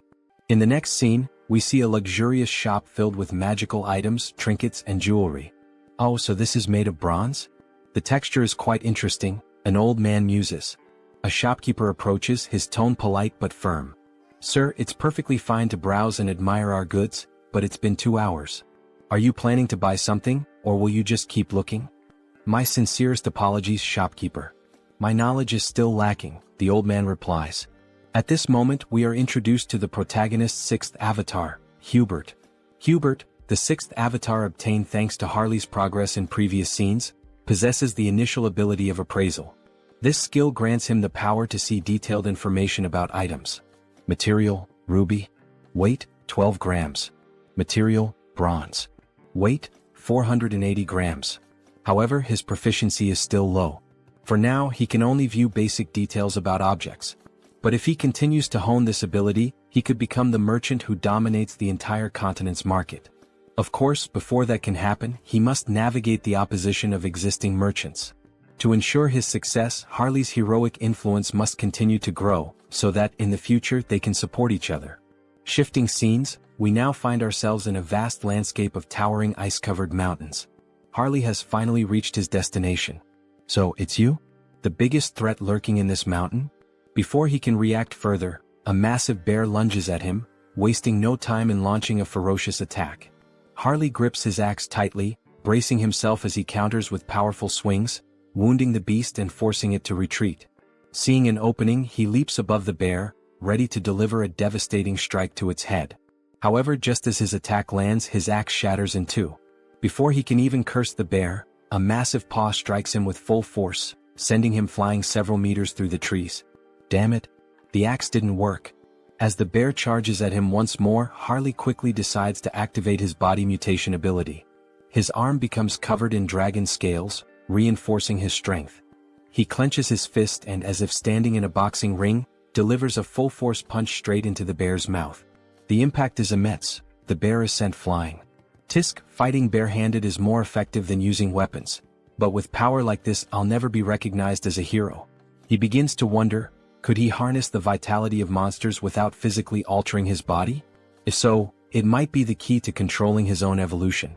Determined to test his theory, he focuses on extracting only the energy from the beast, not its physical traits. At that moment, a system notification appears. The entity has met the conditions and achieved enlightenment. A special ability has been acquired, Aura. It worked. A fiery orange aura begins radiating from Harley's arm. Finally, an ability that lets him grow stronger while remaining human. But before he can fully grasp his newfound power, something approaches. A colossal monster emerges from the icy mist. Without hesitation, the creature kicks Harley, sending him skidding across the frozen ground. As expected from the northern mountains. First a bear and now an ogre? Harley smirks, cracking his knuckles. Well then, maybe this is the perfect time to test my new ability, he says, letting out a wicked laugh. The ogre stomped down on Harley, letting out a deep, guttural laugh, convinced it had finished him off. But then a firm grip. Harley was still there, clutching the monster's foot. You think this is funny? You really want to see something funny? With a smirk, Harley began lifting the ogre's leg as if he were simply doing strength training. Let me show you something amusing. With one final push, he sent the ogre off balance, then used the momentum to leap onto its back. In his hands was a new weapon, gleaming with power. As if invoking the might of a god of war, he roared. The slumbering ogre of the forest, awaken. And with that, he tore into the beast, carving deep, brutal gashes into its flesh. Blow after blow, he cut it apart, reducing it to nothing but lifeless remains. As he stood victorious, his gaze shifted toward his new axe. With this, I will become a hero. But then, a foul stench filled the air. A scent both revolting and strangely nostalgic, like the rotten musk of a neglected wound. Harley turned toward the source, deep within the forest. From the shadows, two armored legs stepped into view. So, it was you all along. Oath of rebellion. Harley's voice was cold, calculating. I don't know what you're scheming in a place as remote as this, but it's obvious who you are. His grip tightened around his weapon. And I'll make sure to tear out the roots of this corruption before it spreads. With a burst of immense speed, he lunged forward. Meanwhile, in a distant, more refined setting. Exquisite. This tea is truly exquisite, said the elf, his tone filled with satisfaction. We are deeply grateful for your warm hospitality, Saintess. The woman smiled, honored to hear such words. It pleases me to know the tea suits your taste. Our great divine church also sincerely appreciates your presence here. The newest ally of the church was not just any elf. He was a high elf. Hailing from the kingdom of elves on the continent of Enamel, a land where the elves revere the world tree. Though their faiths differed, the great church of the supreme god and the elven kingdom had long recognized one another, maintaining a steady exchange of knowledge and culture. For in the grand scheme of existence, acknowledging another's presence and choosing an object of worship were two entirely different things. The High Elves stand at the pinnacle of elven society, the highest class within their kingdom. If one has come all this way, could it mean they intend to use the World Tree's power to find Hans? Regardless, this is incredible. Their pupils, shaped like stars. Ah, so my eyes have caught your attention? The High Elf remarks with a knowing smile. The Saintess, flustered, quickly averts her gaze. Oh, was I staring that much? My apologies, I didn't realize. It's quite all right. In the end, it's an interesting topic to discuss. These eyes are the mark of a High Elf. Elves born with these celestial eyes serve as priests, bridging the connection between the World Tree and their people. However, such a birth is exceedingly rare. Only 2 or 3 are born per generation at most. And even then, most of them have been elderly in recent times. That is why the birth of a new High Elf is an event of great urgency and hope. So, this urgent request for aid, is it related to that situation? Correct, the High Elf affirms. A divine revelation was received not long ago. A child of great potential was born on the continent of Ion. However, before she could be protected, she was captured by slave hunters and sold as a sacrifice to a dark sorcerer. That is why we sought the aid of the great church of the supreme god. We need assistance in locating her before it's too late. This is terrible. Do you have any clues about her whereabouts? She was last tracked to the northern mountains. We've pinpointed them somewhere deep within that treacherous region. The northern mountains? That's a remote and perilous place. Do you have a description of the child? Meanwhile, in the heart of those very mountains, Harley had arrived. As he surveyed the desolate landscape, his eyes locked onto a girl. Pointed ears. Shackled in chains. Back at the church, the High Elf continued their description. She has yet to awaken her celestial eyes, so for now, she appears to be a normal elf. By human standards, she would look like a teenager. Her hair is a light green, and her eyes, a shade of orange. A sharp breath. A sudden realization. Wait a minute, that's not possible. Heinrich thought, his expression shifting. At that same moment, deep in the mountains, Harley took a step forward, looking at the girl before him. Kit, what's your name? He asked. The girl hesitated, then spoke softly. Cecily. My name is Cecily. In the next scene, screams echo through the frozen forest. Harley is running with the girl tied to his back, while lifeless bodies are scattered across the ground. 2 desperate men shout. Damn it. Keep them away from the storage room. I know, but how are we supposed to defeat a monster like him? Harley keeps running, plowing through the men in black hoods. So, this is the storage room you mentioned? Yes, the girl responds, her eyes trembling, possibly dizzy. Hey, snap out of it. You said there was something we absolutely had to find before escaping. Yes, sir, she nods. There it is, the branch from the World Tree. Ah, that branch? That's right. Hold on to it with all your strength. Things are going to get tough from here on out. Understood. Thank you. All right then. Here we go. Okay, but before that, I have a request. Please slow down. Before the elf can even finish her sentence, Harley takes off at full speed, nearly losing his grip on the girl as she clings to him, tears streaming down her face. Slow down. Please. Meanwhile, back at the church, Heinrich has a suggestion. The High Elf decides to listen. This is about that child, Cecily. I think I know where she is. What? The elf shouts. Is that true?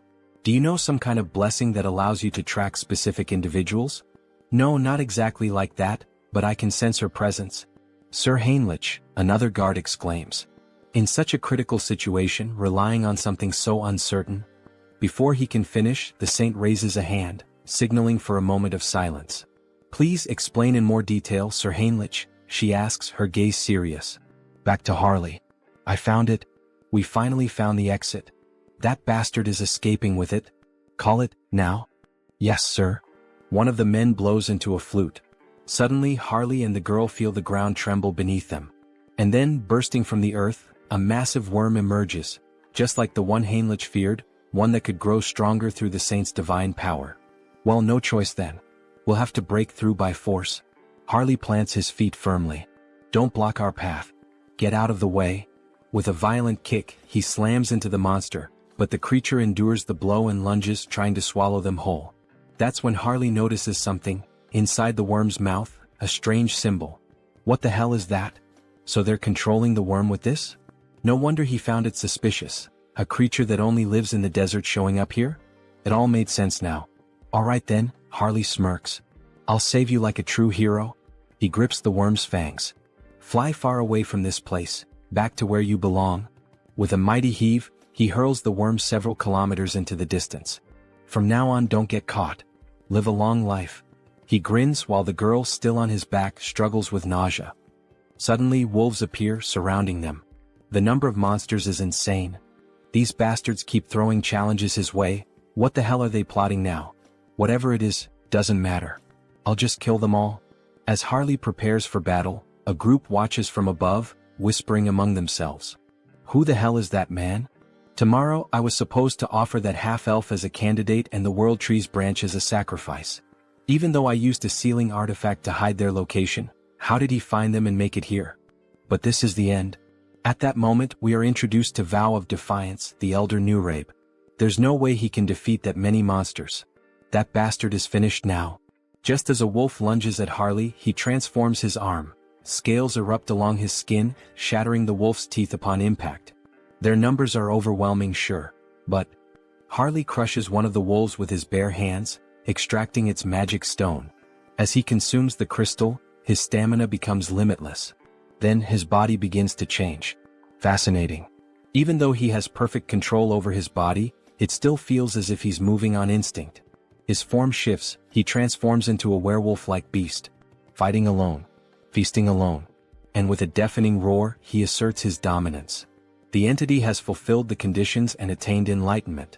The skilled wild instinct has been acquired. This can't be happening. That thing is a monster, the men whisper as Harley tears through the wolves. What do we do, Elder Nurabe?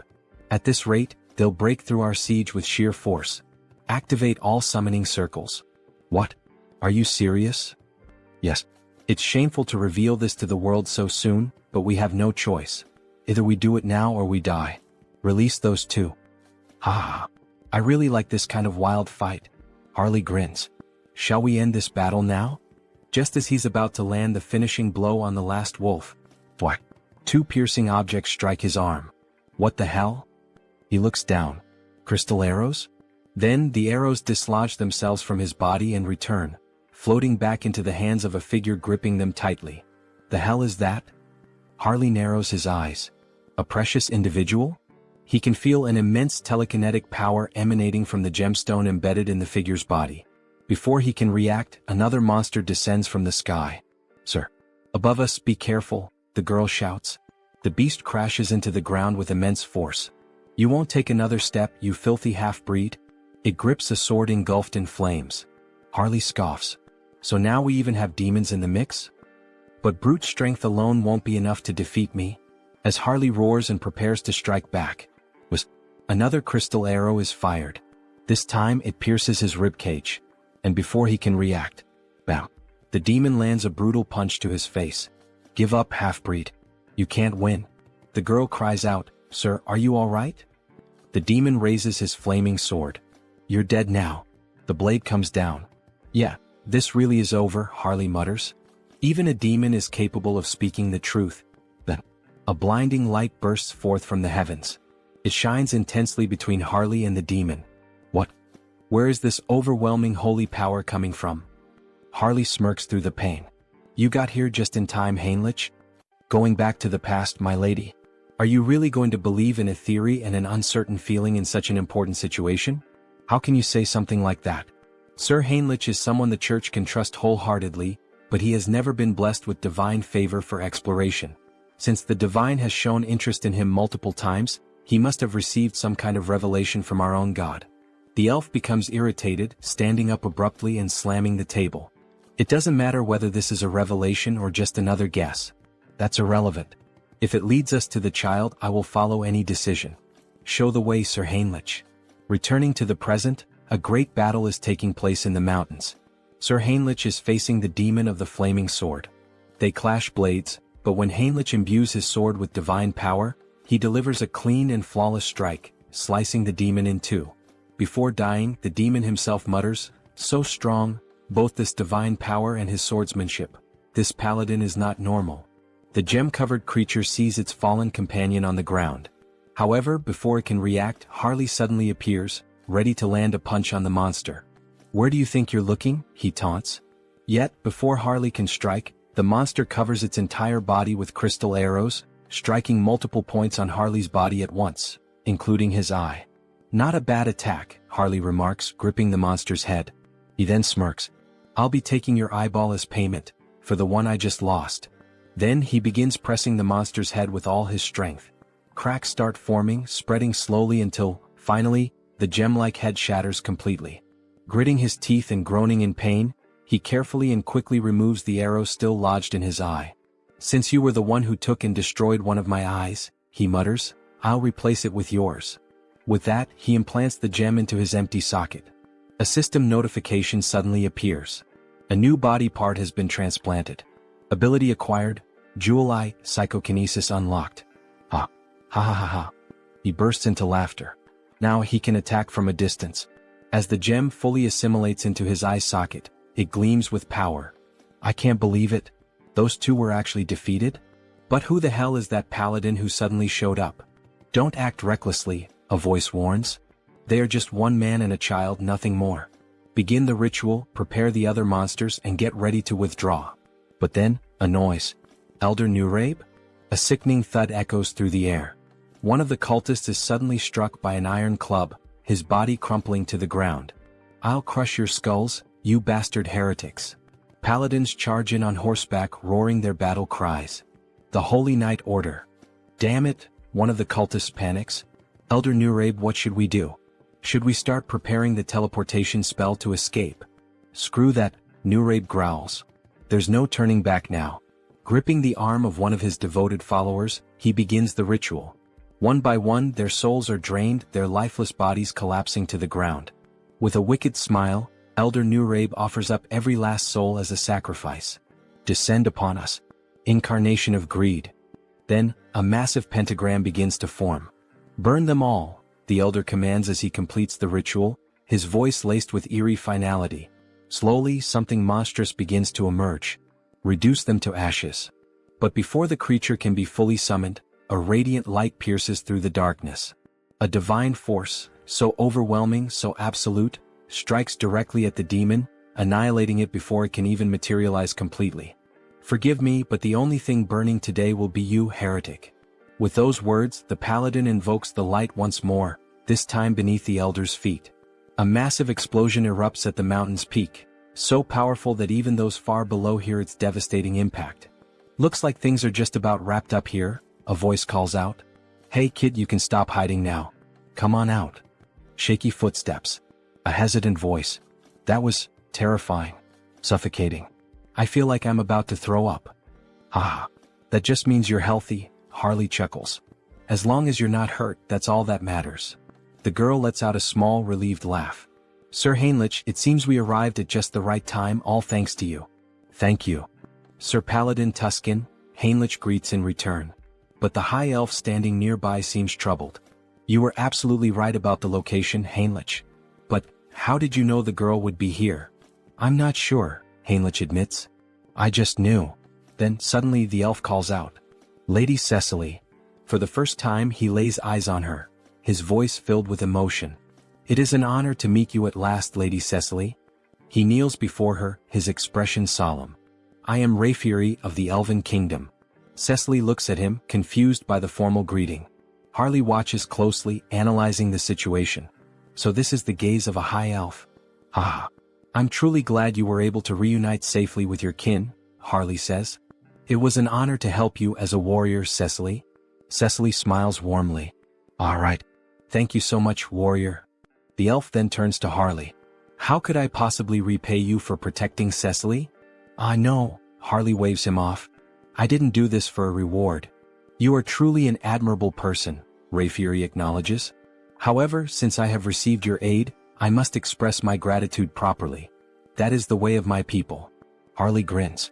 "Well then, if that's how it is, I'd be honored to accept." "All right, Sir Harley, could you lower yourself a little for a moment?" The elf looked clearly uncomfortable with the situation. Cecily then leaned forward and placed a soft kiss on Harley's forehead. "May nature's blessings be with you." A glowing symbol appeared on Harley's forehead, and an overwhelming energy surged through him. It felt like the very presence of the world tree itself. "This is a blessing that only high elves can bestow," Rayfury explained. "The blessing of nature, a high-level enchantment that can only be used a limited number of times." He glanced at Cecily. "Cecily isn't a high elf yet, so this won't be as effective. But once she awakens her true sight, she'll be able to reinforce the enchantment and make it even stronger for you." Then, with a solemn expression, Rayfury continued, "And of course I must give you a proper gift as well. Please extend your hand." Harley complied, and Rayfury placed a small, intricate token in his palm. "This is our elven symbol of promise. Should you ever need assistance in the future, we will come to your aid." "Seriously?" Harley blinked, a bit taken aback. "Thank you. You guys didn't have to go this far. I'll accept these gifts with gratitude. Here, take this as well. One last thing." Harley looked at the additional item, curiosity flickering in his eyes. Meanwhile, another conversation unfolded. "That young man? He has quite an impressive physique," Rayfury observed. "He's just as capable as you, isn't he? You two know each other?" "No, this is our first meeting," Rayfury admitted before smiling faintly. "But I have a feeling this will be a good connection." "If it's your intuition, then I trust it completely," Heinrich said. "The order must also express its gratitude properly." Heinrich took a deep breath, his thoughts racing. "We've gained the favor of both the Elven Kingdom and the Grand Divine Order." Then a voice called out, "Lord Tuscan, thank you for handling this issue so swiftly. Now it is our turn to assist you." "Just hearing that gives me courage," Tuscan replied. "We have only one request. For the peace of this island, please find the Immortal King." Heinrich exhaled slowly. "So, in the end, was making contact with the High Elves all for this?" He looked up at the sky. "The World Tree is the root of all trees. The High Elves can borrow its power, sensing energy anywhere there is life, anywhere trees grow. But," Rayfury added, "it will require some form of support." "Support? I need some knowledge about the energy we're searching for. The energy of the Immortal King." "All right. Follow me." They used teleportation to return to the church. Heinrich never expected to visit this place again so soon. No matter how many times he saw it, the sight remained awe-inspiring. A colossal sacred barrier, its complexity beyond even his full comprehension. Bringing in outsiders only made the church distort the path further, twisting it into an intricate labyrinth. Even someone like Hans would need a considerable amount of time to break through a barrier of this magnitude. "We've arrived." Even if an intruder somehow managed to slip inside, the holy knights and high priors stationed throughout the entire building would immediately mobilize. And then, at any moment, "This is a fragment of the legendary Immortal King? Alright then. Let's begin mapping its energy trail." The High Elf would track Hans. Meanwhile, elite forces would be gathered, prepared to face him once more. "Wait a second. That means there's a path. Fine. On that day, with my own hands, I will seize the final fragment of the Immortal King." In the next scene, an empty chair sat ominously. "It's time. Have all the representatives gathered." A vast chamber came into view, lined with chairs, bathed in an eerie glow. The flickering of purple fire cast unsettling shadows across the room. The challenge vote. The executive meeting room. The first to respond was a pink flame, its shape vaguely humanoid. The representative of the Empire is present. Next, a dark violet silhouette flickered. The representative of the East, also in attendance. And finally, as for Nurabe, he is dead. He will not be joining us. A heavy silence hung in the air. "You've all heard the latest news," a voice finally spoke. "We still don't know how the Order or the High Elves managed to track and eliminate Nurabe. First, Marcos, who was cultivating a fragment, and now Nurabe, who had gone into hiding, yet was still found and killed. Aren't we all getting a little too careless?" Another shadow stirred. "The resurgence of the Order must be tied to the appearance of the Immortal King's heir." Another voice mused. "This heir of the Immortal King. Could we not use him to our advantage? You're suggesting we ally ourselves with the very fraud that's been backing us into a corner?" A pause, then a low chuckle. "Now that is an interesting idea. No matter how many layers of barriers I erected, no matter how deep into the mountains I hid, they still managed to track my location. It seems the Saint used my fragment to trace me.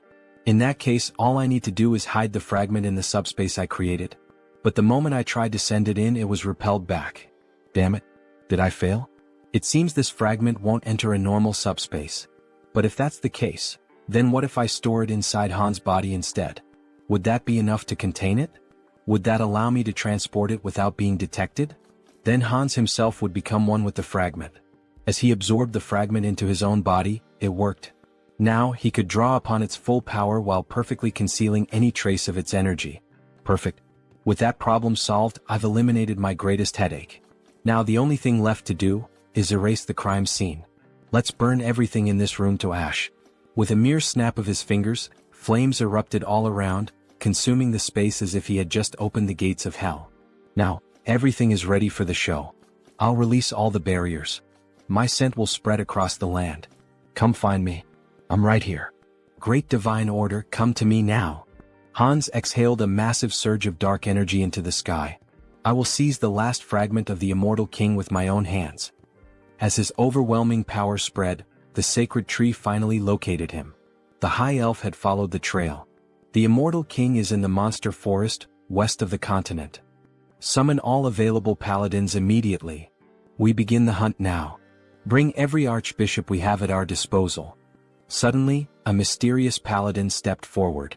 Well, I must say I feel a bit offended. You didn't even think to invite me to such an important event? I've already heard the essentials. Paladin Pyrii from the Great Temple of Geron will be joining you. Cardinal Pyrii, one of the most powerful figures of the Great Temple of Geron. His presence was reassuring. This expedition was composed only of the strongest. Archbishop. This time, I will go, the saint declared firmly.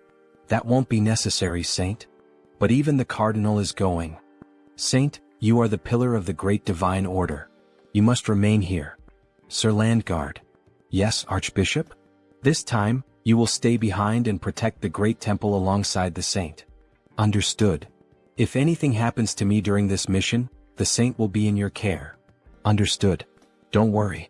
While you're all away, I'll take good care of everything here. I'll make sure the saint remains safe. However, only the saint will be safe. Soon we will once again face the nightmare of our continent.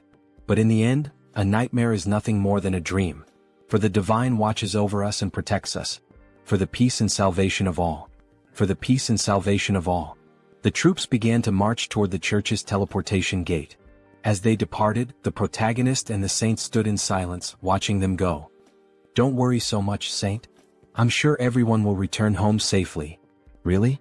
Did the divine grant you some great revelation? Not exactly. But for some reason, I just feel that's how it will be. Meanwhile, Hans appears. His dark mana was on high alert, sensing everything around him. Standing in front of the church, he could not see through the divine barriers, but he could feel them, woven into the very walls like chains binding the structure.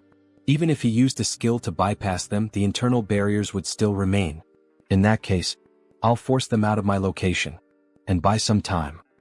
Raising both hands, Hans unleashed several spells into the night sky. They burst into the air like fireworks, a midnight display of destruction. The hell is that in the sky? A guard shouted. Another turned eyes wide. Look down there. We're under attack. Sound the alarm. Call everyone. From the shadows, an undead legion began to swarm toward the church. Meanwhile, deep in the forest, under the cover of night, this is getting complicated. We've searched every inch of where his presence was detected, but there's nothing here. The high elf refused to believe it. He was certain this was the place. If Hans had moved, the world tree would have warned him. But wait, could he have realized he was being tracked? Did he set this up to mislead us? Everyone return to the great temple immediately. That's an order. This is his trap. It was all a distraction. By the time they returned to the church, it was in ruins. Bodies of soldiers, skeletons, and undead littered the ground. And standing there, waiting for them, Hans. Finally we meet. The last fragment of the immortal king.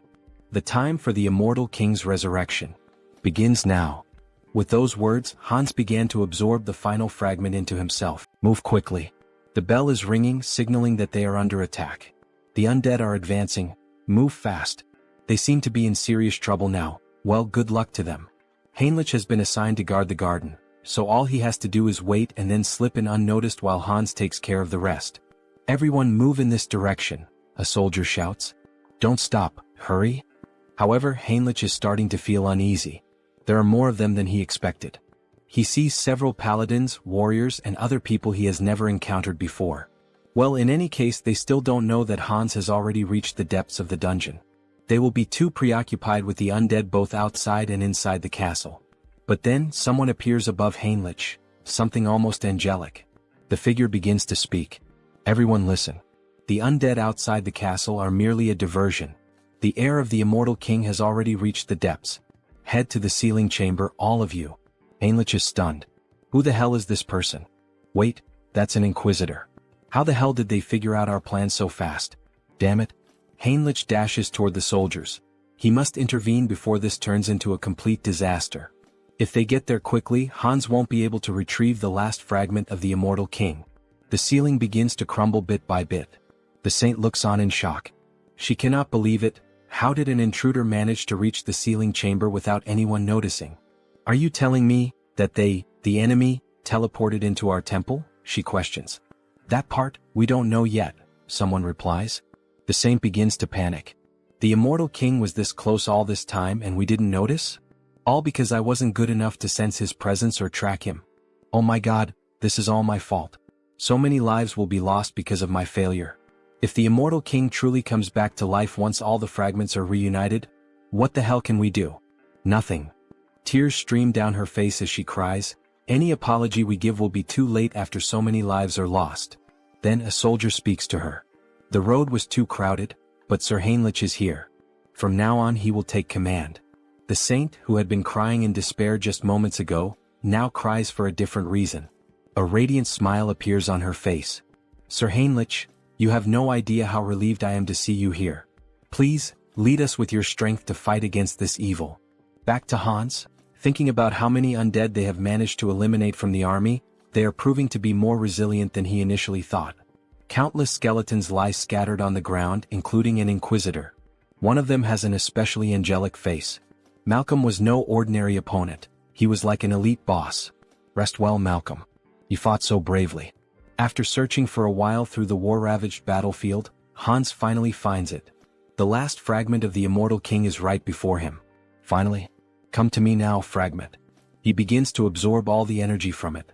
The immortal king's final legacy will belong entirely to Hans. He continues drawing every last drop of residual power from the fragment, devouring it completely. However, when he finishes, he feels something strange. What the hell is this feeling of weakness? Even after consuming the last fragment, he doesn't feel any stronger. Could it be that it takes time to fully absorb the fragment's power? Then he hears a noise, an intruder. Two paladins soar toward Hans, weapons in hand, ready to strike him down.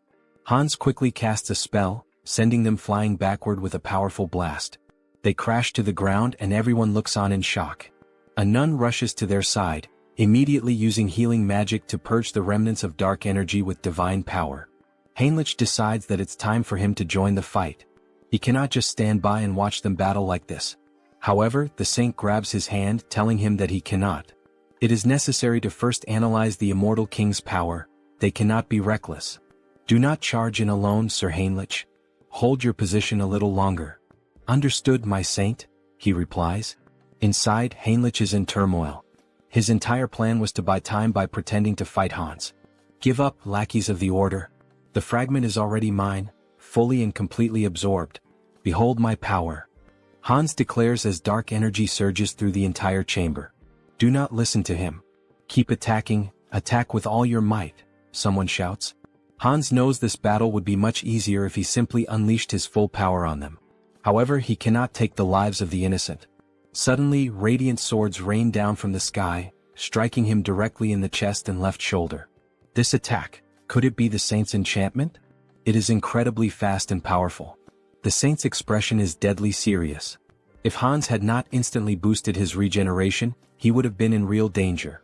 If he wants to avoid casualties, he cannot afford to prolong this battle. He decides his next move, he will bring down the command tower first.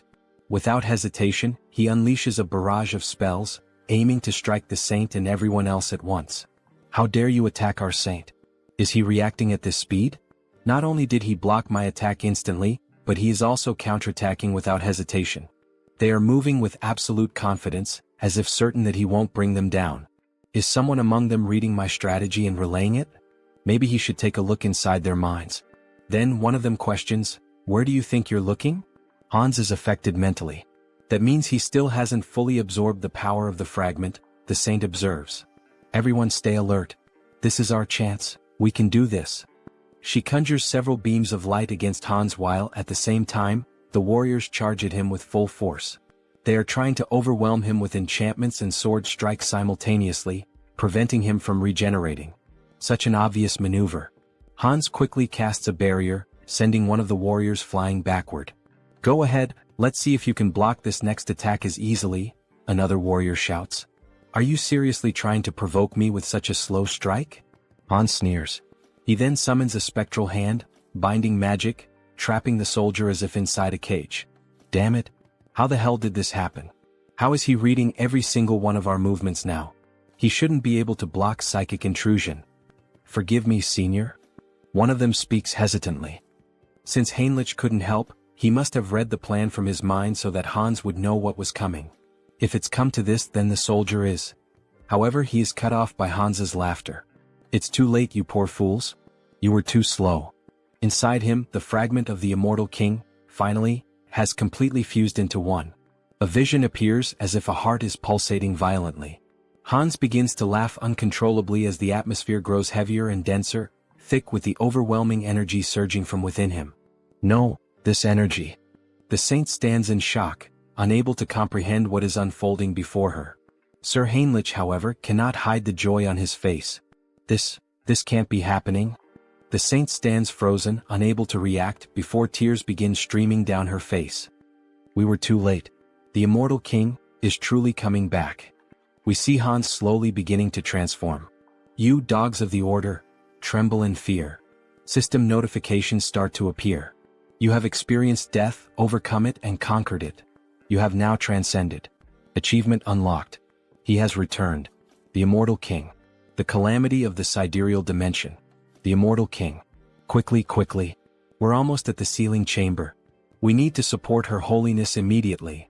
However, as soon as the guards rush into the room, they are struck speechless by what they see. That figure. Could it really be the immortal king? Is it truly him? Are we already too late? Hans stands before them in a new form. He appears more human now, his body no longer just bones but covered in flesh, yet undeniably more powerful than before. We still have time. This is a sacred space that suppresses the immortal king's power. We will sacrifice our lives to stop that demon right here. Sir Pion. Everyone get ready. We attack together. You truly believe you can stop me? Hans scoffs. Since you cannot see the status window, it's easy for you to fall for such delusions.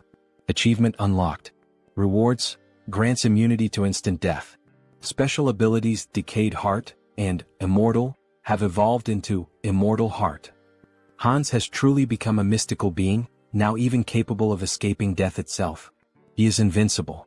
Very well, come at me, all of you. Let me show you the power of the immortal king. He places his hands over his eyes and activates the Eye of Darkness ability. All the soldiers are instantly ensnared by it. With just a glance, he instills overwhelming fear and confusion in his enemies while also exerting control over lower-ranking demons. The guards begin to hallucinate, some even see worms crawling out from their own bodies. This is the legendary Eye of Darkness. Never look directly into them. Now it's your turn. Hans gathers energy in his hand. Rise once more, my legion of the undead. Return to life and claim the souls of our enemies. Bones and corpses begin to gather around him, forming something monstrous. Be careful. That thing is a corpse golem. If you get hit by its attacks, you're finished. Dodge. The skeletal golem charges forward, laying waste to everything in its path, causing mass destruction. What a pathetic sight, Hans says. Let's end this now. The saint is desperate. She must do something, she must make a decision. If she hesitates here, not only the church but the entire continent will fall into danger. Clutching the cross at her chest, an idea suddenly comes to her. Sir Heinrich. Yes, my lady? She will entrust him with her token. Please take this and retreat. You must become stronger and stop the immortal king in the future. Attention everyone. We must clear a path for Sir Heinrich. Protect him with your lives so that he may escape safely. Understood, your holiness. Everyone pursue the immortal king. Stop him at all costs. These buzzing flies. I'll finish all of you at once.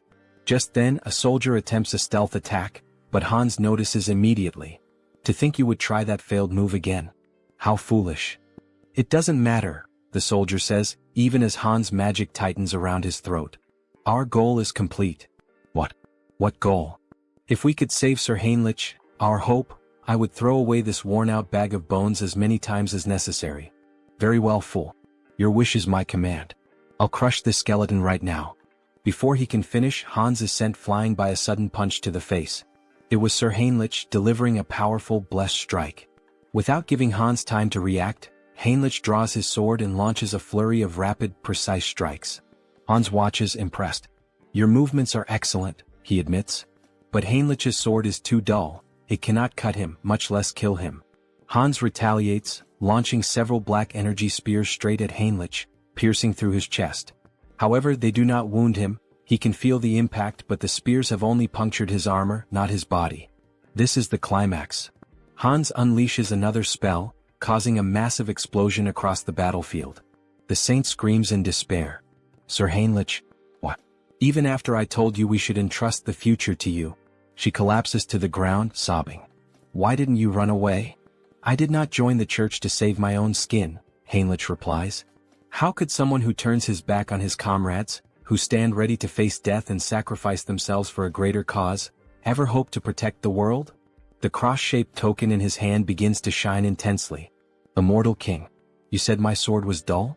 Even if my blade breaks today, I will kill you here and now. You have achieved enlightenment by fulfilling the conditions. You have acquired the special ability, Blessing, Rod of Light. This is the third blessing. Excellent. Shall we head toward the conclusion? Sir Heinrich charges forward, striking Hans directly in the chest. That was a wonderful line, Hans chuckles. The emotional delivery was top tier. Now, let's wrap this up with our final comments and bid farewell to our audience. Everyone stares in disbelief at what has just transpired. Servant of the Church. What is your name? I am Heinrich. Heinrich Landguard. How dare you wound me? The ability, immunity to instant death, has been activated upon receiving a fatal attack. I will remember that name. Then, before their eyes, Hans vanishes. Damn it. So, in the end he just ran away. Suddenly, Heinrich loses consciousness. Before he can collapse, another paladin catches him. To think, he actually managed to strike the heart of the immortal king, even in a situation like this. This is it. The resurrection of the Chosen One. A heroic tale that brings tears to the eyes. In the end, Hans was reborn as the immortal king, and Heinrich the one who defeated him with the blessing of the gods. A perfect rivalry between a hero and a demon king. Now all that's left is to collect payment. Shall we settle the admission fee? Well, that much money? It increased by about 1 million. There's no need to think too hard about what to do. Looking at the system window, he selects exclusive skill enhancement. Your unique ability evolves, blooming with new possibilities. You have acquired a special ability, customization. Customization? Oh, so this is what a game is all about. A full customization window for Hans appears. Colors, horns, outfits, every model available. The newly acquired customization ability opened up 2 possibilities for him. This includes creating the avatar for the updated feature and modifying the avatar for the new feature. First, in modifying the avatar for the new feature, we see all the possible changes that can be made to Hans. His hair, body, and some details about his status such as SRT, INT, DX, and POW. This allows him to alter both the appearance and the stats of existing avatars. On the other hand, the avatar creation ability lets him define the appearance and stats during the initial creation, including features like hair and eyes. Above all, the biggest difference in this category is the gender selection option, which allows him to choose between being a man or a woman. Feeling excited, he reassures himself that he isn't thinking anything inappropriate or strange. He's just pressing the button out of curiosity. After all, he needs to find out what the difference is. So he presses the button to become a woman. However, it is not possible. The system notifies him that the selection is currently locked, leaving him with only the option to choose a man. However, a new option appears. And what is this below? Media selection. You can generate related species by consuming a specific medium. A medium related to a species? Could it be the branch from the world tree that Cecily gave him last time? He liked the item because it is an environmentally friendly air purifier, but he feels there is no way around it. To create an elf, this should be enough. World tree branch detected. Generating as elf. Then the creation begins. A tall elf, just like the protagonist, with short hair and long ears. How impressive. And with that, it's done. An elf avatar is being created. Since customization is now possible, he adjusts the face to make it more beautiful and refines the arms and legs to be long and slender. As elves are elementalists, the most important attribute distribution is their affinity with nature. His name is Harris. Harris species, ELF. Individual trait, child of the world tree. Then we see a beautiful elf with long golden hair, tall and with the posture of royalty. Special notes. Born as an elf using the branch of the world tree as a medium. The growth rate of nature affinity is significantly increased due to the child of the world tree effect. That well-toned body and that beautiful face, haha, just as expected from an elf. But then the new avatar reacts. How unpleasant, he says before making a face as if he's about to vomit. But what's happening? Hansa's dark magic makes him feel as if Harris is being completely destroyed, as though the dark magic is killing a delicate young plant. Oh shit, why didn't he think of that? He had already gotten used to Hans, so it never even crossed his mind to worry about it. Hans, cancel your summoning. Since the mental center isn't functioning, could it be due to the elf's affinity with nature? He nearly lost the new avatar without even realizing it. For now, he decides to save Harris for later. Then he walks over to the shelf and picks up a book titled Conan the Baba. Maybe it was time for him to start writing the story of the mercenary king this time. Meanwhile, back to Harley, we see him looking quite excited. He really enjoyed that ear-floating feature. The young woman laughs, saying that it's a relief and that it suits him well. Thanks for your support. Hubert had found just the right item for him. Tarak truly is the city of artisans. On the streets, we see a few people going about their day, making it feel like an ordinary town. Speaking of which, he had heard that some guys had been causing trouble at Hubert's shop. Maybe he should head over there and teach them a little lesson.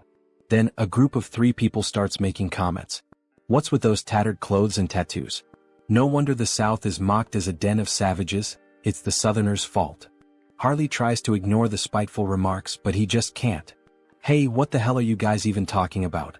Which bastards just insulted the Southerners? Was it you? Or maybe you? You bastards better watch yourselves. I'll knock some sense into you. But when one of them swings at Harley, the wooden club shatters the moment it makes contact with his arm. That idiot, he just broke his own weapon against nothing but Harley's body in bare hands? Harley starts thinking. He would say that's pretty rare for this avatar. Ha. All these guys must be true Southern warriors. Tattoos, strong bodies, fierce gazes. That just means he needs to live among them and start building relationships. The great hero of the South and his closest companions who support him. In other words, he might actually become a true Southern warrior. Anyway, hurry up and dress properly. That kind of outfit should only be worn during traditional festivals. People don't wear things like that nowadays, do they? Harley asks. The other man becomes extremely irritated. That bastard, he can't stand hearing another word from him. He then challenges Harley to a traditional Southern duel, striking a culturally significant stance. Oh, a duel in the Southern style. Their tradition is to fight with bare hands, right? Sounds good, but there's one condition.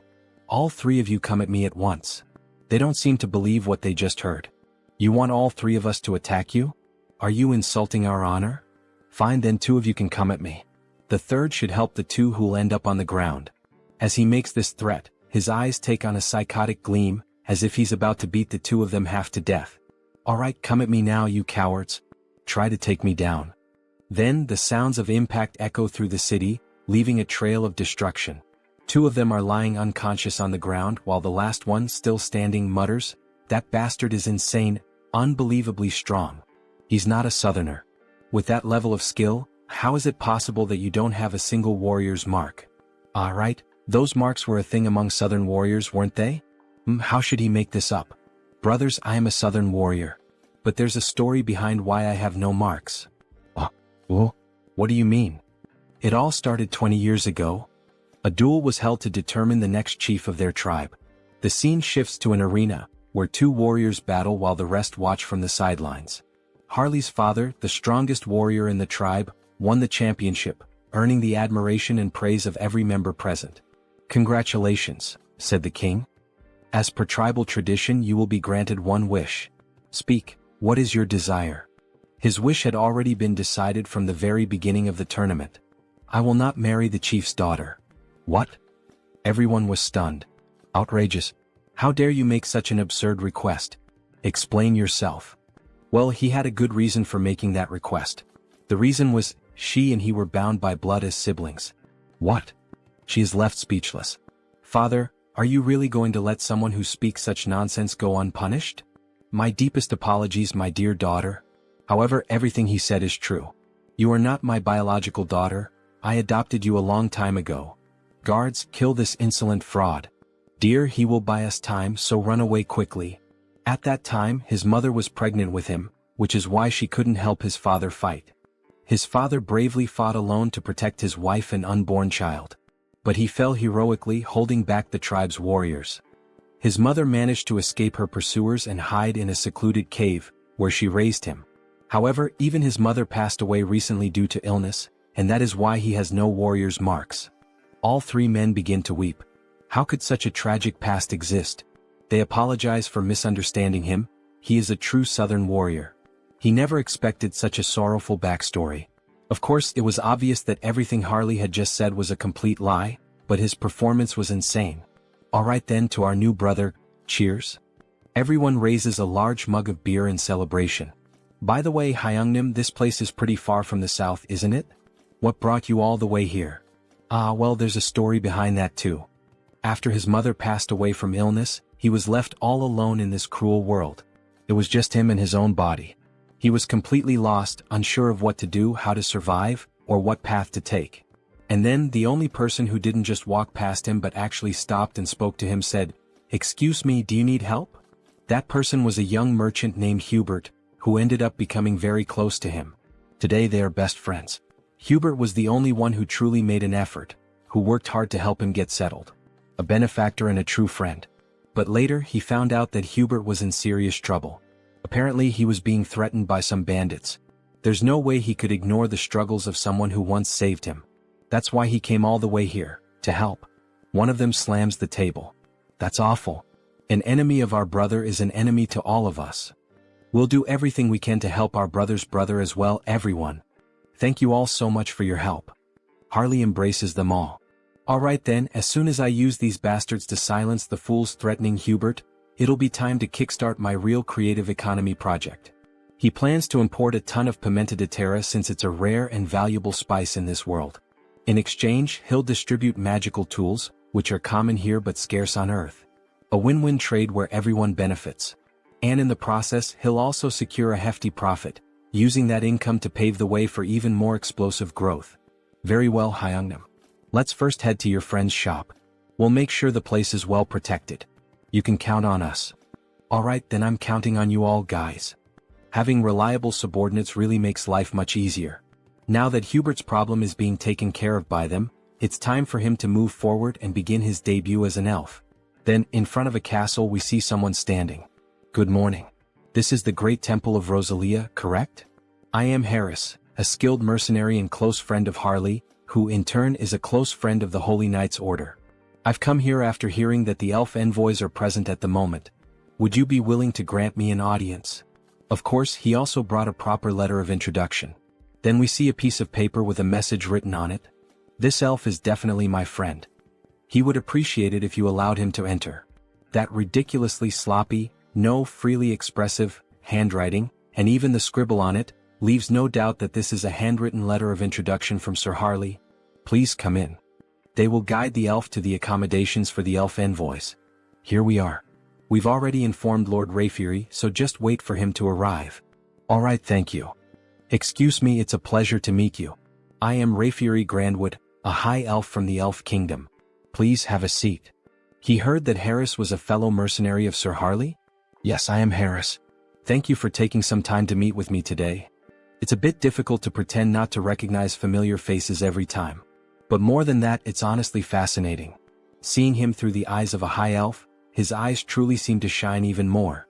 The longer he looks, the more and more he feels like he is being drawn in, as if he is being sucked directly into them.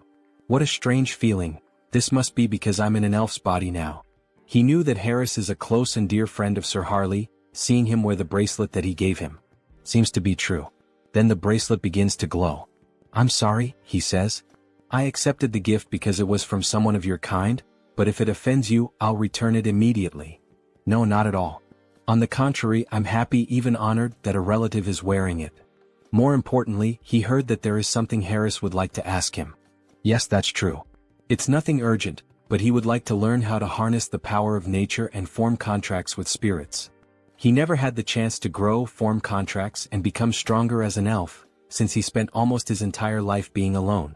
I understand, he says. The potential of this person, there's no doubt about it. We see an immense amount of power leaking from his body, as if he were the very embodiment of the world tree. Alright, would you like to go outside and get some fresh air? Oh, of course, it would be an honor. You asked me to teach you, but unfortunately, it won't be possible. He is leaving this place soon, so he wouldn't have time to help. However, would you consider coming with us to the Elf Kingdom? Pardon? The Elf Kingdom, the land of the elves, located on the Enchanted Continent. It's where the Institution for High Elves is located. It would be an honor for him, but would there be any special qualifications or requirements? Yes, originally it is a place reserved only for the children of High Elves, only they are allowed to enter. But there is an exception. This is a lot of pressure. And this exception is a person who possesses the qualities of a high elf. You feel something when you look directly into my eyes, don't you? Look directly at me now. Is happening again, this sensation, what is it? It feels like he's being pulled in, as if he's being sucked into them. Where is this place? Is it some kind of mental realm like the one where he fought against the Society of Divine Retribution? No, the energy here is much purer and cleaner than in that place. Then something catches his attention. He doesn't believe what he's seeing. Could it be? A beautiful elf with pink hair? Could that be the elf goddess? No, is that the world tree? Then the elf descends from the tree, gently approaching him. Hey, wait a second, I am? The elf gently touches his face. Why is this beautiful elf doing this? Why is the goddess doing this? Oh, poor child, come to the realm of the elves, says the beautiful elf, speaking in a strange language as she gently strokes Harris's face. Then she vanishes right before his eyes. That leaf, that aura. Is she the world tree itself? More importantly, what did she even say? I didn't understand a single word of that strange language. Maybe it was the language of the elves. Hey, wait a second, he has no idea what that meant. Don't just leave. Before he can finish his sentence, he snaps back to reality. What did she mean by that? Then he returns to the garden. She's already gone, isn't she? What the hell is going on? He felt the presence of the world tree. He saw an elf. That was the world tree? So that's the form she chose to appear in. It seems she greeted him in the most familiar way she could. It seems that the world tree has a special interest in you, Harris. Seriously? Wait a second. First the divine, and now even the world tree is paying attention to him? What the hell is going on here? The next day we see a shop open. Hey man, he's sure he made it clear last week. He told him to close the shop and leave town. We see 3 men with strange tattoos intimidating Hubert. Yet he's still here. Well, excuse their rudeness. This week, a truly excellent tea has arrived. How about it? Would he like to have a cup with him? We see that Hubert is truly a gentleman, dressed in formal attire, wearing gloves and glasses. So, it seems he didn't understand a single word of what he just said. Then he taps the cup.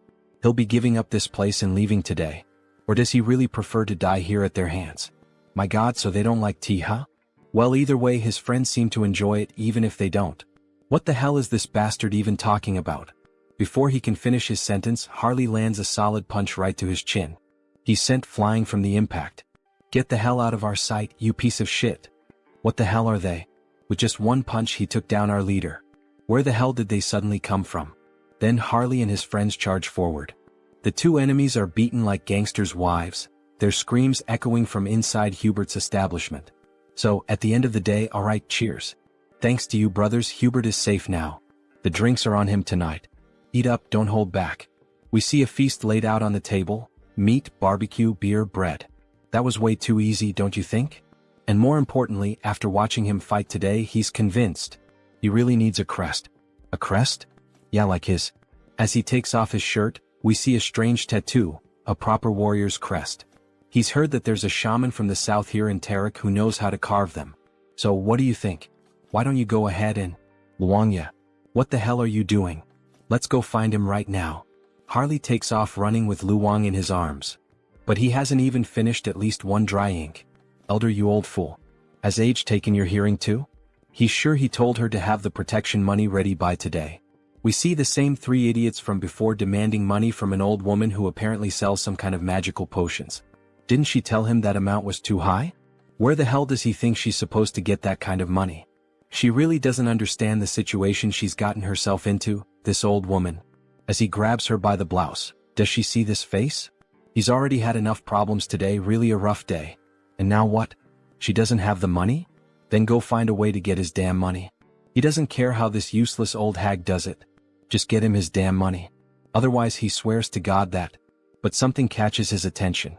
Hey, what the hell is that coming this way? It's that son of a bitch again. What the hell is he doing here? Then Harley charges toward them, nearly trampling them with his overwhelming force. Greetings, madam. He's here to have a crest carved. Meanwhile, Luong is feeling sick from Harley's sheer speed. What is she going to do about those thugs? Well, they'll wake up and crawl back on their own, it doesn't matter. What a damn mess this is. Anyway, come inside for now. So, he said he came looking for her to get a warrior's crest? Yes. Can she do it right away? She hopes he knows that while a crest grants great power, it also drains a significant amount of one's life force. Of course he knows. That guy already explained all of that to him. It's been a long time since she's seen someone with such monstrous life force. With his endurance, he might even be capable of handling the supreme crest, the warlord's mark. Warlord? Hell yeah, carve it into his skin right now. Harley shouts, startling the poor old woman. That's impossible. She doesn't know how to do it. It's a technique no one has been able to carve in hundreds of years. And at this rate, her ears are going to fall off from all this yelling. Ah, come on, don't kill the mood like that. Well, if that's not possible, then he guesses she could carve the great warrior crest that Luong mentioned. That's a problem too. What the hell? She's low on materials, it's been ages since she last carved a crest and, more importantly, she simply can't do it. To receive a crest, you need the most crucial thing, a warrior's achievement. In other words, a feat like slaying a dragon or saving a kingdom. If he wants the great warrior crest, then at the very least, yes, beyond the Iron Fortress in the northern mountains, he would have to defeat the ogre that rules over that place alone, killing it with his own hands. An ogre? Does she even have any idea what kind of monster that is? No one would dare face that thing. Is she trying to get his brother killed right now? Just the head of that beast is as big as his brother's entire body. How the hell is he supposed to deal with that alone? However, while they were talking, Harley started rummaging through something at the portal. Did she mean this? Then a massive skull appears. That's the ogre's skull? Don't tell her he hunted this thing by himself. Aha, of course he did. An ogre is nothing to him. Alright, she can see that he's an impressive warrior, but even so, come back in a few days. Lately, she's been low on energy and her body isn't in the best condition. She needs strength to carve a crest, but she hasn't even been eating properly. Food. Leave that to him. Restoring vitality is his specialty. What does he mean by that? Then, before she even realizes it, he's already vanished from in front of her. He really just left. So, she just hopes he doesn't cause any trouble. You little shit, it's him again? We sure are running into each other a lot today, huh? You again? Then he throws another punch at the thug, making him groan in pain. What the hell is he? Who sent him? Why is he doing this to them? You messed with the wrong people. You're the ones who laid hands on our shaman. Huh? Shaman? That old witch is the southern shaman. Sorry, we didn't know. We thought she was just some random village healer or something. Harley raises his fist, threatening another punch, but this time he slams it into the ground instead. Alright. We won't do it again. Please stop. Yeah, you better not. Keep that promise. Hyungnim, I've wrapped things up on my end too. So now what? He knew that a bandit hideout like this would have stuff like this lying around. Luong, get over here and help carry these crates. We're having a barbecue feast tonight with that old lady. As they return home, we see the old woman sweeping the street. Grandma, they're back. She is surprised by their sudden return. My God, what the hell is all that in their hands? What did she mean by all that? It's all meat and alcoholic drinks, to eat and drink together. So what did she think? Isn't that enough for Grandma to eat, recharge and stay healthy? Then we see a flashback as if Harley were another young man. What a shame. If her son were alive, he would be the same age Harley is now. At her age, meat? Seriously? She can barely chew. What? So you're not going to eat it? Maybe she'll try a little, since he went through all the trouble. Then we see the old woman biting into a piece of meat and downing a bottle of wine by herself. They knew that women from the south had big appetites, But still, she ate everything by herself and didn't leave anything for them. Ah, that was so good, the food and the drinks were delicious. Alright then, now that our stomachs are full, shall we begin the engraving on Harley's skin? The engraving process is painful, you know. So she lays Harley down on the bed and starts getting ready with the needle to pierce his body. Is Harley mentally prepared? Aha, of course he is. Don't worry, old lady, he was used to going through procedures like this on a bed, a reference to when Hans used to perform experiments on his body. However, before he could finish that thought, the old woman put a stuffed bear in his mouth. Her son bit down on that toy when he had the engraving done on his own skin. So she knows it's going to hurt, so keep it in his mouth because she's about to start. Alright, here we go. When she presses the needle against his body, the needle snaps. Damn it, his skin is so tough that the needle broke and she can't pierce through it. Wow, I can't believe it. Isn't there another way to do the engraving on his skin? He knew that Hyungnam was exceptionally tough, but this is insane. There's no way we're going to use another technique. Don't worry about that. She shifts the angle of the needle, and the markings on her arms start to grow stronger. She's going to make sure that all that meat and alcohol she ate and drank will be paid for, in full. Activating all the markings on her body, she begins to pierce and carve the engraving into his flesh. It's time to show what a first-rate tribal shaman chief from the past is capable of. Then we see the mark that was made, a fiery sun, resembling the symbol of the Sun Pirates from One Piece. Captain Fisher Tiger. System notifications. The entity has fulfilled the conditions and attained enlightenment. He has acquired the skill, Chaco-style combat symbol. Current symbol, Great Warrior. We see a large marking on the right side of his chest. This is truly impressive. It's far more efficient than enhancement through bio-aura. At this level, even without using the body mutation ability, he could defeat an ogre in a barehanded fistfight to the death. This is perfect. We see the old woman, completely exhausted and worn out. Harley is even concerned about her condition. What's the matter? Is she alright? Is she feeling anything? Don't worry about her. It's just that it's been a long time since she used that kind of strength and those engraving techniques. She's just out of shape. She'll be fine after resting a bit. Lock it in, brother. We've just found more work to do. And what would that be, brother Harley? Meat. He shakes the old woman, shouting in desperation. We need to find more meat. She can't be in pain if we're going to finish the other crests. We need to keep her alive and well. That damn stubborn bastard. Let her rest a bit before continuing. In the next scene we see Heinrich lying in bed, his body completely wrapped in bandages. Meanwhile, someone is standing in front of his body, praying and speaking divine words. A paladin approaches from behind and asks if she's still praying for him. Cardinal Pion, if she continues praying and using divine power without resting, it will certainly have serious consequences on her body. So please go easy. Yes, she knows the consequences. But her heart won't let her rest. She can't forget what happened, the last vision she had of him. In that moment he stood firm against the immortal king, refusing to back down until the very end. Yes, it was like witnessing the birth of a new hero. Wait, Sir Heinrich, a new hero? The saint's face turned slightly red. Oh, your eminence flatters me by speaking that way. Sir Heinrich, you're finally awake. We were worried, you've been asleep for many days. Is the pain bearable? Thanks to the saint's care, your body is doing well. Sir Heinrich, we now proclaim you not just as a champion of our great divine order. No. We proclaim you as the hero of Out Erica. Finally, says Heinrich with a mischievous smile. Now he can say that both the hero and the demon king have officially been cast in their lead roles. Let's create a Taoist, the one who will play the demon king Hans. Now that the hero has been born, he believes it's time to fulfill his duties as the demon king. With the power of his perfectly refined contagious ministry magic, he will spread his infamy even farther than before. He sees it clearly now, the filthy stains of wrongdoers. He prepares to begin the night hunt. He will drag every one of them into hell. Quick, move and keep going. This patient came first, get out of the way. Damn it, what the hell is going on this time? Looks like that bastard with the Haho mask showed up again. Well, any idea what's happening? One thing is certain, they got involved with someone extremely dangerous. On Sunghyun, a dark mage sent by the skill management department. They ended up messing with the wrong person, got on the wrong path and ended up dead like this. That freak with the Haho mask or whatever it is a completely insane monster.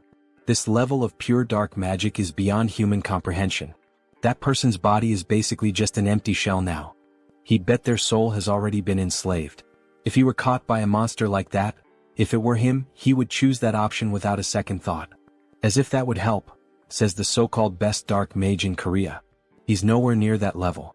Having a dark mage of that caliber as an enemy, well, that's what it really means. No way. He said the culprit was the Haho mask, right? In that case, let me take a closer look at the curse. He then uses dark magic on the dead man's head. However, he suddenly feels a devastating force as if something is watching him. That feeling, he collapses to the ground in shock. Hey, what the hell just happened? What's wrong? Did he find something? Team leader, he feels like he's about to die right now. What the hell are you talking about? That bastard. The Haho mask. He saw him. The Haho mask noticed him. He tampered with the spell on his own, so if he gets caught, he's screwed, no doubt about it. At this point, there's only one option left. Is he going to fight against the masked Haho? If he just dies now by jumping off this building, he could peacefully cross over to the other side. Hey, stop doing something stupid, you lunatic. The masked Haho only hunts and kills villains. You'll be fine since you're innocent. So calm down and breathe. Alright. Hearing those words like that made him feel a little better. Thank you very much. After all, he is innocent. Is this bastard stupid or something? And somehow he starts to feel his body slowly relax, until he passes out and collapses to the ground. Hey Sunghyun, what the hell just happened? Nurse. Please help us, he passed out. Meanwhile, Hans watches the entire situation from afar. Interesting, that man seems to have the ability to use dark magic even if only in a light form. He doesn't sense any evil aura from him, so there shouldn't be any problem with meeting that guy again in the future. The next day we see a blog filled with various posts and information about the masked Haho. Hans's popularity has grown so wildly that it's now out of control. What could Haho's abilities be? A vigilante of justice, the dark hero. Some people are even calling him the shadow hero. But it's not like he's actually happy with all this attention surrounding Hans. This could end up becoming a real problem down the line. Oh, what a headache. How the hell is he supposed to start operating from now on? However, someone interrupts his thoughts by knocking on his door. Who could it be? Your fried chicken delivery has arrived. Wait, what? Kang Tae-san. It's been so long since he last saw him. How has he been all this time? Hey, but look at this guy, damn. It's been years since this Hyung showed up and this is how he reacts to a guest? Ah. What do you mean by the way he reacted? Well, even though he's my friend right now, he's the last person I'd want to see or talk to tonight. Skill Management Bureau. Criminal Investigation Division. Kang Tae-san. Still, Tae-san is the only friend he made during his childhood. Even after all these years, while he was reclusive in his room, Tae-san was the only one who came looking for him and tried to help. He's truly a valuable friend. But seriously now, Hyun seems different. It's like he's not exactly sure, but it seems like Hyun has found a purpose to live for again? Well, I mean, he can't stay stuck in the past forever, right? Those who live in the past are museums. And he suspects that his parents wouldn't have wanted him to live this reclusive way. Yeah, damn, he's right. He spoke well just now. Do you have any idea how long he's been worried about Hyun all this time? It's not healthy to stay reclusive for so long without talking to people. Ah, come on, it wasn't that bad. He even went out a few times in the past few days. Really? Says Tae-san with a surprised look on his face. Thank you, my friend. Going back to the past when he was grieving and struggling with depression, Tae-san always visited him and tried to help in every way possible. He then opens a can of beer, seeing how well things are going for him now. He feels like he can finally reveal a secret. What does that mean? He knows, right? The reason Tae-san joined the Criminal Investigation Division. Of course, he was like family to Hyun's parents, like an actual son to them. And after they died in that accident, Tae-san enlisted in this division. Yes, back to that case then. Everyone thinks it was just a random attack by someone who had awakened. That's what everyone believes. Well, at least until recently. But he doesn't think that's the reason for this case anymore. There's a group that has been operating in the shadows for a long time, calling themselves the Society of Divine Retribution. They are a group of bastards who are very meticulous. So far, they haven't been able to link anything or even catch a scent of them. But you've been following the news, right? That masked figure known as Haho has given us a lead. They've given us the first clue. Haha, even dropping hints for the skill management department? Did he go overboard? Anyway, he'll keep him updated as soon as he knows anything new. But don't go around talking about it. Do you want me to end up in a cage?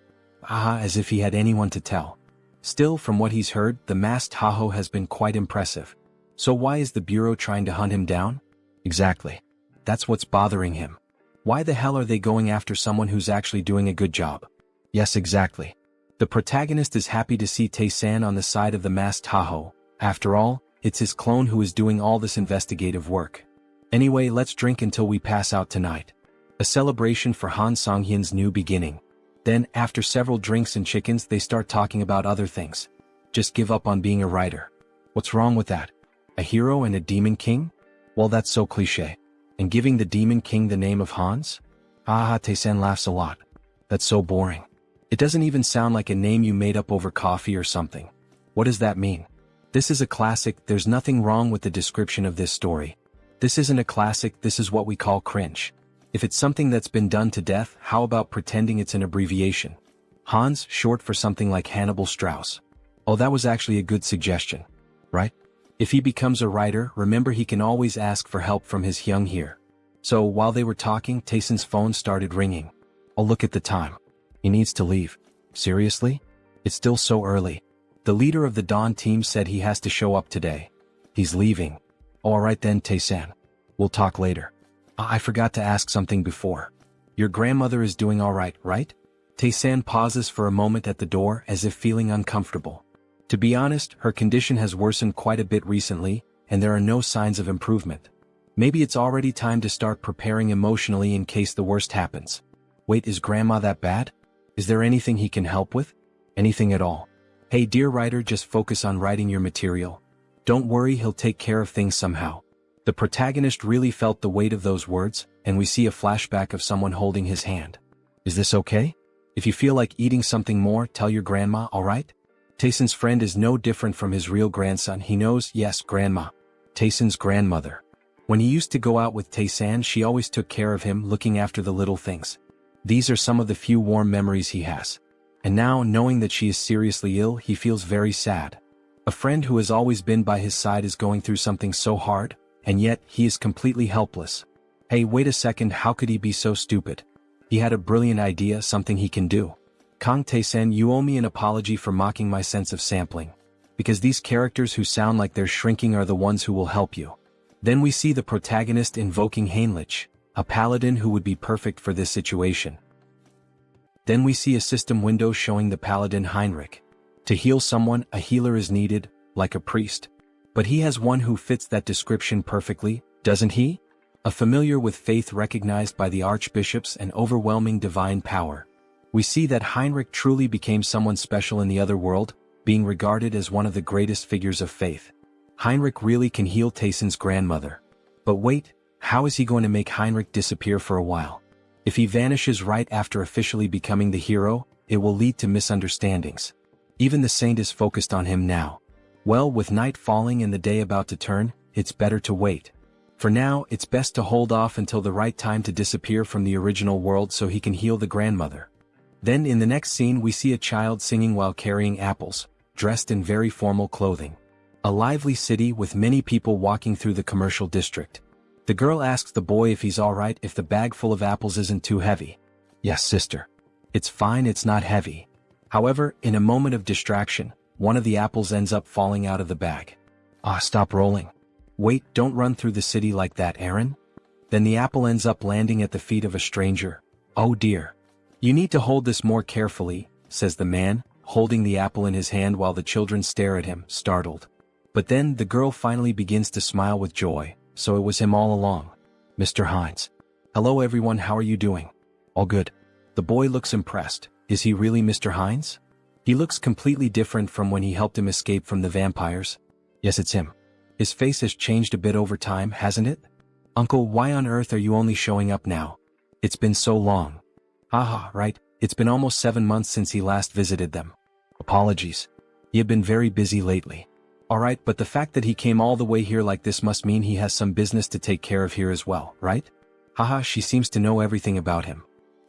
Heinz looks surprised. How does she already know? No, he came here just to see them. It's alright, Mr. Hines. They're comfortable with it, just be quick about saying what you need to say. But you really should visit us more often, says the boy. Alright, honestly he can't defeat both of them, so he decides to be direct. He searches through his clothing and then makes a proposal. Diana, can he be her employer again? He wants to borrow her information gathering skills and offers her 2 gold coins. Yes, of course I'll help Uncle Heinz, says Diana with a smile. A moment later, near the end of the afternoon. We see a house and its garden, someone shouting out Soren's name. Also look for places that sell these magical tools. We see various luxurious items, jewelry and magical tools spread out on a table. Wow Lord, where did he manage to get all these high-quality items? Haha, there's always a way to get certain things. Thanks to Diana, he not only obtained high-quality magical tools from the shop in Talia, but also got information from Brokaslak, who had been silent for a while. The pepper he requested is stacked up in the storage room. Great, her friend is going to sell it. And the purge is over. The purge? What does that mean? The people who pretended to surrender or tried to hide.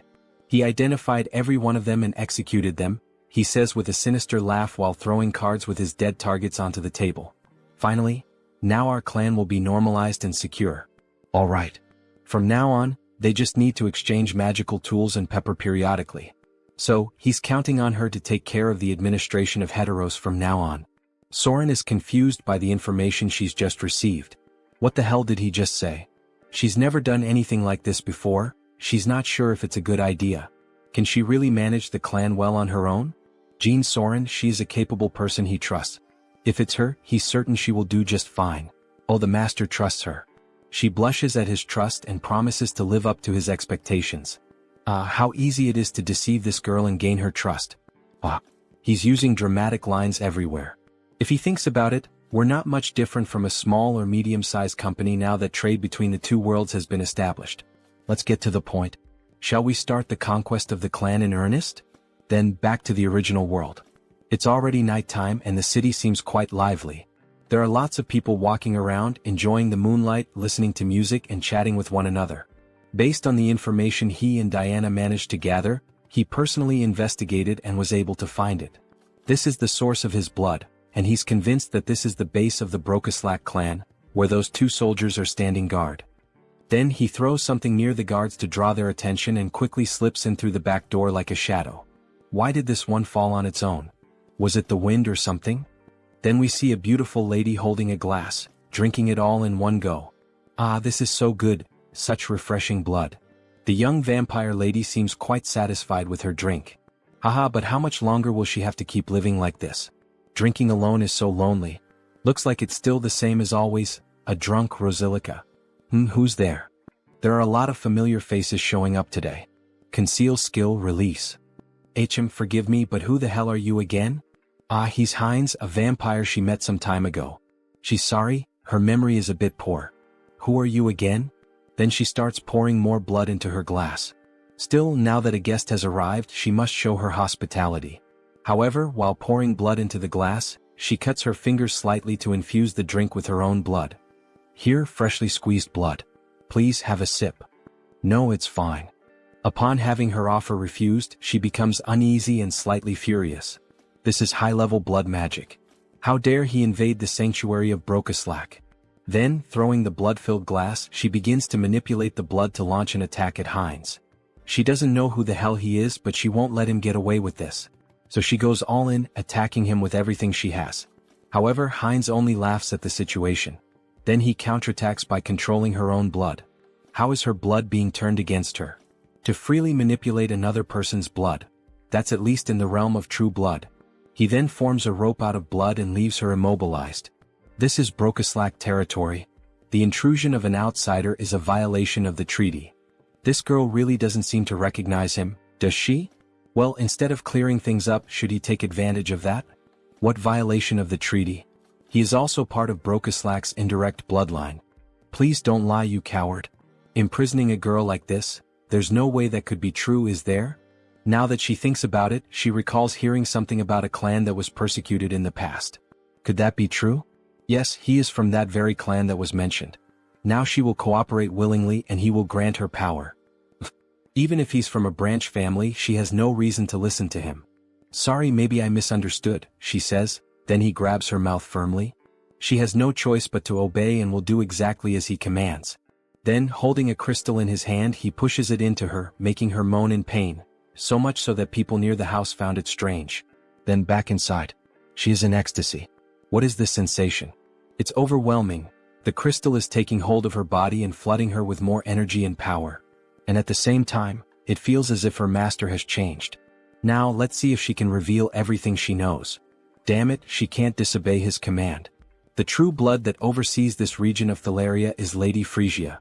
If she had to describe her defining trait without a doubt, it would be as a user of demonic eyes. Then we see a beautiful woman with very pale skin, blue eyes and slightly pointed ears reminiscent of an elf, sipping a cup of coffee. The butler then offers her another cup of tea and asks, "Lady Frisia, are you also enjoying the human world today?"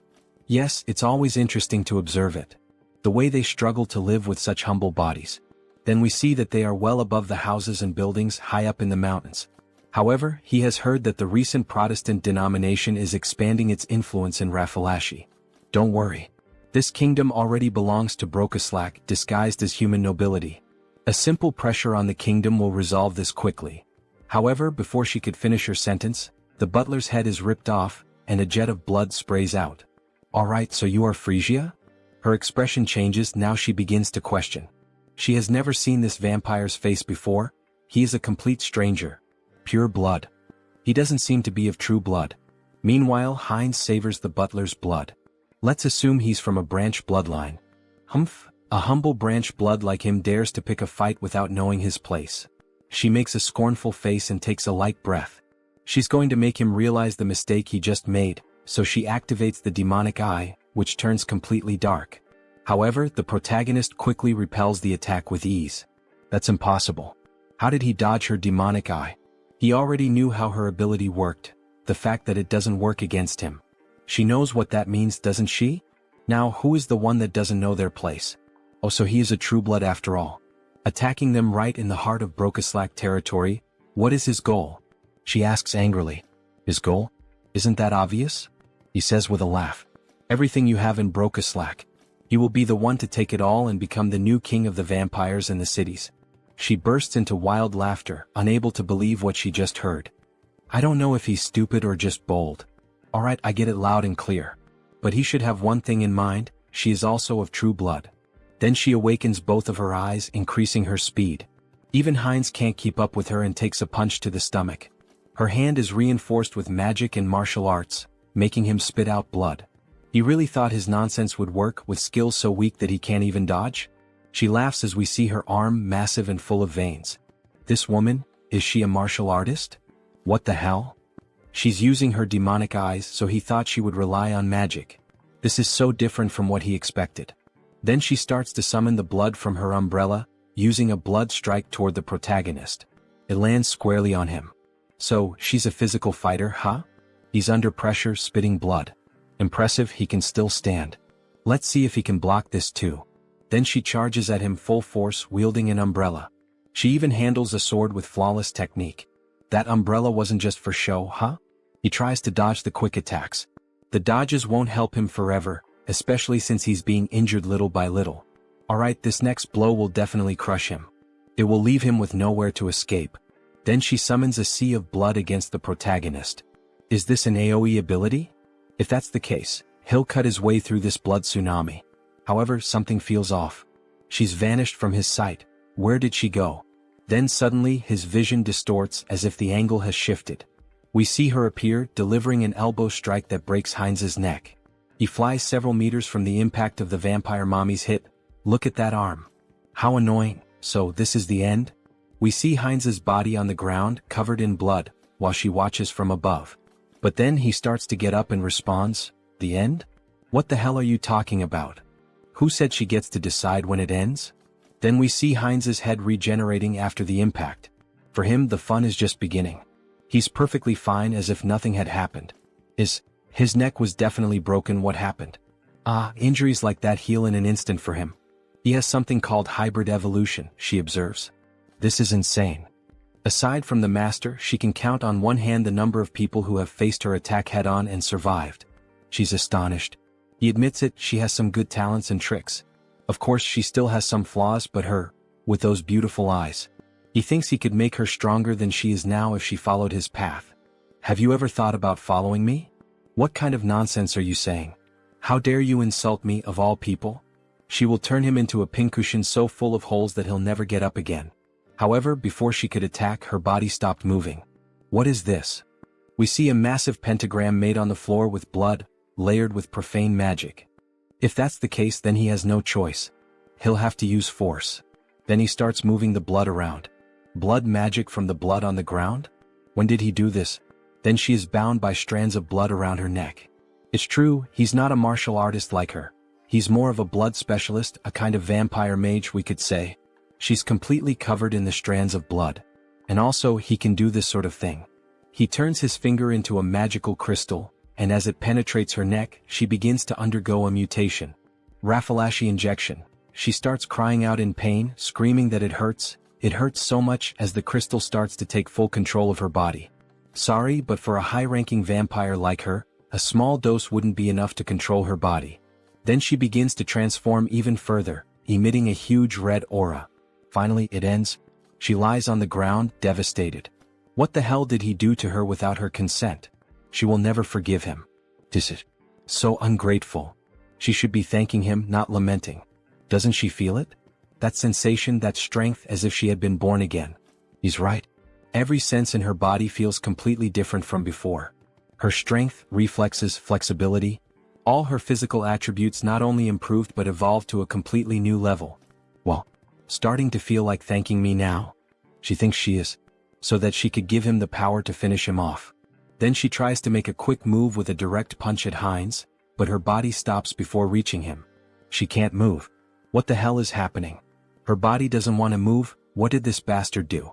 It's as if her whole body is bound by iron chains, or rather, chains of blood. This is the power of his blood domination. She has no choice left. She will move exactly as he wants her to. No way, not even with sacred blood would this be possible. Too bad for her because he can. Now, finally, he can ask the most important question, the reason he came to her. Frisia, where is the clan master? Does he think she'll answer that so easily? It's the Duke Bright's mansion. Wait, what? What the hell? Her mouth moved on its own. Good. A little servant so obedient. Our protagonist has gotten himself a nice slave, haha. You bastard, take your hand off me. The gold of the Duke Bright's mansion, huh? It's impossible for a clan lord not to notice that a true blood is being captured. I think it's time to end this quickly and cleanly. Time to begin the massacre. Then at night they arrive at the Duke's house. Master, it's Frisia. She has something urgent to report. May she enter? Yes, please come in. Really now, sir? Couldn't he have at least lit a candle or a lamp or something? Isn't it a little dark in here? He's not human. He simply doesn't need such things. He can see perfectly well in the dark.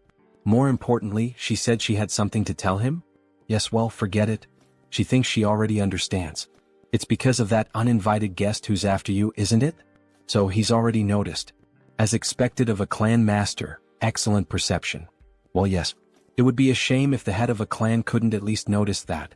Deactivate concealment ability. What a disappointment, he laments as he closes the book he was reading. Frisia, oh beautiful woman, why did you do this? Then she became a traitor. He releases a murderous aura. He's ready to kill both of them. He is deeply disappointed in her, Frisia. To think that she would dare betray him and serve another master. Mullo is boiling with rage, almost fully transformed. Frisia tries to calm him down while Heinz watches the situation unfold. Lord Mullo, this is a misunderstanding. Please calm your anger. A misunderstanding? You both come to his house at this hour of the night and try to attack him, not to mention the different scent I smell on her. Frisia, you treacherous woman. He spent 100 years with her. Did she really think he wouldn't notice that her blood scent had changed? That something had been altered? That rotten stench of betrayal is contaminating his study. How could he possibly remain calm like this? Then he lunges at Frisia. Die, you traitor. However, before he can finish Frisia, Heinz blocks the attack. That's not going to happen. She's my subordinate now. Mullo is caught by surprise. After all, this was shameful. With just one hand, Heinz had been able to block his punch. He had been planning to resolve this situation in the most peaceful way possible, but it seems that will no longer be an option. Violence will have to speak for itself. But who the hell is this arrogant vampire? Peacefully? He really dares to move his lips so freely in front of him. As Mullo speaks, he summons a ball of blood in his left hand, as if it were absorbing everything around it. He will cut off that snake tongue of his, along with the traitor. Then, a massive circle of blood appears above them both. He is like Heinz, a magical vampire. Come to me, children of Brokaslak. Several vampires begin to emerge from the magic circle, summoned by his spell. Go and feast on the blood and flesh of these traitors. Kill them for him. Offer the blood of the traitors to Lord Mullo. How dare they? This is no place for people like them. They're nothing but a bunch of puppets who think they're vampires. Then she begins killing them one by one using the umbrella. Something's not right. There are only about a dozen people summoned here. And yet, he has hundreds of vampires spread across the entire capital. Are you telling him this is all that's left of his subordinates in the capital? Mullo is stunned by the weight of that information. Meanwhile, Frisia continues slaughtering the weak vampires. Frisia, what the hell did she do in the capital? What happened to all of his subordinates there? Frisia remains silent. After all, she has a new master now. I'm sorry, Lord Mullo. And as a sign of respect, leaning on the umbrella, she informs him. Most of them are now subordinates of Lord Hines, to whom they have sworn eternal loyalty as their new lord. He doesn't understand. She's saying that his subordinates accepted a new bloodline so easily, without even trying to resist? That's no different from cannibalism within their own kind. With his hands hidden behind his back, he begins to cast a new spell. With both hands brought together, a black sphere made of blood starts to form. This will drive him insane if it continues like this. Is she really sure she wants to follow a man like that? One who will soon lose his mind? Well, all of this is only possible because Lord Hines is from a collateral bloodline of Brokeslack. He's from a collateral bloodline of Brokeslack? As if, don't be ridiculous. Did they really expect him to believe all this crap? As if he were stupid. Brokeslack, magical blood technique. Blood mist. Bear witness. He is visibly shaken by the fact that he's lost all of his subordinates in the capital. So this is the infamous barrier of a blood sorcerer representing Brokeslack. What is this pressure? Is this Mullo's domain? Feels like his head is being crushed and his body is twice as heavy as normal. It's far too early to be this surprised, Hines. No matter when or where, they will always answer the call of their master.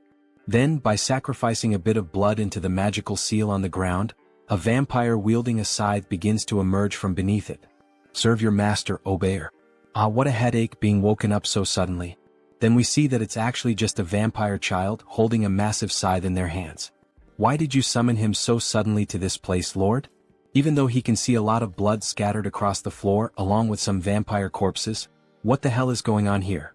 Why was a child summoned alone this time? Damn it, Obeyer is already realizing this is a complete mess. No time for chit-chat. Obeyer, kill those two bastards right now. Leave no trace of them behind, wipe out their very existence. Alright. Understood, just give him a moment. He's still waking up from the deep sleep he was in, but he quickly comes to and suddenly appears behind Frisia and Hines, both of whom are caught off guard by his sheer speed. So this is Obeyer, right? Hines had noticed how fast he was, so he must be some kind of pure-blood vampire assassin. Obeyer tries to strike Frisia first, but she dodges the sudden attack. However, he can't afford to be held up here, so he activates his ability, Acceleration. Now it's Hines who appears behind Obeyer, who is taken aback by his speed. Hines grabs him using a blood claw. What is this? A binding spell? How are you using blood magic inside the Lord's domain? Meanwhile, Hines charges toward Mullo, who is also caught off guard by his acceleration ability. However, Obeyer manages to break free from the claw and shouts, asking where the hell he thinks he's going. Their fight isn't over yet. He then quickly attempts to strike Hines again, but Hines narrowly manages to dodge the furious swing of the scythe. Holy shit, he was right in front of him. He could have killed Mullo if it weren't for that damn kid. Looks like he has no choice now, he'll have to deal with that bastard first. So he uses the acceleration ability again, and the two begin fighting all around the area. All that can be seen are flashes of light moving rapidly. Not even Mullo can clearly follow what's happening. Unbelievable. Obeyer's agility is simply the highest ever recorded, not just in Brokeslack, but compared to any vampire they've ever known. And even so, that other vampire is keeping up with his speed? Seriously, who the hell is that guy? In the heat of the moment, while the two were locked in combat, Frisia took the opportunity and attempted a surprise attack on Obeyer, which ends up being successful, allowing her to completely overpower Obeyer. That damn child, she never liked his irreverent attitude, not even back then. Now is a perfect moment to settle this. He shouldn't overstep his limits. Why doesn't he have some fun with her instead? She's dying to kill him with her own hands. Wait, something's wrong again. Even Frisia is managing to keep up with Obeyer's speed? That's not possible. After all, the Lord knew both of them perfectly and was aware of every trait his subordinates had. What the hell is going on here? And she's even taking down other subordinates on her own? Where the hell did she get that kind of power? Does he really think he has time to let his guard down? Heinz seizes the moment and launches a surprise attack from above. Mullo is caught off guard, but in truth all of this was part of his plan. After all, did Heinz really think he entered this barrier of his own free will? What foolishness. He'll never be able to dodge his attacks here. Then, forming symbols with his hands, he summons a powerful strike. But Heinz was laughing. Dodge. He never planned to do that in the first place. Then his arm is brutally torn off, yet he keeps advancing straight toward Lord Mullo. And finally he manages to press 3 fingers right into Mullo's chest. That bastard, he actually dared to sacrifice his own arm just to win this battle and get close to him. As if he knew how frugal he truly is. But Heinz's arm regenerates quickly. He wouldn't be foolish enough to actually lose a limb.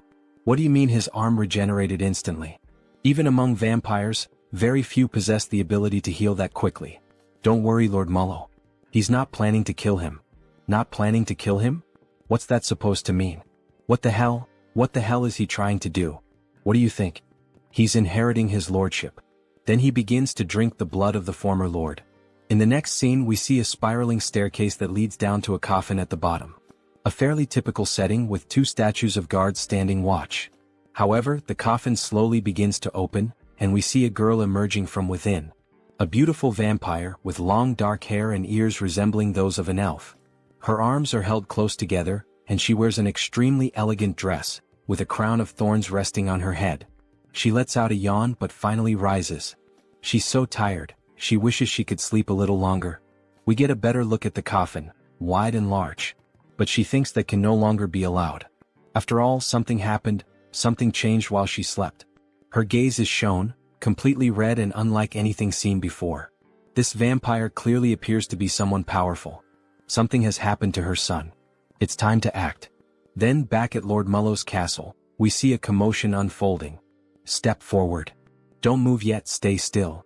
We see him summoning more magical crystals. Raffalashi injection. Both Mullo and Frisia watched the process they had both gone through, but now it was time to do the same for the remaining subordinates. Those who have finished, step back, there's still much work to be done. Next.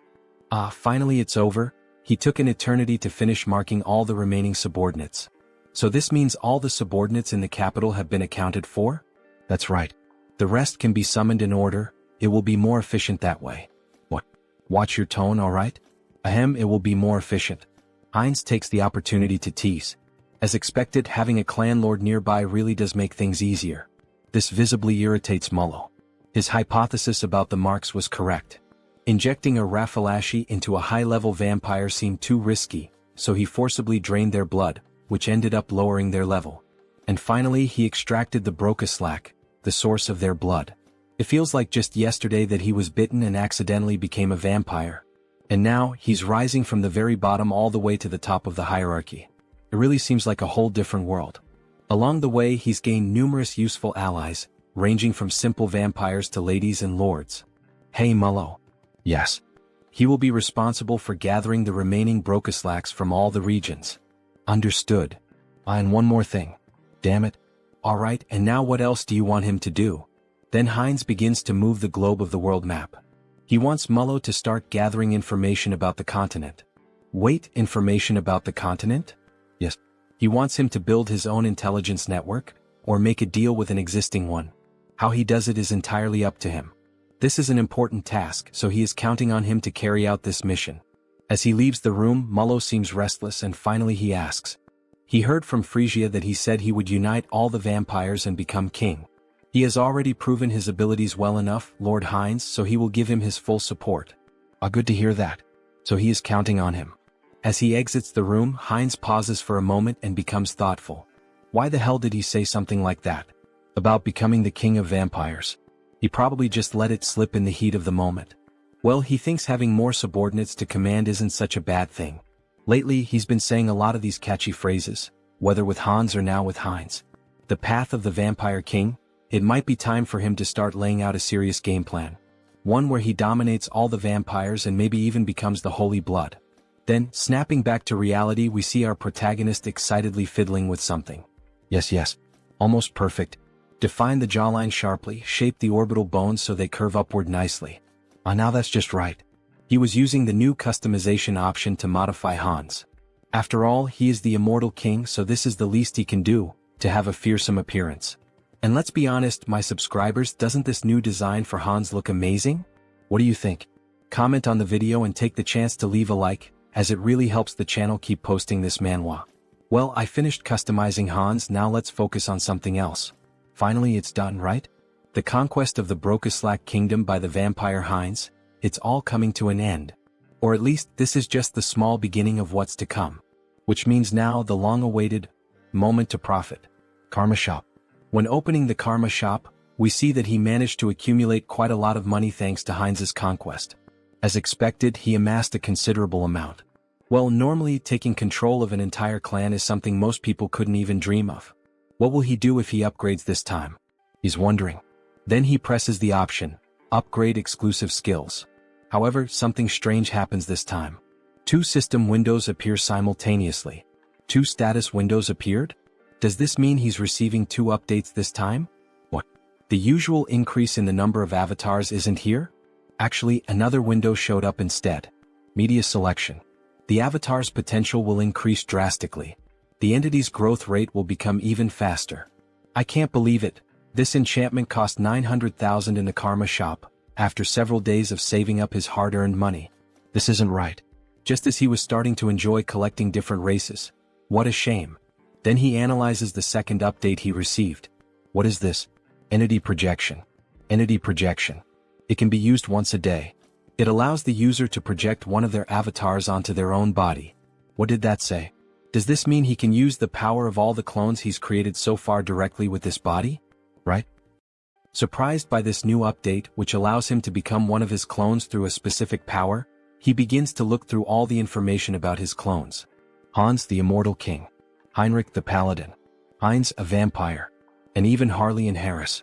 All of them are available for use. Seeing them all together makes him very proud. After all, he built each one from scratch. He completed missions, spent points, changed part of some world, whether for good or for evil. Entity Projection. Can be used once per day.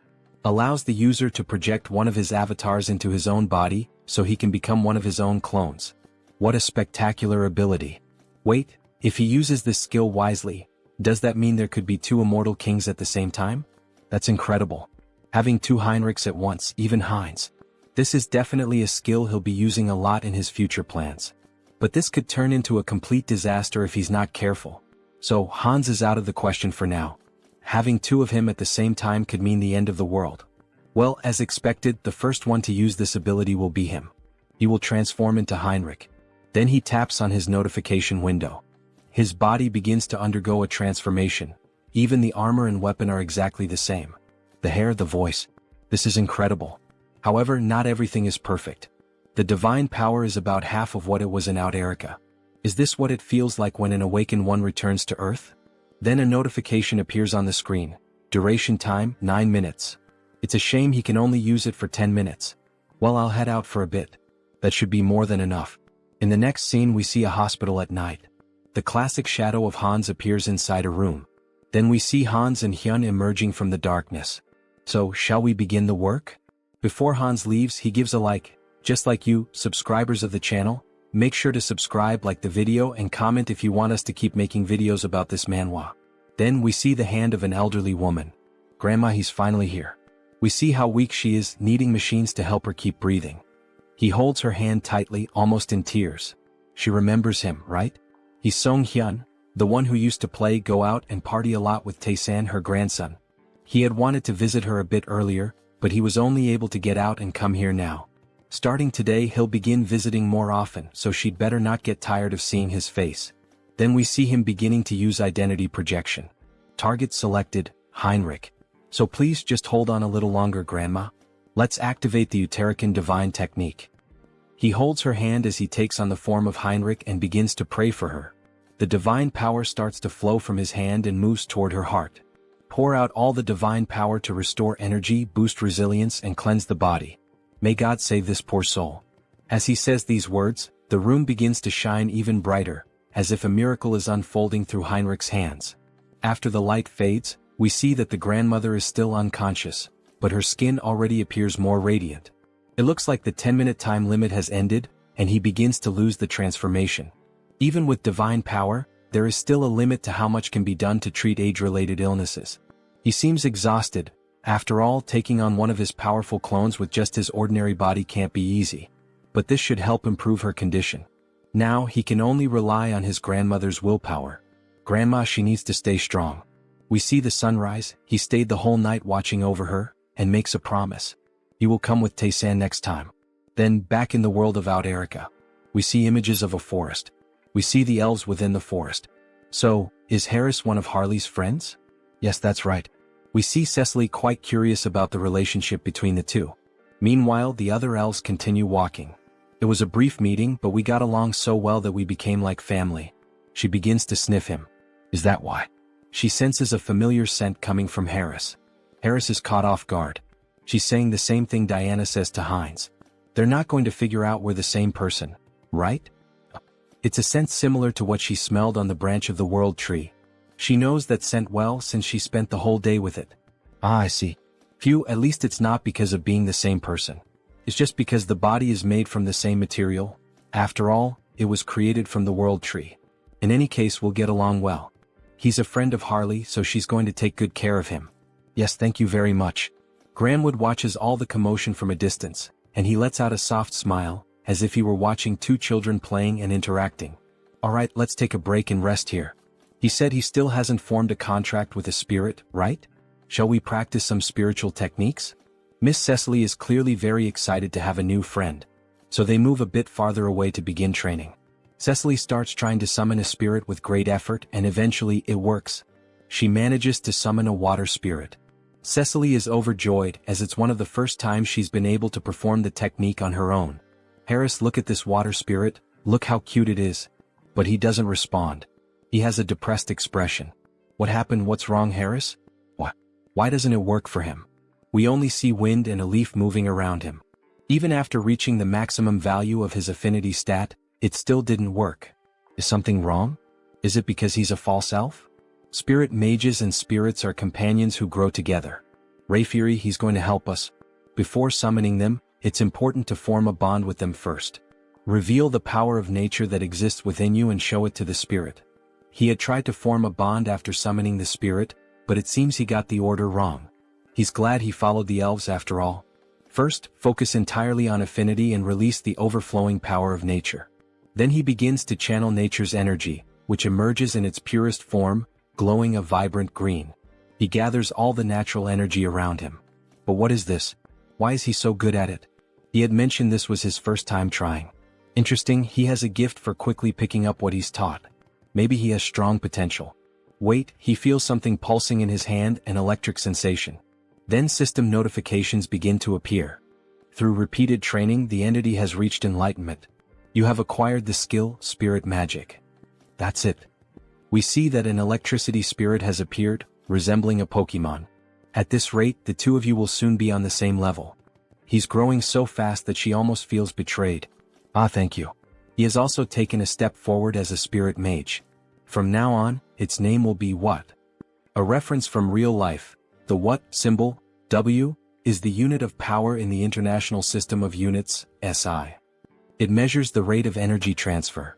Alright, let's take a break here. Then he places his hand on the tree. From this point on, he will open the path. All forests and trees are connected to the mother tree, the world tree. And among us, the high elves who are the closest to nature, are able to travel anywhere there is a forest, opening a path that links them. We see the magic surrounding Rayfury, reflected in the intensity of his eyes. Cecily can definitely do this as well. Seriously, she can do that too? Maybe not right now, but in the future, without a doubt. A path connected to all forests. In other words, it's a vast natural teleportation network, isn't it? This is far more efficient than the portals of the Great Divine Order, which require physical installations. This is the power of the world tree. Alright, we've arrived. Harris is amazed by what he sees. There's no way this place is Real World 3. We see a massive tree with a structure built around it and a bridge leading directly to it. There are several houses and other buildings nearby. It's much larger than I imagined. It's your first time seeing the world tree too, right? But Cecily doesn't respond to him.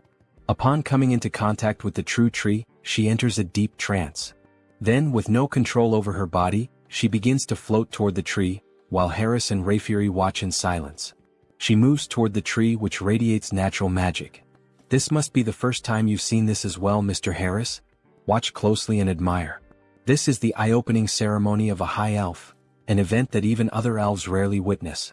Cecily is awakening as a high elf, her new eyes are beginning to appear. The eye-opening ceremony, what a spectacular sight. Everything is being reborn, an overwhelming force of nature converging in one place. Then some elf spirits begin to appear. Wait a moment, what is that? The fruit of the world tree. It is handed directly into her hands by the elves. Then she takes a bite of the golden fruit, which resembles an apple. Cecily is truly becoming a genuine high elf. Wait, this is not the time for him to just stand there admiring. He can't let this kind of pure natural energy go to waste. So he begins to channel and meditate. Absorb as much as possible into your body, make it mine. Then something catches Rayfury's attention. His energy flow, something strange. New system notifications appear. The individual has met the conditions and reached enlightenment. You have acquired the skill, affinity with nature. There it is. Now he can grow stronger simply by absorbing natural energy just like the other elves. Mr. Harris. Sir Rayfury, he wasn't just relaxing or anything. Don't worry about that. Look to your side. Then we see a plant floating nearby him. It seems the world tree is quite interested in you, Mr. Harris. Wait, is that for him? Yes, it's a gift from the tree. Really? Normally, sacred relics like this are only granted during the eye-opening ceremony. It's an extremely rare occurrence. They can even be transformed into weapons or accessories. So you must have received a sacred relic during your own eye-opening ceremony as well, Mr. Rayfury. Could it be? No way, that accessory he gave, is it? He should return it now. I know that's definitely not the case. His sacred relic was transformed into a ring, which he used to propose to his wife. Since then he passed it down to his daughter. Proposing marriage with a sacred relic, huh? Mr. Rayfury is more romantic than expected. Look, the eye-opening ceremony is over. Miss Cecily will probably remain asleep for a while now. It's a period during which the rapidly increased energy stabilizes. Really, what a relief. He's at the age to start thinking about retirement, and now a new high elf has appeared. Of course he's not going to retire immediately since we're short-staffed. No need to worry. No, that's not what he means. Retirement age? What age does that guy have? In the next scene we see the capital of the elf kingdom, Drasha. After the eye-opening ceremony, he ended up staying at the academy thanks to Mr. Rayfury's help, and as it turned out, the environment was very different from what he expected. He thought everyone here would live like true fairies, peacefully like the trees in nature. The imagination of an elf village. But what the heck is this? What? It's an elf from the continent. Harris, you're from the continent, right? Tell us stories about the continent. He is surrounded by female elves eager to learn everything about him and the continent. After all, most elves remain isolated in this land for eternity. She heard that the continent is so wild that it's impossible to live there. Scary. Didn't the humans also kidnap Miss Cecily? The humans from the continent are completely evil, right? They keep bombarding Harris with questions. If he answers wrong, he'll be hated from day one, won't he? Well, yes, it could be dangerous. But he had good companions with him, so... Companions? He was traveling? Yes, during his time as a mercenary he met quite a few people. It's too noisy, she can't concentrate. Hey, could you guys keep it down? We see a beautiful elf with blue hair, one hand on her hip, clearly showing authority. Sorry, Lady Shapiron. We were making a lot of noise, weren't we? Sorry about that. See you next time, Harris. Finally, a little peace and quiet. Thank you. Thank you as well. Then he is interrupted by her. How low class. As she makes a haughty face, bringing some worthless mercenary from who knows where. Why is she so annoyed with him? Right. There's always at least one character like that in a school setting, isn't there? Will I really be able to get along here? Maybe she's the classic tsundere of the Manhwa, Elf Kingdom Royal Capital. And that concludes the report on our interactions with the Great Divine Order. We also disclosed information about the new immortal king to the other races of the enameled continent. An immortal king who can move freely through space, huh? That means this time he might even cross over to our continent. Still, it's truly a relief that Lady Cecily has appeared now. For me and for His Majesty as well, isn't it about time to start thinking about retirement? Indeed. Thanks to her, one of our greatest concerns has been eliminated. Then we see the Majesty of the Elves, a beautiful elf with yellow hair and golden eyes. Her skin is pure white, adorned with flowers in her hair. On second thought, she heard that the person who came with Lady Cecily is also quite remarkable. It's true. He has already caught the attention of the World Tree. His talent is exceptional and his growth rate is incredibly fast. If we provide him with proper education here in the Elf Kingdom, he will undoubtedly achieve great things. Sir Rayfury, you seem exceptionally enthusiastic. Ah, do I really? He is also scheduled to complete his basic training at the Academy for now. Oh my god, the Academy? That means Sir Rayfury's Academy. Let's pray everything is going well with Harris. If he's that kind-hearted guy, I'm sure Mr. Harris will be a great help to you. Then back at the school near the great tree we see Harris feeling sleepy. What a beautiful day, maybe it's thanks to the blessing of the World Tree. The weather is perfect, the air is fresh and the elves sing beautifully. It's pure healing. Maybe he should just give up on everything and keep living as Harris. Hey you. Books suddenly fall from the sky toward Harris, hitting him hard on the head. You really don't have the luxury to just lie around intoxicated by the World Tree, you know? Intoxicated by what? As a former mercenary, she thinks he probably doesn't even know this kind of basic common sense. This place is the closest to the World Tree itself, which is nature itself. Elves with high natural sensitivity are especially prone to becoming intoxicated by this comfort and harmony with nature. They become lazy. So all of this is because Harris has a great affinity with nature.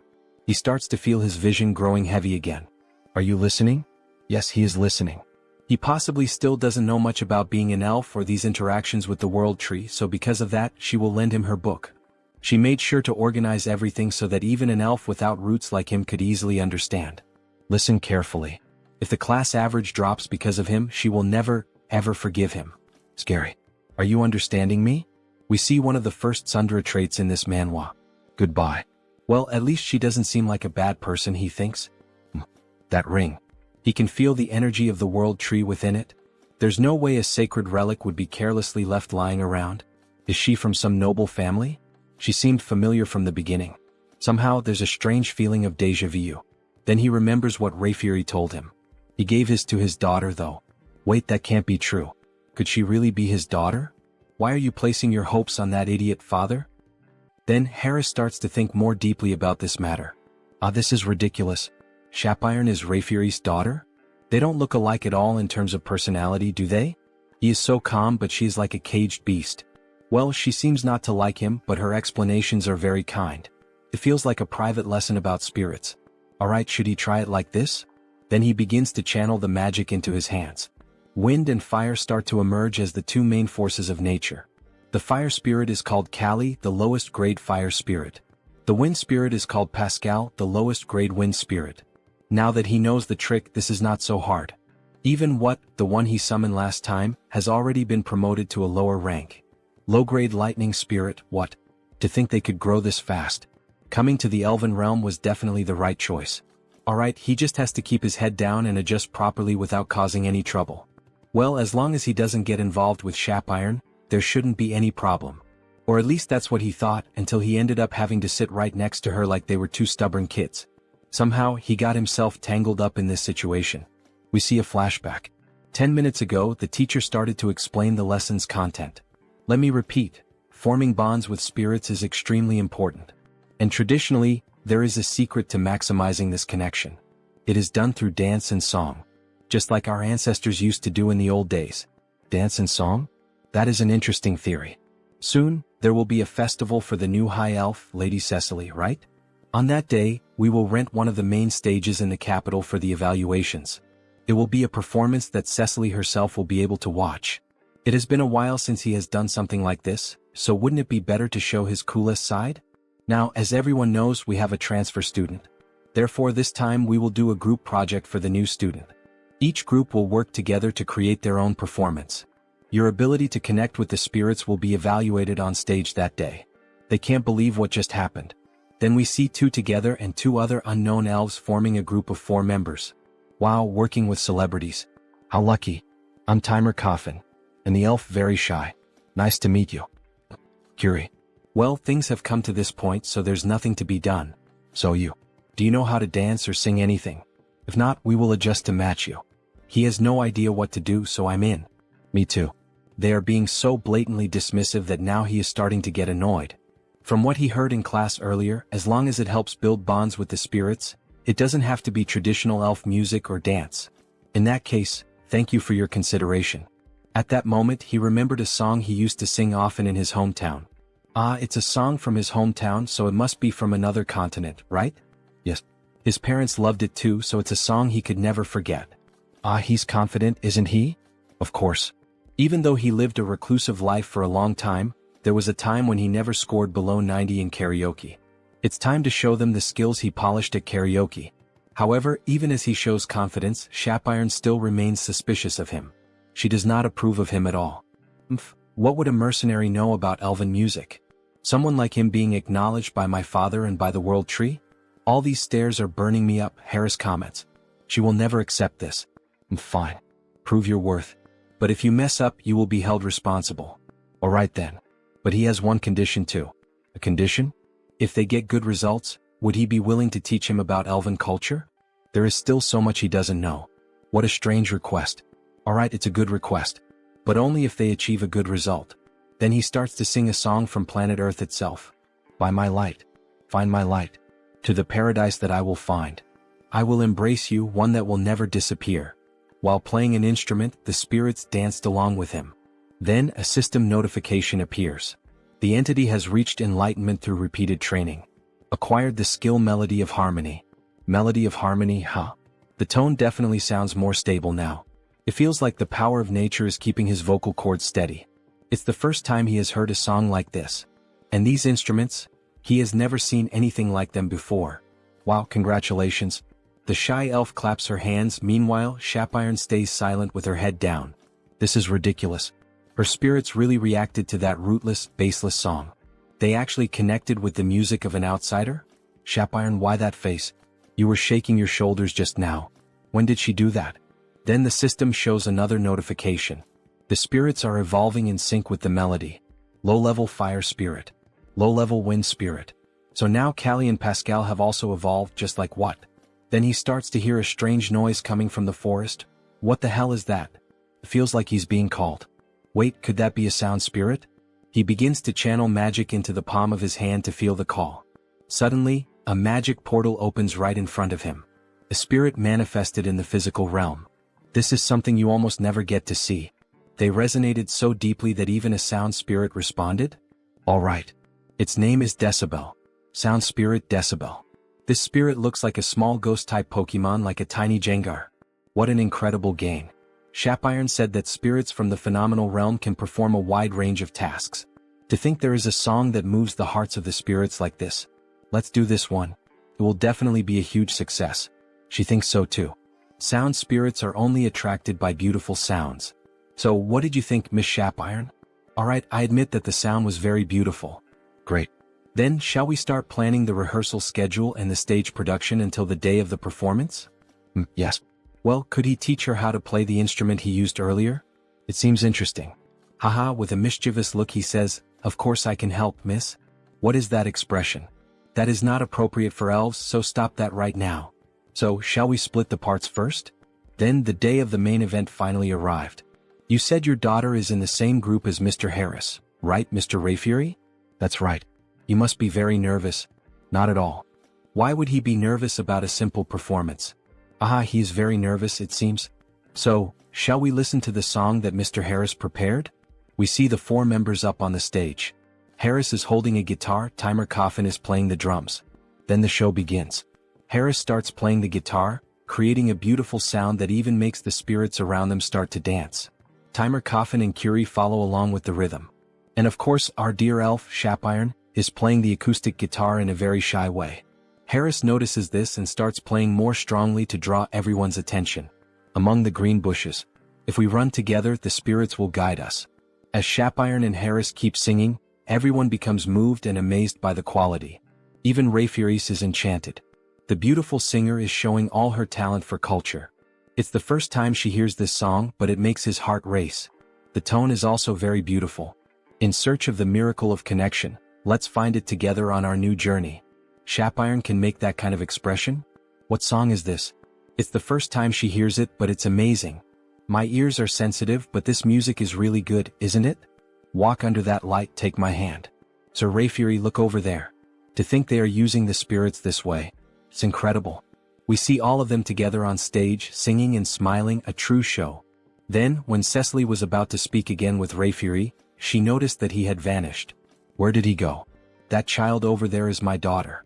She is my daughter. Yes. The woman is confused.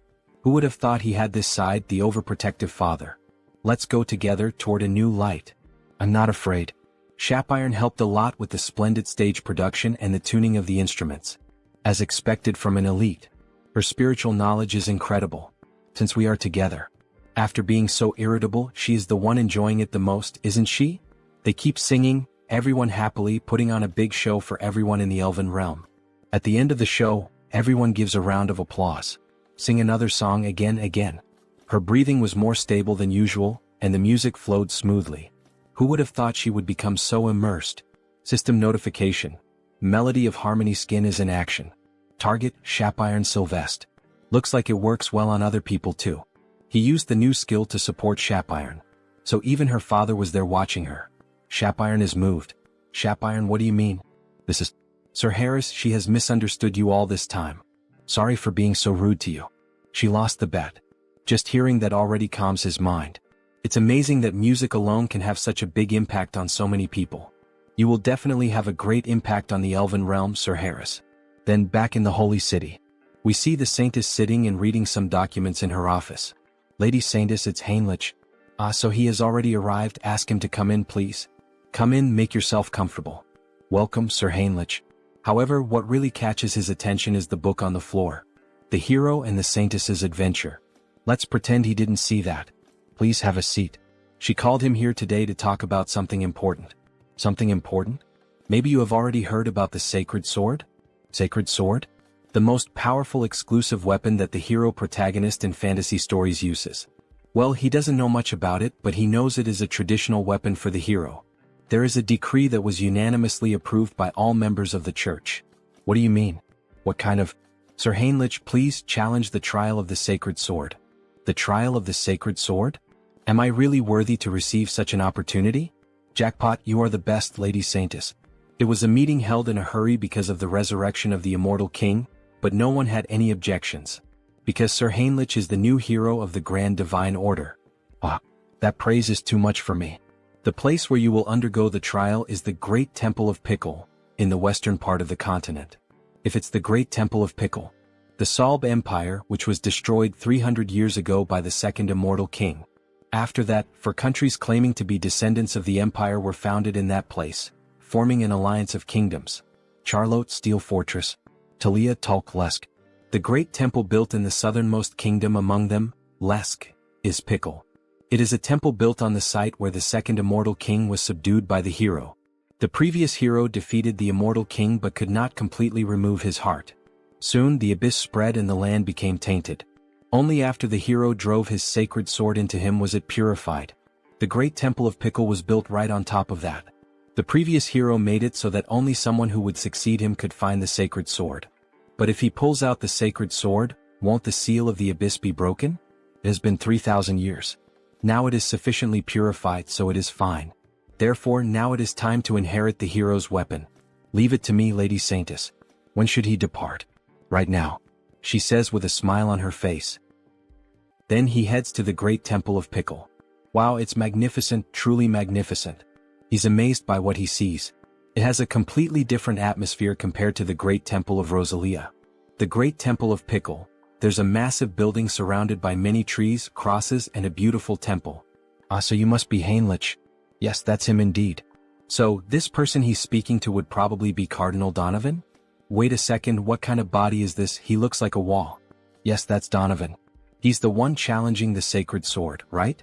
Yes. He knows you're busy, so thank you for meeting him in person. Then we see that this priest is at least 6'7". Besides having a muscular build, his face is covered with scars. No. Aren't you the new hero recommended by the saint? Of course he had to come in person. Just like the rumors said, he's very trustworthy. They say he used to be a paladin and you can tell. His physique, even the strength of his handshake are no joke. If he had known he wouldn't get to see the saint again after his appointment, he would never have accepted the position of cardinal. Donovan, you look like a worm. We see that the saint has admired worms since her childhood. And of course she has a fondness or some kind of special bond with Donovan. Sir Heinrich, he's going to be honest with him. He was genuinely worried that some random brat might try to hit on her. Can he understand the heart of an old man like him? If someone like that shows up, he will personally take responsibility and deal with him. Yes. Alright, but before that, what about the sacred sword? Ah yes, pardon him, he completely forgot about that matter. Then he puts Heinrich back down on the ground as if he were holding a toy. Before that, there is something he needs to tell him. The trial for the sacred sword can only be held once a year. Countless paladins have already challenged it and failed. Does he truly believe he is up to this task? Don't worry. He will face it with the faith that the divine is always watching over him. To think that there's still a young man out there with faith this deep. Indeed, he has everything it takes to be the next hero. O Divine One, you will help him this time too, right? He believes in you. We see the image of the angel, uncertain about what to do with this request. Then they start descending into a sort of labyrinth. Donovan uses the sacred light to guide Heinrich. It's deeper than he thought. Could it be because it was built for sealing purposes? Now that he thinks about it, Sir Heinrich, does he know what the trial consists of? Yes, he heard from the saint. She said the trial changes for each challenger. That's right. Some finish in just a few hours, others take weeks. Since each trial is different, there is no advice he can give him.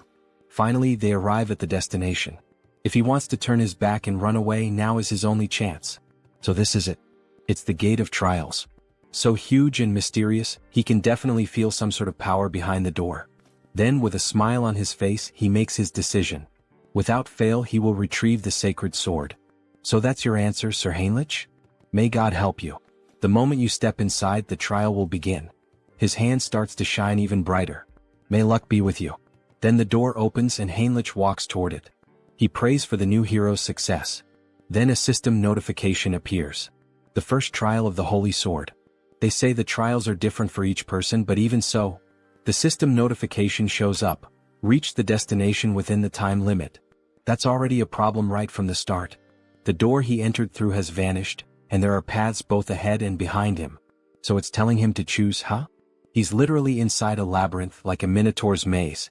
So he does some light stretches before starting. Alright for now. Blessing, leap. It's a battle of speed. He starts moving at the speed of light. Leap, leap. He rushes forward through walls, secret passages, and doors inside the maze. However, he notices something odd. Something feels strange. At this pace, he must have already leaped over several cities, but he still can't see the end. The goal of the trial is also vague. Reach the destination within the time limit. But exactly where is he supposed to reach? Could there be another solution for this? Then he has a flashback of the saint. They say the trial of the Holy Sword is different for everyone. She believes this truly reflects the will of the divine. Really? It's written in the scriptures, you know? The divine is always watching over us and gives us trials that we are capable of overcoming on our own. Trials that we can overcome on our own. Right? This is a trial given by the divine. It's not just about reaching the end within the time limit. It's a trial that truly pushes him to his limits. In that case, leaping is not efficient. The fastest way to drain his energy and reach his limit is, he thinks he'll try bunny hopping. It's like he was recruited into the military or something like that. And then, after some time, a system notification appears. Having cleared the first trial, proceed to the next. Even so, even after that, Heinrich took exactly 40 days to finally find the door. That's insane. Heinrich is lying on the ground as if he were dead. He pushed himself beyond the limit of his own limits. 40 days? Don't you think that's a bit too much? He realized it about halfway through, but there's a time dilation here compared to the outside world. In Out Erica, it's 10 to 1, and on Earth, it's 100 to 1. He only knew this because his avatars let him track the difference, but he's going to abandon the trial. For the paladins who had no way to sense the flow of time, this must have been one of the hardest ordeals. From the halfway point on, it also started testing his mental strength. Various phrases began to pop up in his mind. Give up, you won't make it, weak. Just quit, you're not worthy. If it weren't for Mind Hub, even he might have lost his sanity. Alright then, he thinks he'll move on to the next stage. So the moment he touches the doorknob, a golden light begins to emerge from his hand. Everything has been restored. He's perfectly recovered from everything. Maybe it's because he pushed himself past his limit and then recovered, but he can feel it, he's tougher than before. Wait a second, if there's a 10 times time difference from the outside world, that means it's basically a training bonus event with 10 times more time, isn't it? Hell yeah. It's basically the Dragon Ball Z training room. He's going to do 10 more days of bunny hops before moving on. Then the scene cuts and we see blood and someone screaming. Hey, is that ready? Almost finished. We see two men of unknown identities talking while they kill a man over a circle of black magic. Very soon, this continent will be swallowed by darkness and will walk its own path toward ruin. Now that the immortal king has been resurrected, just a little push is enough. The rest he will handle on his own. The abyss. If the abyss opens again on this land, we can finally bring this world to its knees. All of this is for the oath that defies the heavens. We see the two of them casting a spell together, and a hand made of shadows emerges. Back to Heinrich. He moves forward toward the location of the second trial. Entering the site of the second test, he begins to look around and is taken aback. Is this a chapel? If the trial is taking place inside a chapel, then the second trial of the Holy Sword, pray to the deity. Pray? Well, if that's what the system says, he just has to follow it. So he begins to kneel down in a prayer position.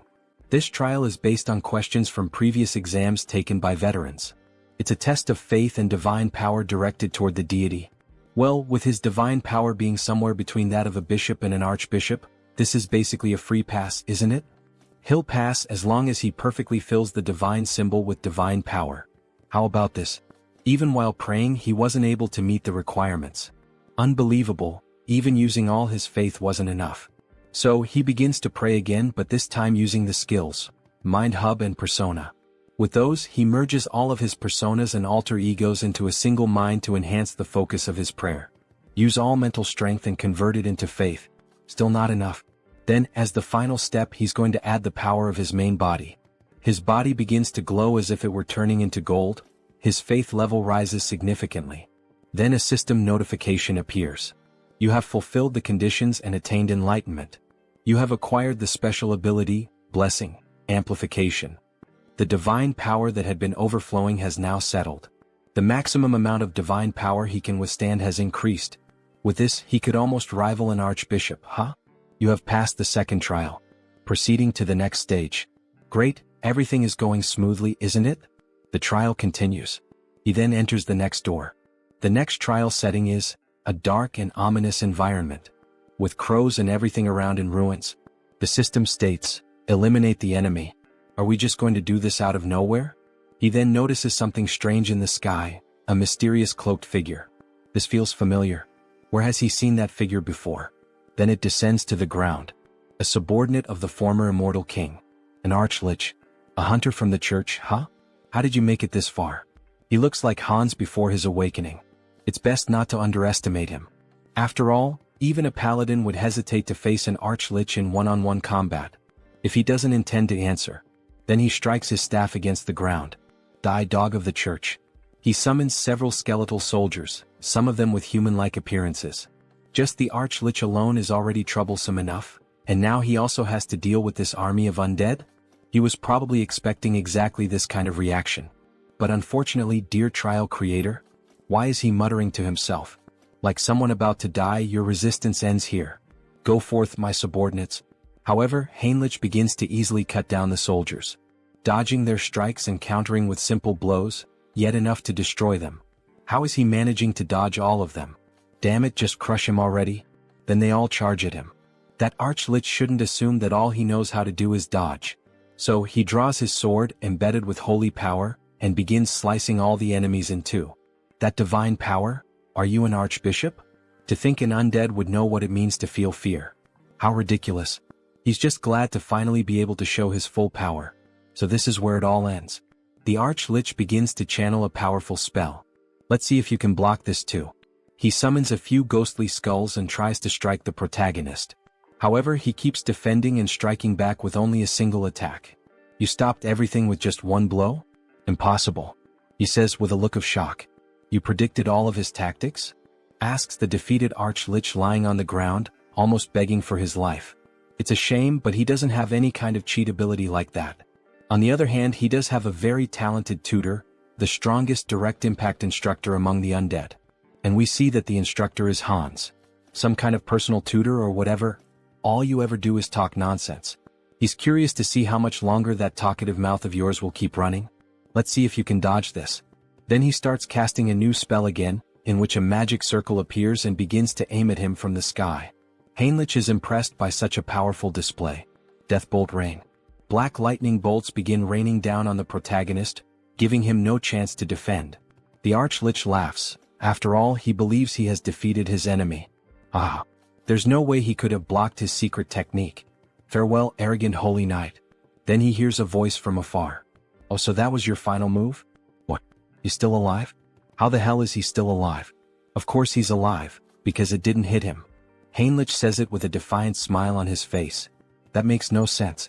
How could a mere holy knight block his ability? It's impossible. This is completely impossible. Then he unleashes his secret technique once again, and we clearly see that Heinrich has no difficulty moving and dodging all the black lightning bolts. In fact, he's even laughing while dodging. Yeah, it probably doesn't make any sense to him, logically speaking. Even if there's a type advantage, it's still incredibly difficult for one person to completely block that kind of bombardment. But with Hansa's knowledge now being his, he can see every single weakness in the dark magic. So he quickly closes the distance to the enemy and declares that this is the end. With a swift and clean slash, using all the holy energy he can muster, he cuts the Archlich in half, purifying even the ground beneath the strike. However, even though he appears to be dead, the Archlich continues speaking. Ah, not bad, holy warrior of the Orda. But he will never be able to kill the Archlich. As long as he doesn't manage to destroy the core, he'll keep regenerating, again and again. We see a trail of dark magic floating around, moving toward a secret passage in the ground. Fufu. The Order really has created an impressive holy knight. But soon he'll taste true hell once he's resurrected. We see a purple egg. Inside it, as if there were a black hole, a star-filled void. He'll make sure you pay for this humiliation. The Order will. Got you. Heinrich appears suddenly. Spreading dark magic around like that, how could he not notice? He arrived first and had been waiting. Wait. Very well then, goodbye. He swiftly slices the egg into pieces, and a system notification appears. Third trial cleared. Proceed through the gate to the place where the holy sword lies. Then he sees the new door in front of him. As expected, defeating monsters and receiving rewards really is the proper way to do things. Alright then, he should head inside. We see the new location he's been teleported to. Several statues stand around with a sword embedded in the ground, surrounded by 7 tombstones. Heinrich is struck by the sight. So this is the famous holy sword. A beautiful weapon with golden inscriptions running from the hilt to the blade. The spot where the sword is embedded is the abyss created by the immortal king. Remove the holy sword and be recognized as its master. Alright, let's do this. As he begins to pull the sword, all the sacred energy in the area starts to become distorted. Something is endlessly pouring out. Are these the battle records of the previous heroes? The techniques for wielding the holy sword, the tricks for manipulating energy, even methods for dealing with special monsters. This is the accumulated knowledge of all the past wielders of the holy sword. Everything begins to flood into his mind, as if he were inheriting all the wisdom of his predecessors. Even so, their emotions are also flooding into his thoughts, so it's best to stop here. He activates the Mind Hub skill. Other holy knights might succumb, but not him. This is already enough, so he begins to apply more force to pull the sword. Come out quietly. Partner. You have achieved the condition and gained enlightenment. Great. Acquired special skill, blessing, holy sword. A stigmata on his palm? In the shape of a cross. Then the sword begins to shine intensely and vanishes. So he can use it like a subspace, huh? That'll be useful for drawing the holy sword. You have achieved the condition and gained enlightenment. Skill, Paladin's combat techniques, and comprehensive weapon arts, have merged and evolved into special skill, Logia's holy warfare. Then he summons the sword from the subspace and begins to train. This is incredible. To think he has acquired the perfected battle technique of the holy sword's past wielders. With just enlightenment, his power grows stronger and his movements become sharper. Finally, as he gazes at his reflection in the blade, we have reclaimed the holy sword, my lady. Then the scene shifts. A mountainous region on the western continent of Ion, between the kingdom of Talia and Lesk. We see an abandoned house in the middle of the forest. Inside it, there are scrolls and skulls. Dark mage of the mountains, what is your name? We see Hans with his new appearance. His name is Victor Nolan, sir. He is kneeling, trembling with fear. Victor, this is Hannibal Strauss. He does know who that is, doesn't he? Yes, of course he would know, sir, immortal king. He will follow every command given, so please spare his life.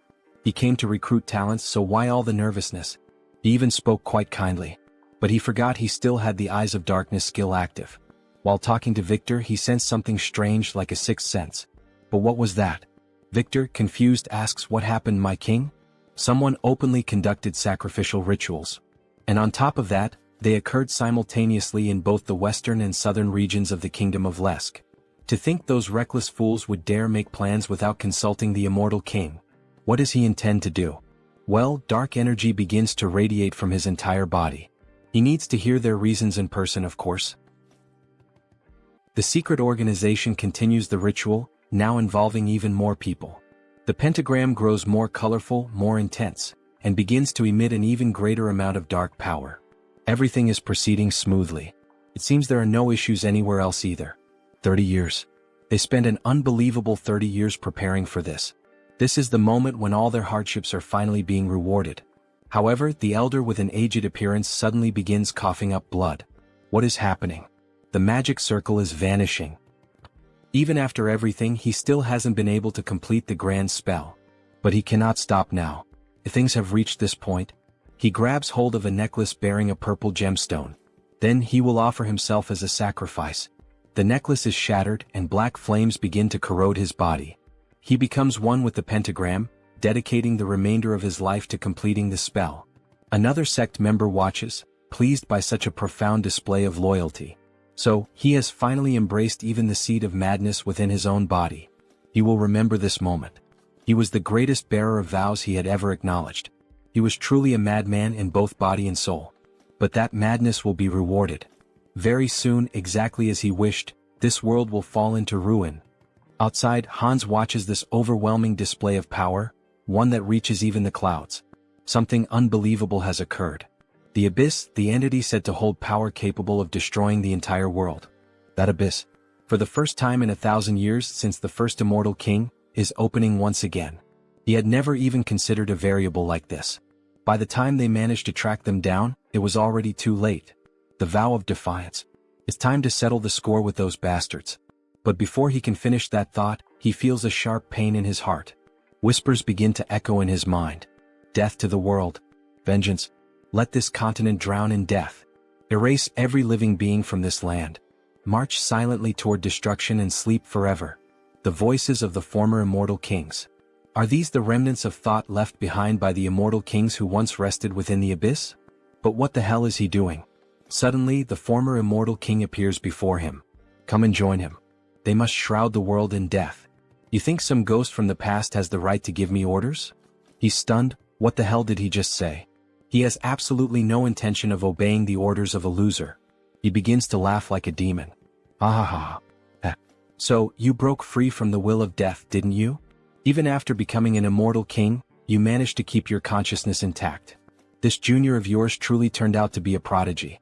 That makes their blood boil with rage and envy. We are still chained by death. Chained, he says? Now he thinks he understands. That impurity he'd been feeling in his heart all this time, was it the lingering thoughts of them? We are bound by resentment, forever unable to break free. We too seek liberation, O new immortal king. Liberation. Liberation from these emotions. These guys are getting way too noisy. Wait a second, emotions? So, in the end, he's still shackled by the emotion of death. Why don't you all just shut up already? He'll grant their wish. And erase every last one of them. If he truly grants them an eternal death, then he will give them a gift.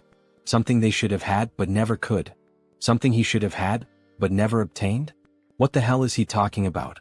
Well, in any case, he'll find out for himself soon enough. Activating skill, persona. Persona allows one to control specific emotions, targeting the lingering thoughts embedded in the heart, and expelling them from the body. He's coming apart. He's being erased. At last, eternal death is approaching. Farewell, you pathetic old fools. He finally manages to erase every trace of the former immortal kings. And because of that, black words begin to fly toward him. He starts absorbing those words through his hand, gaining even more knowledge. He admits it, this really could be considered a gift. Who would have thought he had left traces of the immortal king's legacy scattered everywhere? The first immortal king laid waste to half a continent, and the second brought down an entire empire. That's a feat that, no matter how powerful one might be, could never be achieved alone. Naturally, there were followers who served him. An undying army that marched at the forefront, carrying out the will of the immortal king. Most were wiped out by the order, but many managed to escape thanks to the discretion of their commanders. And the method many of them chose was to seal themselves at the edge of the abyss. And now, it seems the first of those legacies has begun to crawl back out. Back to Heinrich. He had just obtained the holy sword, and the moment he was leaving, he felt a strange energy. The ground began to crack. The abyss was opening once again. Royal Guard of the Immortal King. Dwell McCain, Archlich, the very same enemy he had just faced, emerged from the abyss. Those filthy bastards from the Order. He can't let it end like this. Not now that he's returned to the world of the living. And when he looks up, he sees the same knight who had recently defeated him. We've met before, haven't we? That stinks. Sorry, it's just, he only just returned to the world of the living. Talk about bad luck, coming back to life at a time like this. So he kills the Archlich again, who ends up dropping the same stone that had appeared in the other world. So the source was trapped between the holy sword and the abyss, huh? Normally he'd be destroying that source right about now, but he'll be merciful and hand it over to Hans. Make sure to serve him well as your new master. After all, he's a very good boy. Then Hans finally arrives at the location where the explosion occurred. However, he doesn't find anyone there. The ones known as the Vow of Defiance have already fled, huh? This must be the source of the abyss that shot up into the sky. He's sure of it, since the energy is definitely most concentrated right here. To open an abyss so immense that it could pierce the sky. But as he looks down at the ground, he notices a fragment of a strange object lying there. Upon inspecting it more closely, it turns out to be nothing more than a piece of metal. Did those bastards drop this? The energy is unstable, so he can't track where it came from, but he'll keep it for now. The flow of leaked energy from the abyss continues to increase. The madness seeping from the abyss is resonating. Even though it's an unstable gate, that alone will already have a huge impact on the continent. He activates the skill, Eye of Darkness. Well, so this is the origin of the dark magic contained within the heart of the Immortal King. If he does this properly, he might be able to control it. He then begins to gather and concentrate all the abyssal energy into his hand, just like when he absorbed the ancient knowledge of the Immortal Kings. He's going to focus all his power into a single point, and absorb it. He merges with all the energy present at the location. He can feel it. The abyssal energy clinging to his heart and bones. It feels like his power has been greatly amplified. Those bastards from the Vow of Defiance have done him quite a favor. Should he add them to the list of villains? As he was thinking about it, a presence startled him. Something began to emerge from the floor of the abyss. Wait, could that be? A dragon made of bone begins to burst through and tear apart the ground. Yes, is that the bone dragon in Trejo? He bursts out of the ground in grand fashion, breathing fire from his mouth. Or at least, something like fire seems to be leaking out of it. Excellent.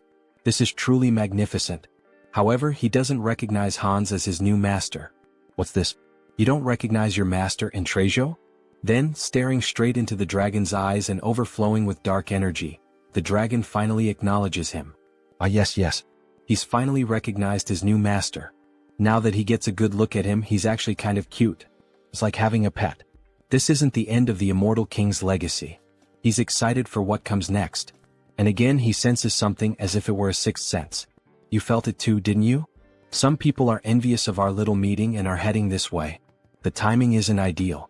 He still hasn't learned enough about the abyss. Running into the Great Divine Order under these conditions is a bit... No, even in real life when you buy a new car you call a friend and go out for a test drive. The abyss that was opened after 1,000 years, and the appearance of the bone dragon. This is a chance to gather a massive amount of karma. He endured so many hardships in such a confined place. Then the dragon begins to flap its wings. Now fly as much as you want. Show them what kind of being you truly are, Hans shouts. Meanwhile, the paladins approach on horseback. Let's hurry. The energy of evil still lingers in the abyss. Yes. Even though we are an elite force, we departed too quickly, so our numbers are few. If the enemy is capable of releasing this kind of energy, we may need to prepare ourselves. The sky has darkened. Could it be because of the abyss? However, one of the paladins watches the sky closely. No, that's not it. Everyone prepare for battle. It's the bone dragon. Look above it. It's the Immortal King. What brings the henchmen of the Order all the way here? Immortal King. We came upon hearing that the abyss had been opened. I see. And what do you intend to do about it? Are you serious, even after the disaster that unfolded across the continent just to open the abyss? Tens of thousands were sacrificed in a ritual. Tens of thousands. He knew rituals were happening all over the continent. Those bastards from the Vow of Defiance are even more insane than he thought. And that's not all. The damage the continent will suffer due to the Abyss's influence is beyond imagination. Of course, all of this is your fault. No, it wasn't. He's curious about that too. But he must play his role as the villain here. That's a question not even worth answering. Who else but him could accomplish something like this? As expected. He will bring judgment upon you this very moment. Don't get carried away, dogs of the Order. Today he intends only to give you a warning. A warning? What nonsense. Let's shut that mouth of yours. Everyone stand down. Archbishop Latius. What do you mean by this? None of you have noticed? He's maintaining a constant distance in the sky. The immortal king wouldn't simply want to have a peaceful conversation with us. This is clearly a trap meant to kill us. Wait, what the hell is this lunatic talking about? What kind of warning could the master of the abyss be giving us? The holy knight Heinrich Landgard, the one who pierced his heart. This is a warning for him. What? A warning? What does that mean? What kind of warning does the immortal king want to give? Perhaps it's because of their faith in Heinrich that the heavens are lending me their aid. It's so easy to get into character. This is his victory. A warning for Sir Heinrich? Yes. I, Hannibal Strauss, acknowledge his power. Next time we meet, he will take your life and make you his subordinate. You dare to defile the hero of the gods like that. This is intolerable. For the climax, he needs to emphasize Heinrich's name. And his own name as well, Hannibal Strauss. Perhaps he should wrap things up for now. Enough of this commotion. All of you have your roles to play too. Intrasio, show them your strength. Prepare your defenses. All the paladins begin to pray and invoke divine power. Faith will overcome all evil. Bone Dragon's unique skill, Breath of Death. He releases a black beam toward the paladins. Latius steps forward, trying to absorb as much of the damage as possible. Endure it, Knights of the Gods. Sir Latius, any more than this and... Suddenly the black beam is halted. We managed to stop it. We're alive. We survived. Don't lower your guard. Immediately return to battle formation.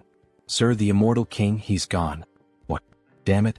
Did he really think that the elite of our great divine order would be defeated by a single breath? He clearly underestimated us. Immortal king. What exactly is he plotting? What kind of wicked plan does he have in mind? Intrasio, your smoke was masterfully done. How did you manage to create such a flawless breath? Thanks to that, we've earned a notorious reputation while still preserving innocent lives. The appearance of the immortal king who opened the abyss, and the dragon that protects him. Once again, this theatrical performance was a great success. However, another surge of dark energy appears. Still, it seems yet another legacy has awakened. Another abyss opens with black energy beams shooting into the sky. Skeletal hands rise from the ground. And an army of undead begins to emerge. He can feel the aura of his companions spread all across the continent. All troops advance. Knight Dullahan. Viscounty of the Kingdom of Charlotte. What the hell are those things? The abyss has opened here too. Everyone run. Damn it, he was wrong. We're surrounded. Surrounded? Undead would never have that level of intelligence. That can't be. Then they hear a scream. An undead of a different level appears and a soldier runs for his life. The undead are moving as one. Save me. Then he is sliced in half by the undead. We need to inform the Viscount. The Death Knight has resurrected in our kingdom. Meanwhile, in the new kingdom of the vampires, what is the current situation? The entire continent of Out Erica is in emergency mode. It's said that the abyss is opening all over the continent, summoning undead armies. And what about our clan's base, the kingdom of Talia? Fortunately, Talia and the surrounding nations haven't suffered any significant damage. That's probably because all the undead appearing nearby are being dealt with by Hans. But, is there something troubling you, sir? Any reports about the madness coming from the abyss and its effects? Aside from the undead, no one knows exactly what this madness is. It's still uncertain, but there's a growing number of disputes breaking out over trivial matters, possibly due to the influence of the madness. Isn't that a bit of an exaggerated assumption? Maybe everyone's just on edge. That's probably not the case. How can you be so sure? It's not just humans, even monster activity is being reported as unusual. Even the monsters are becoming more violent, which means that the madness is affecting all living beings on the continent. Humans are being killed more frequently. Even the monsters are killing each other. Everything is getting worse. From now on, gathering information about the madness will be our top priority. Understood, Lord Hines. He seems to be truly concerned. Hans is busy trying to regroup the immortal king's dormant army. And he also can't leave his post. At this moment, the place with the most information is the one and only Grand Divine Order. In the end, Heinrich has to take action. Then Heinrich finally reveals his beautiful, large, and thick sword to our saint. Jokes aside. She is impressed by Heinrich's holy sword. He offers it just like in the Princess and Prince tales the saint used to read. Sir Heinrich, she knew you would succeed. He is happy to live up to your trust, saint. But he has heard that a lot happened while he was away. They say something strange came out of the abyss. That's right. What emerged from the abyss this time is madness. It seems unstable, but that makes it even more dangerous since we still don't know exactly what it is. So, should he investigate it himself? It's the perfect opportunity to put the Grand Divine Order's information network to good use. He has just gone through a trial, he should rest a little. Now that he has received the blessing of the Holy Sword, he wants to fulfill his duty. Heinrich's eyes shine brightly, showing complete confidence, and he would be able to gather information about the madness. The saint thinks for a moment and ends up giving in to his request. He really can't be stopped, can he? In that case, she will leave it in his hands. Please uncover the truth behind this madness, Sir Heinrich. Yes, saint, he will. Before that, there is a ritual you must perform now that he has obtained the holy sword. Then he is taken to a place of consecration, where the saint, priests, and a few guards are present. Clearly, a gathering that few people can know about. O sword of the divine, reveal your true form. Heinrich receives the saint's honor and raises the sword to the sky, which begins to shine. This is the holy sword. As expected, it is overwhelming. How much divine energy is concentrated in this single blade? The saint takes a necklace and brings it directly to him. He who has proven his worth in all things. Heinrich Landguard, she hereby names him a high paladin of the great divine order. Yes, I accept, my saint. The necklace, bearing the symbol of a star and a sun, begins to emit a brilliant light. The burst almost blinds him. By merely pausing his mental core for a second, the pure divine power nearly explodes his mind. What kind of absurd strength is this? His body is being reconstructed. But what the hell is happening? Then little by little, his hair begins to change color until it becomes completely white, with a golden aura surrounding him. Scion Paladin. No way, this is a great blessing. Whoa, the grace of the divine is upon him.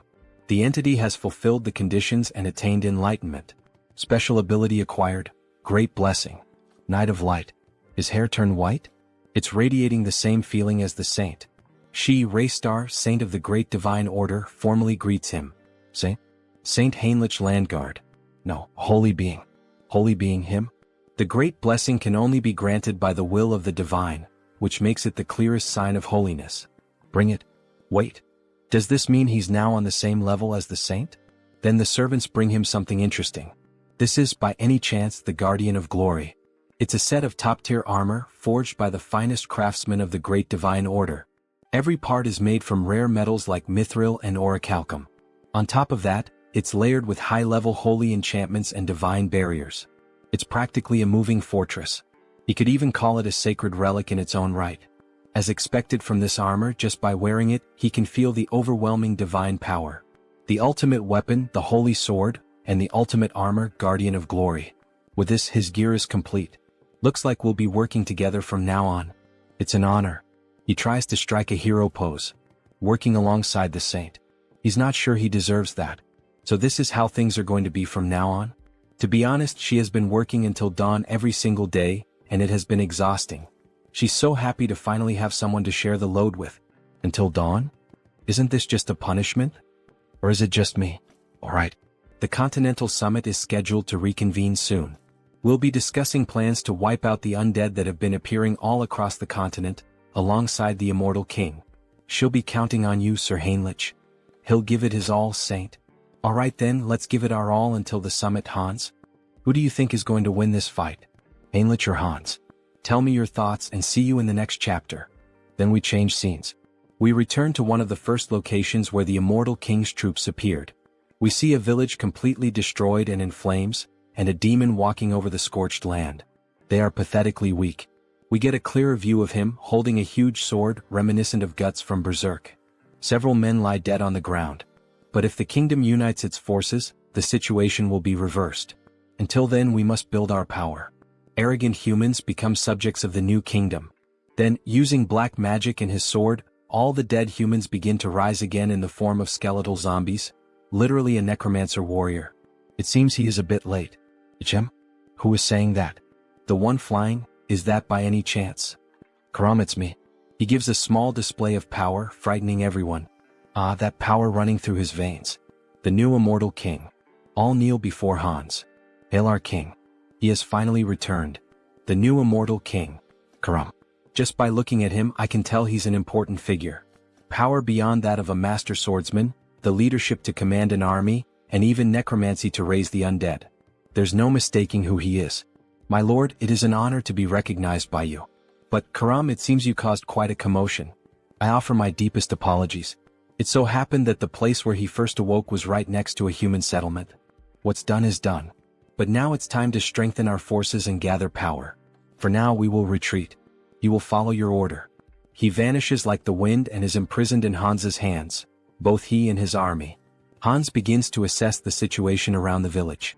The damage is quite severe. This entire area was completely devastated. He cannot leave it like this. And soon we will be eliminated one by one.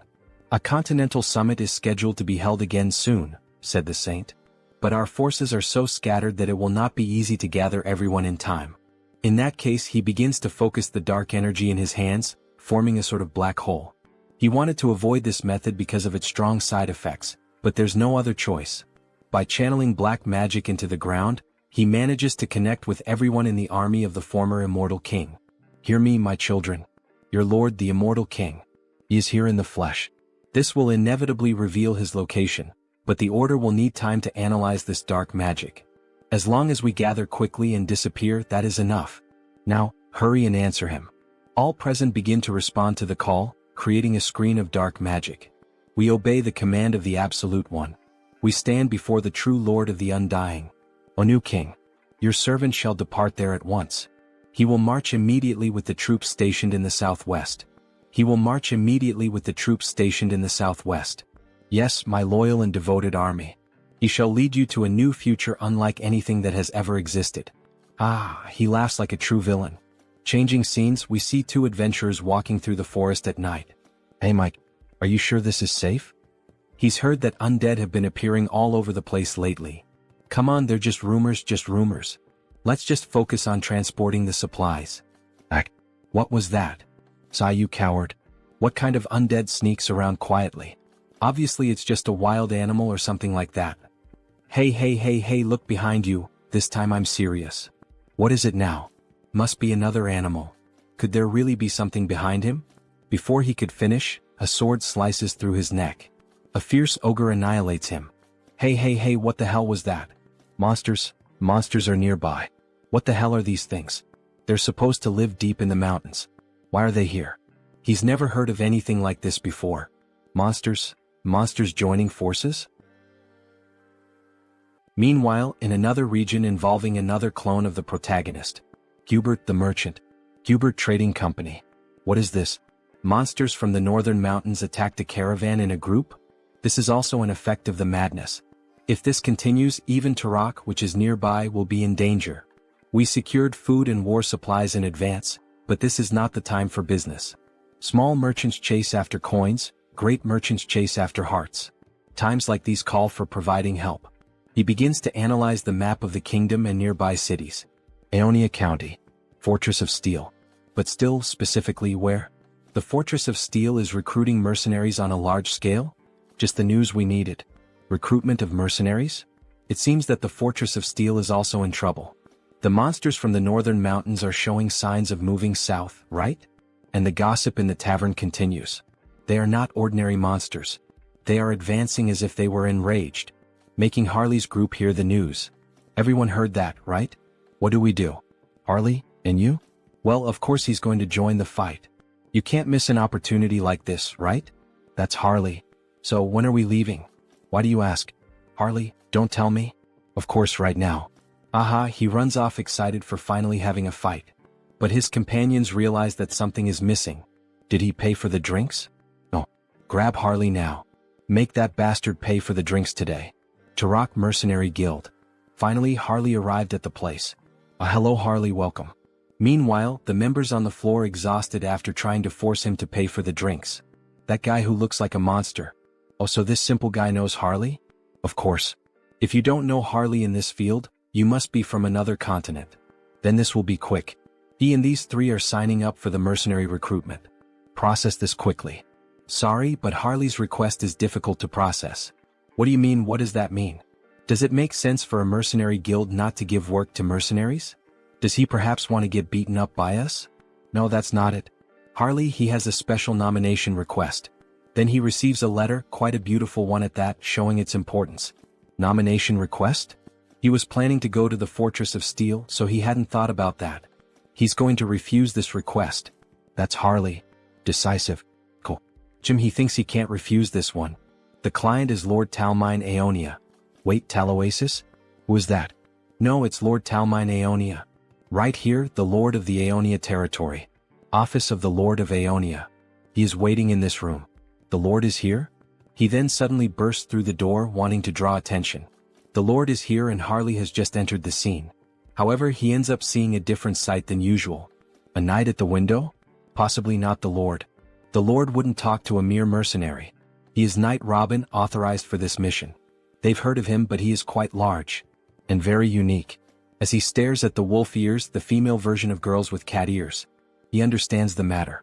So, what does a knight want with a mere mercenary? There is only one reason we have nominated you. We need someone to lead the attack on the Northern Mountains. Northern Mountains? Isn't that the place overrun by monsters now? The mission is to rescue a VIP. The target's name is Jaonic Steelstone. He is a blacksmith from our territory and his race is dwarf. We have images of him in some mine, mining some kind of bluish crystal. Switching scenes, we see a hospital in Seoul. We should go now, Grandma. Ah, she's fine, so don't worry, go ahead. He is happy that she is feeling better. Right? The doctors were also surprised. It seems she may be discharged soon. But there is something strange. Strange. According to the doctor, it is as if a high-ranking priest had poured divine power for days. Where would someone humble like him have such incredible connections? It was him, a pity he can't reveal that information, at least not now. Grandma must have overcome this on her own. She is strong. Right?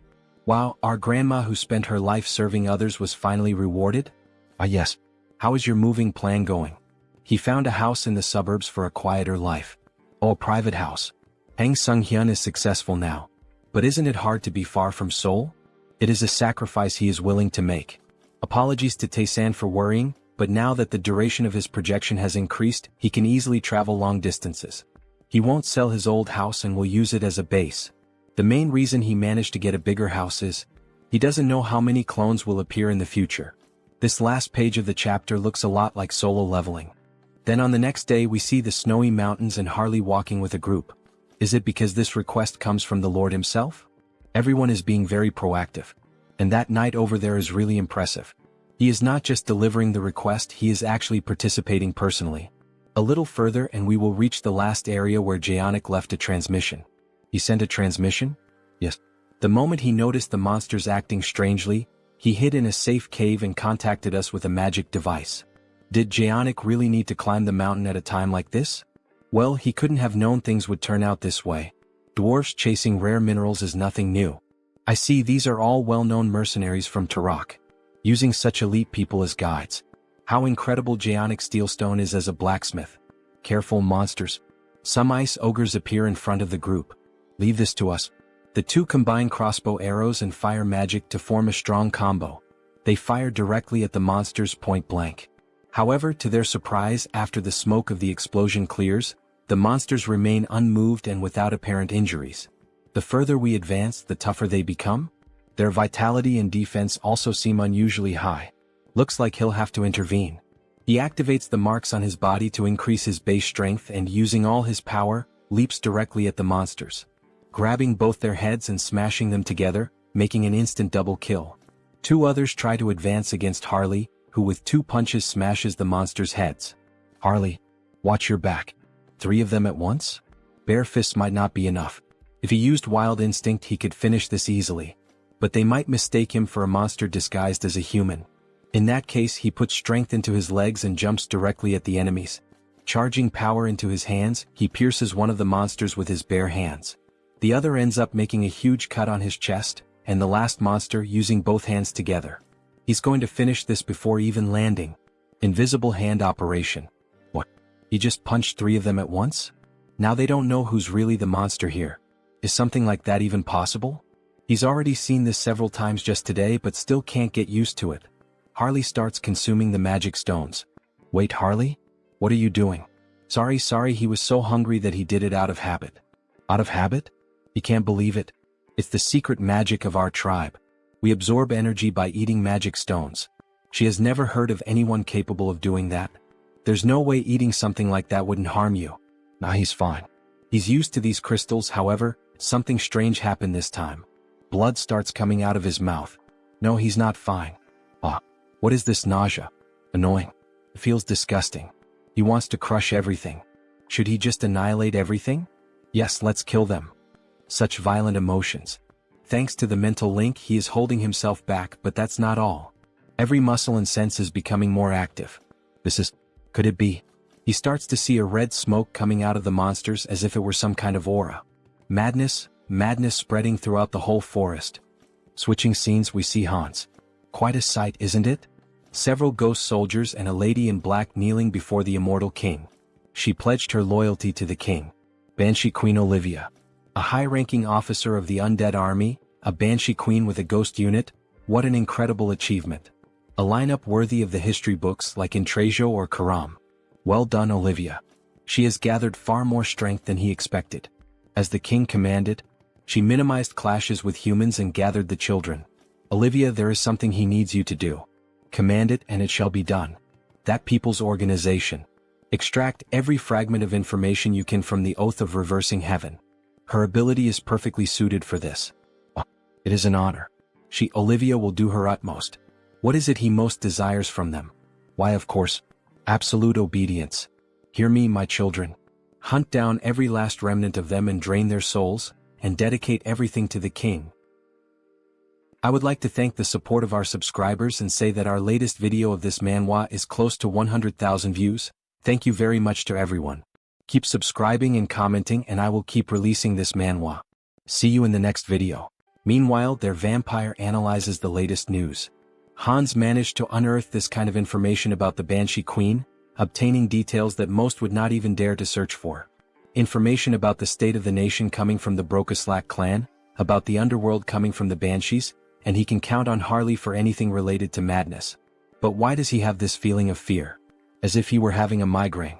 Suddenly his subordinate enters the office. Lord Hines. What happened?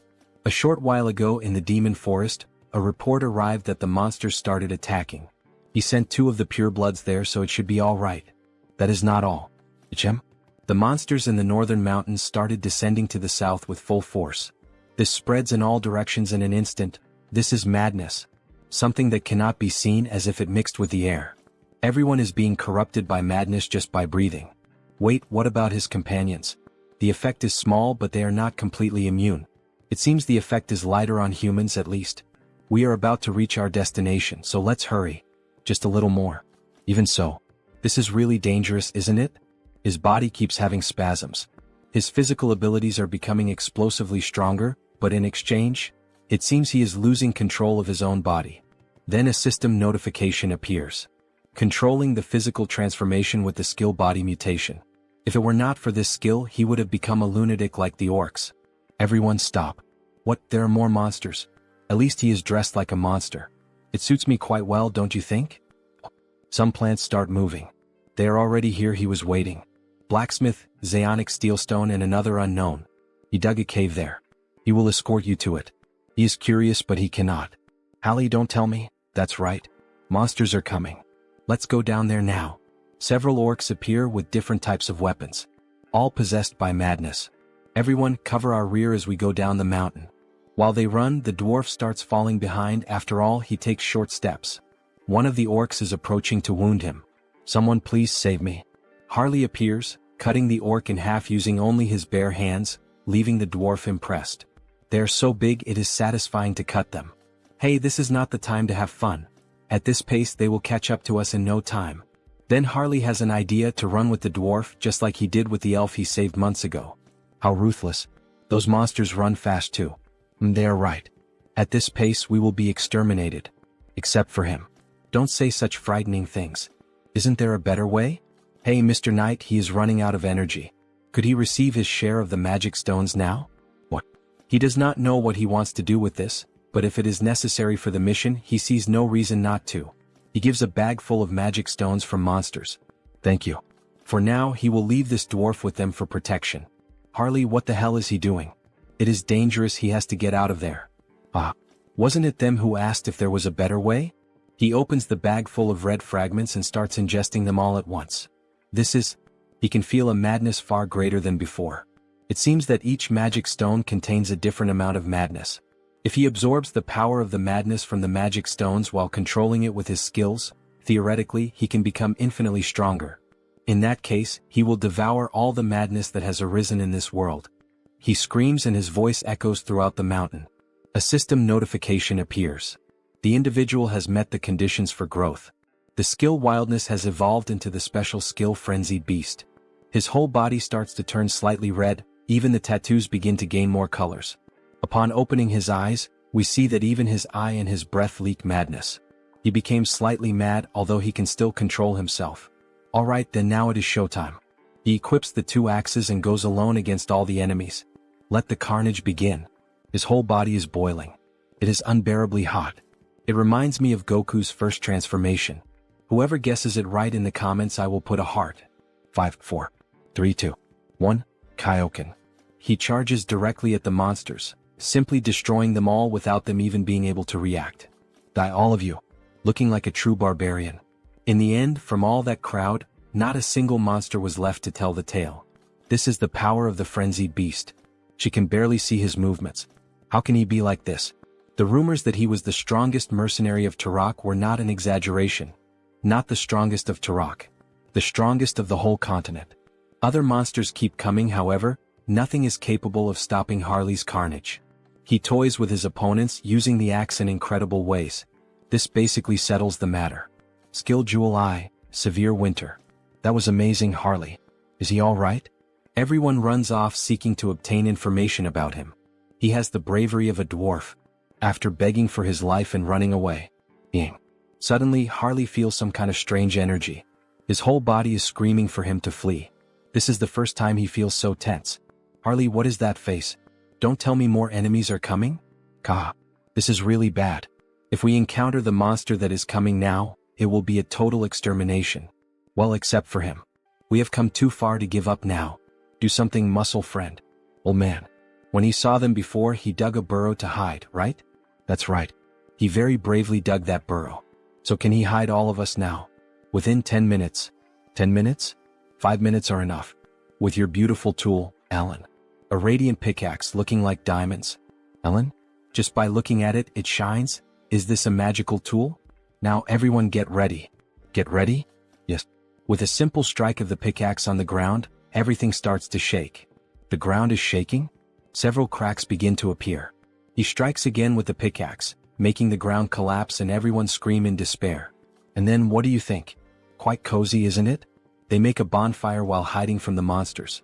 He made a place like this with just a few blows of his pickaxe. He really is an incredible dwarf. The system issues a new announcement. A usable medium for skill customization has been discovered. A medium? An item here is on the same level as the branch of the world tree that created Harris?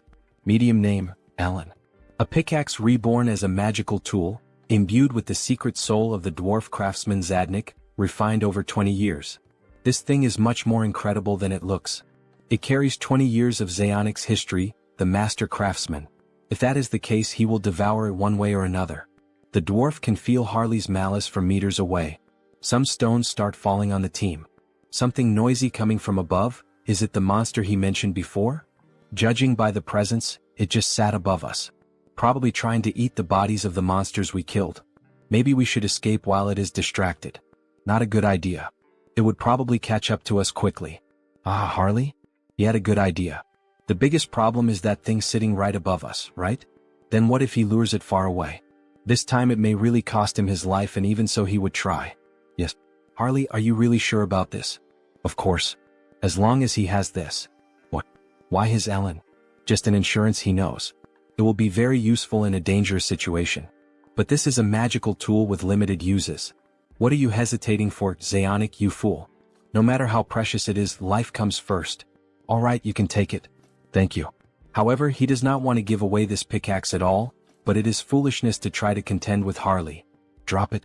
He said he would give it to him. With his big hands, he can only use it like a mason's trowel anyway. He finally lost the battle. Ah. He will use it well and return it. Probably. Ellen. Sorry, but he does not think he will return it. But he also saved his life, so let's consider it settled. With this, he acquired Ellen safely. No, he acquired a dwarf. Soon we will have a dwarf clone. Harley emerges from the ground. As he expected, the air outside is so refreshing. Now then, how about making the monsters introduce themselves to each other? It seems someone even more incredible than he thought has appeared. Even a superior species like a two-headed ogre can succumb to madness. Judging by its belly, it must have devoured a terrifying number of magic stones. The monster notices Harley from afar. What is he doing? Don't tell me it came following the scent of the magic stones he ate? Well, that is not a bad thing. If he wants to send the dwarf friend back safely, he has to escape this place with you. Follow me. Here should already be far enough. No one should be able to see us here. Very well then, skill mutation. Skill physical transformation. Let's have a real monster versus monster fight. He transforms his fingers into super sharp claws and goes toward the enemy, making deep cuts in them. Yes, this is the taste. The taste of tearing apart with his own hands. He must have thought he became stronger being intoxicated by madness. But here is the problem. He was not the only one who devoured the madness. The monster starts running in fear of Harley. He was the first one who started attacking and now is the first one trying to run? Harley grabs one of its heads and rips it off. By any chance, don't you think you don't need to walk around with two heads? And he throws it violently to the ground. He stands up laughing and even speaking. That arrogance of yours will only last for now. His subordinates will certainly arrive here as reinforcements. However, when he looks around, they are already lying lifeless on the ground. How the hell did this happen? Thanks to him, he was able to relax a little. He was here just completing a task. And it was already becoming boring. He starts gathering blood on his finger and releases it like a laser beam, thus destroying the monster's last head. Now without the two heads, the monster finally falls lifeless. Ah. As expected, it is more comfortable with two instead of one. Good thing he called Heinz. Although he had originally called him for something else. But the gift from Lord Zeonic will be very useful. While Heinz stores the pickaxe in the dimensional gate, Harley is drooling with hunger. How strong will he become if he eats this? He will finish you off before the madness evaporates. Very well then, how about he also tastes the blood tainted with madness? However, before they could enjoy the banquet, something catches their attention. What is this feeling? A volcano on top of the mountain begins to erupt. It is the same energy he felt from Intrejo. Then from the fire, a dragon begins to emerge. Red Dragon Herados. He will devour everything. Hunger, he is starving, he is going insane. This is a real living dragon. Depending on the era, they can even be revered as sacred beings. But that one was completely devoured by madness. There is no point in expecting a rational conversation. A half-breed human and a vampire? What fine snacks. They might be enough to sate his hunger. Who should he eat first? No, it is better to devour you both at once. They prepare for battle. Harley and Heinz pierce the dragon's eyes at the same time. However, the dragon only laughs. As expected of a dragon. Already healed. With such thick skin and on top of that this regeneration ability? That is totally unbalanced. Inferior beings. In his eternal life he was only defeated once. Well yeah, who did you lose to? The King of Death. The King of Immortality. The one who sentenced him to death. The Immortal King? That's right. But he perished and his curse was broken. They are laughing? What kind of reaction is that? Sorry, but we called a friend over in the meantime. Since the two of us might not be enough. We apologize in advance for the trauma. The dragon does not understand what they mean, but in just a few seconds, something appeared in front of him. A dragon tainted by madness, he will be an excellent subject for experiments. The third immortal king Hans. Then, the monster knows the monster. The dragon becomes terrified upon realizing that the one standing in front of him was the new immortal king. A dragon consumed by madness, what an excellent test subject he will be. What? The immortal king has returned here. He can see him through the memories of the previous immortal king. If even you could awaken from that corpse-like slumber, then who can say he cannot return from death itself? The dragon truly felt the pressure and little by little tries to move away. However, it ends up striking its tail against some kind of barrier. Haha, don't even think about running or flying away from here. Inside this barrier, your wings will not take you anywhere. After realizing that he had been trapped, the dragon begins to go insane. Kill him, kill him. The immortal king. Kill him. Avenge us. Then Heratos begins to accumulate power. Incredible, he is absorbing all the madness in the air. Not even he would be able to accomplish this. An overwhelming power is emerging. Yes, that strange power is the will of nature, commanding vengeance. He will erase you, immortal king. This hinders your plans. So the so-called immortal king flees in terror. He was going to kill him cleanly even if it meant a small loss, but releasing so much condensed madness would be a waste. That bastard, what nonsense is he telling himself? So that is an option. If we are not on the same level, he should enter his own game. The immortal king begins to summon something from his gate. Come forth. Intratio. That's right, now we will have a war of dragons. He mounts the dragon of pure bone and commands it to attack. Wait, is that a pure-blood dragon?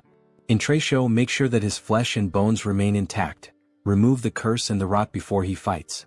The bone dragon charges in with everything, biting the fire dragon's jugular to immobilize him. Now then, let us begin the analysis of how best to carve him up. Skill, gravitational chains. Skill, spatial lock. Skill, shock absorption. What petty tricks. Now is the time. The two run toward the imprisoned dragon. Solid body, merely looking at it already makes him salivate. He will take a good taste of this precious dragon blood. The vampire launches a blood strike which causes great damage. Meanwhile, the barbarian, dying of hunger, is already there biting the flesh. Infinite refills of dragon meat? He will gorge himself until he is restored. While the vampire was savoring the blood, he ended up feeling something strange on his palate. The blood itself is good, but the madness mixed into it keeps getting in the way. Wait, madness? It seems our protagonist had some kind of idea. Heratos manages to free himself from the chains. Did those insects think he would just sit and watch? Bruh. At this range there is no way to dodge. But they did not use it. He is not the only one with a breath attack. To keep pestering me like this, burn you cursed dragon. After both dragons charged their unique abilities, they fired red and blue breaths, causing a huge explosion in the middle of the ice mountain. Meanwhile, the vampire begins to prepare something. He focuses every drop of blood in his body and pushes the mysteries of blood to their extreme. Great sword of blood. He prepares himself, uses the acceleration skill, and delivers a tremendous strike to the dragon with his new sword. That worked. Useless insect. Useless. An injury like this is nothing, he can simply regenerate it. Sorry, but that is not his goal. What? An insect, huh? That is the perfect word. What is this? Your stockpiled madness looked far too appetizing, so he simply slipped a parasite into your body. One so vicious that not even dewormers will work. That's right, Harley entered inside the dragon's body. And the texture? Not bad at all. Let's see how much he can gut this restaurant. See you next time, guys. Inside Heratos, the feast seemed endless. The deeper he dug, the richer the nutrients that surged through him. The dragon's body reacted violently, muscles convulsed, straining to crush the parasite gnawing within. The pressure threatened to shatter bones and rupture organs, yet retreat was not an option. He would keep devouring until the beast's body refused to move.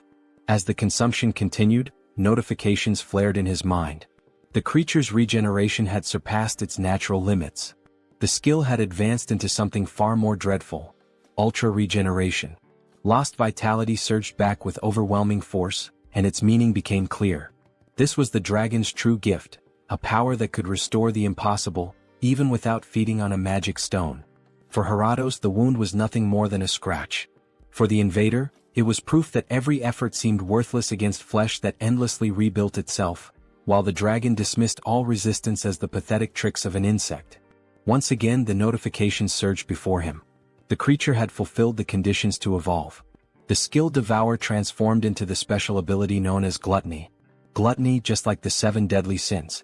A shiver rippled through his body as the change took hold. Scales suddenly began to form across his skin, undeniably dragon scales.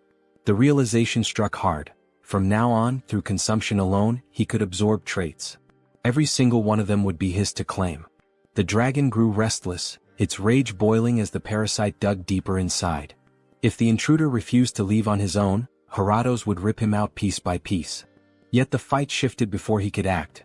The immortal king and the vampire launched a coordinated strike alongside Horacio, who tore into the beast's neck, while Heinz's blade carved through with relentless force. That was the effect of gluttony. With Harley suppressing the madness, even the dragon's bloodline fell silent.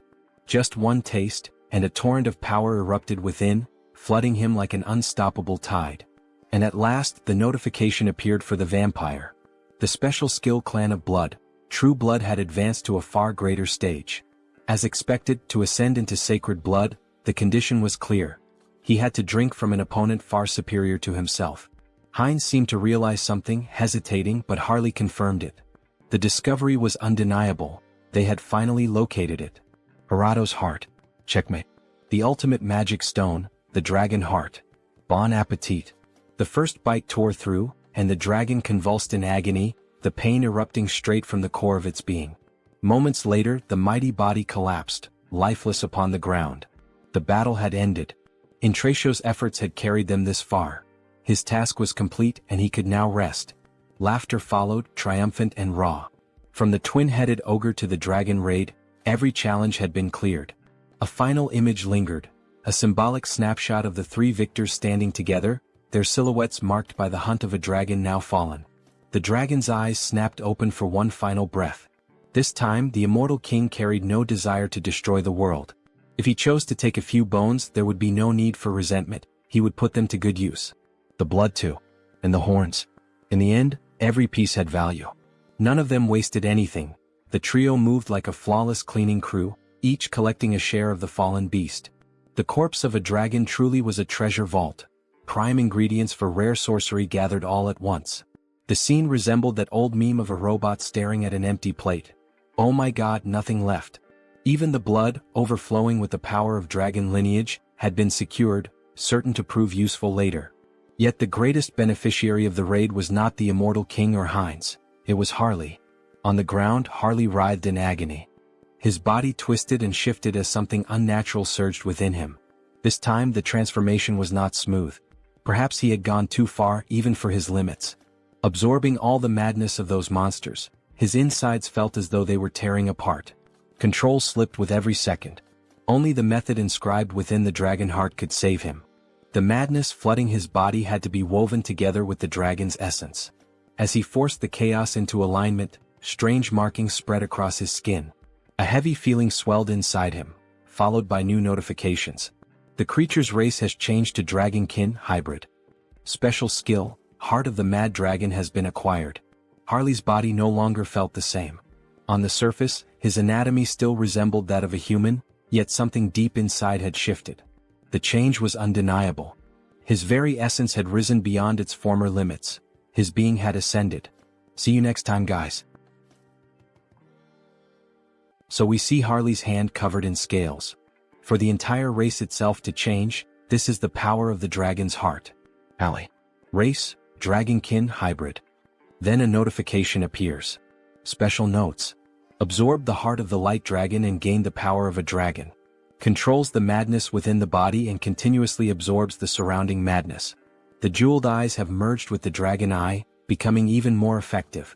With the power of mutation, he can draw it out whenever he needs. But, with a simple stomp with force, he destroys the ground. If he increases the density of the body, the weight becomes unbearable. If he doesn't control it, it will be a disaster. It's better for him to practice a little before meeting them, his group that had been waiting for him to escape with the monster. Before Harley could begin training, he felt an enormous force through his body. So it's finally going to begin. It's the closing ceremony of the raid that Hans prepared. We see the immortal king preparing some kind of spell, and in this case the spell is being performed on the dragon's body. A lot of dark magic is being involved in its body, so much that the sky begins to grow cloudy. Little by little, only the dragon's bones begin to rise. Now speak to him. What is your name? Heratos. Yes, Heratos. I am the Lion King and death itself. He will grant you a second life. Now he is your master. Very well, very well. He looks like a second puppy. In the next scene we see the protagonist in reality. He was admiring his new house. He had finally finished working on the house, moving the furniture. Everything is impeccable. An internal gym, an arcade, even a comic cafe. To think that he fulfilled the dream of building everything to his own taste. Unlike before, now he can go out freely, but staying at home is more comfortable, so he devoted himself completely. Now he will never need to go out again. Our protagonist is truly a shy nerd. Right now, should he take care of the gardening? Conjuration skill, entity projection. He transformed into the elf to use his abilities in gardening. Then, let me show you the natural power of the high elf. With just a little magic, he forms a beautiful garden effortlessly. Truly very beautiful.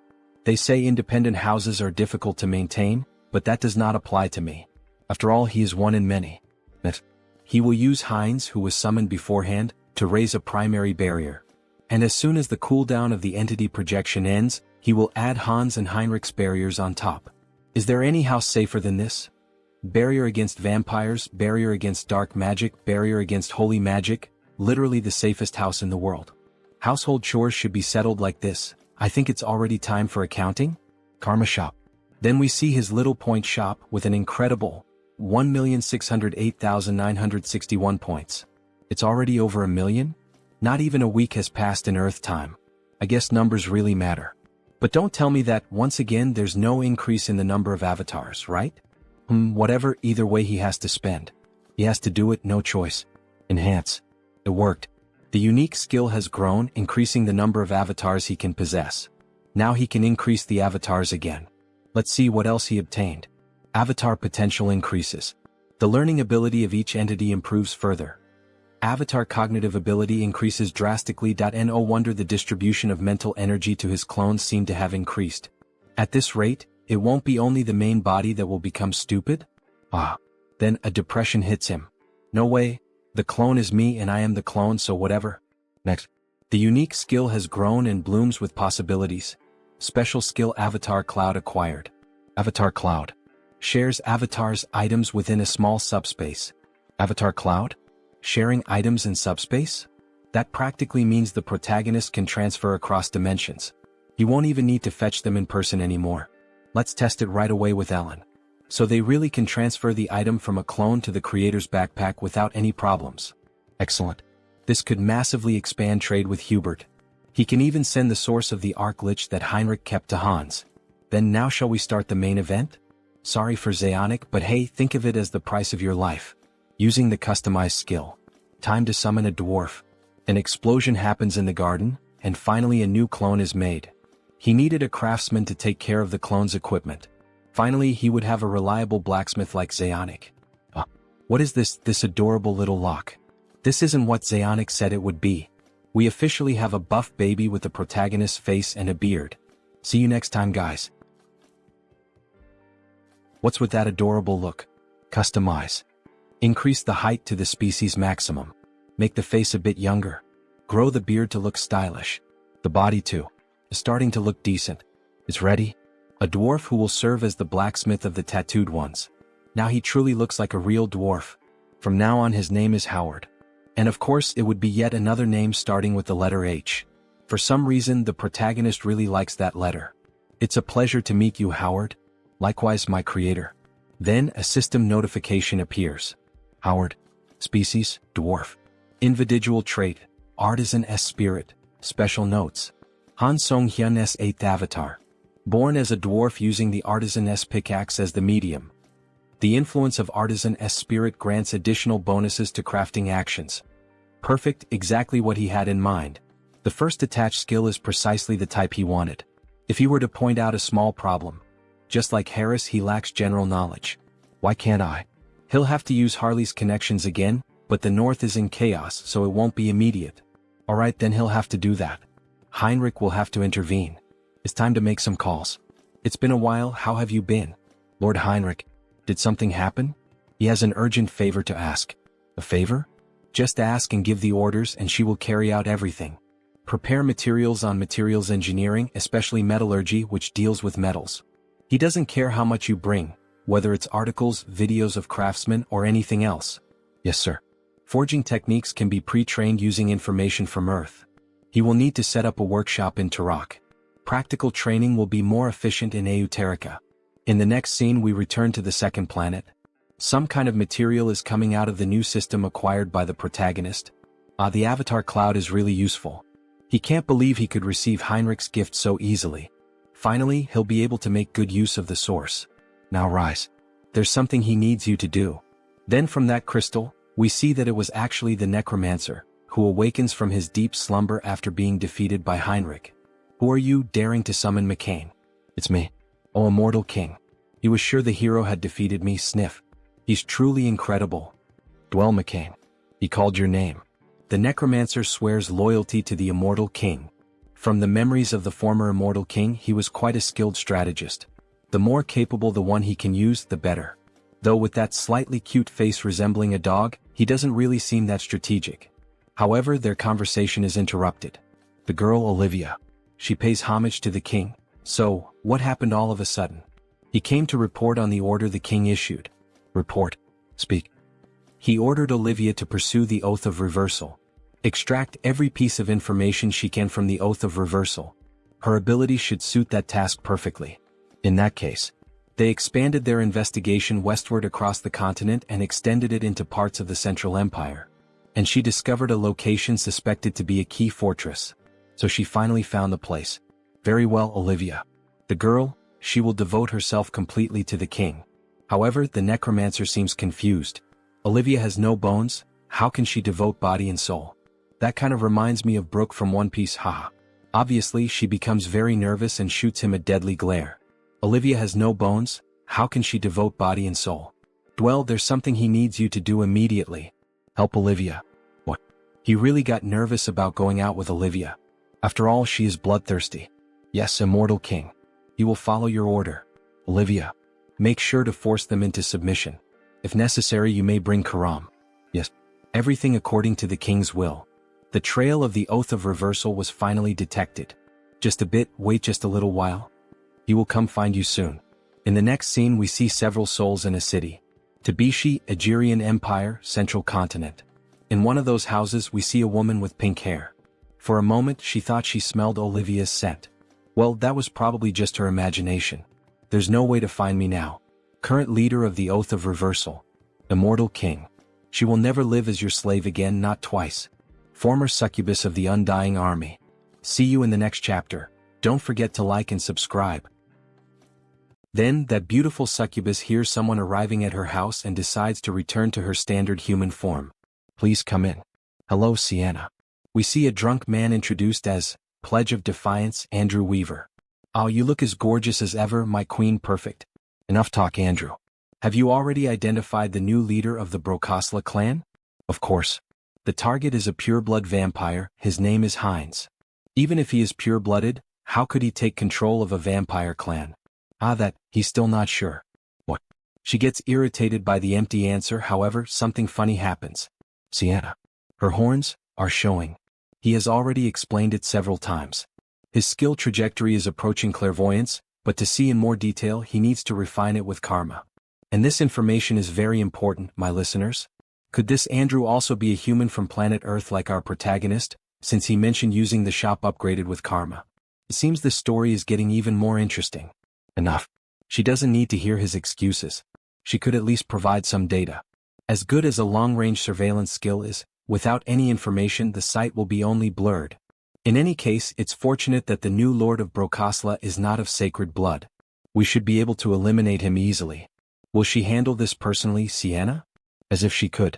Then Sienna looks at a very old clock, apparently embedded with magic and a seal. The most powerful vampire clan on the continent, Persia, will wage a war of conquest. Back in the world, we see the protagonist's new avatar already working, the dwarf. She gathered the data quickly. Right? Well, after all, it was a special order from the Lord. She put all of Heterosai's resources into it. The metal's properties, how to hold a hammer, and its practical application. He can't really understand just by looking at the data. But a dwarf is a dwarf after all.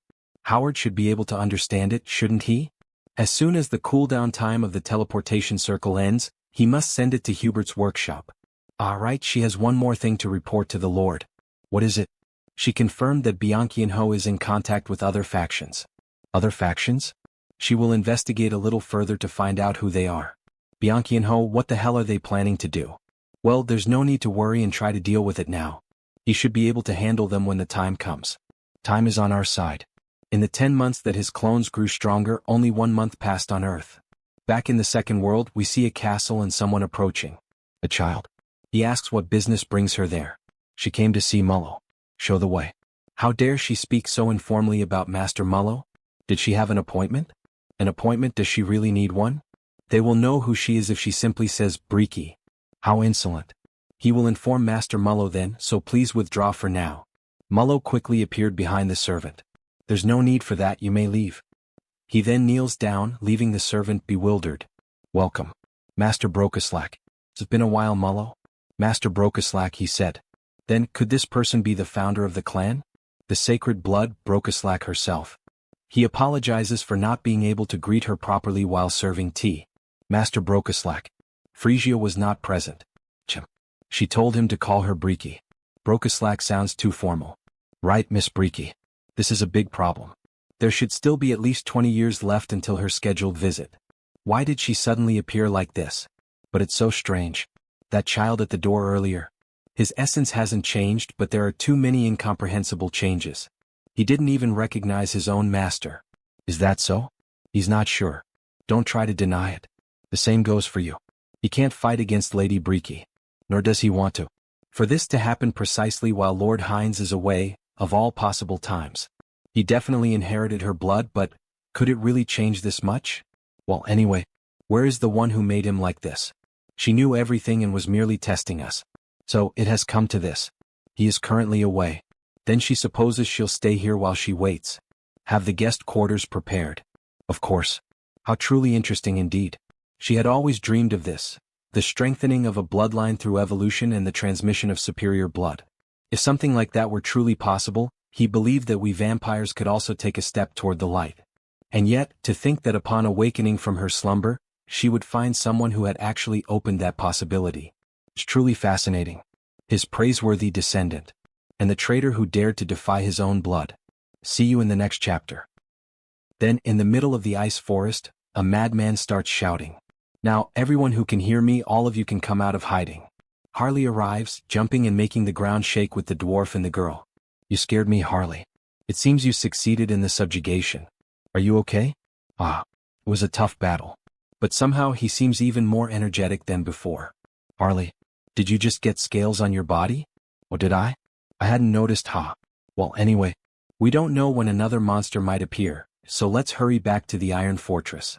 They start running toward the city as fast as possible. However, the dwarf being carried by the protagonist begins to ask. So Harley, you really are a very strong warrior, and even though you went alone to fight that monster, you came back even stronger. That's right, isn't it? But for someone as strong as you, why can't I feel Elin's presence? You couldn't protect her? Or was there some kind of accident? The time has finally come.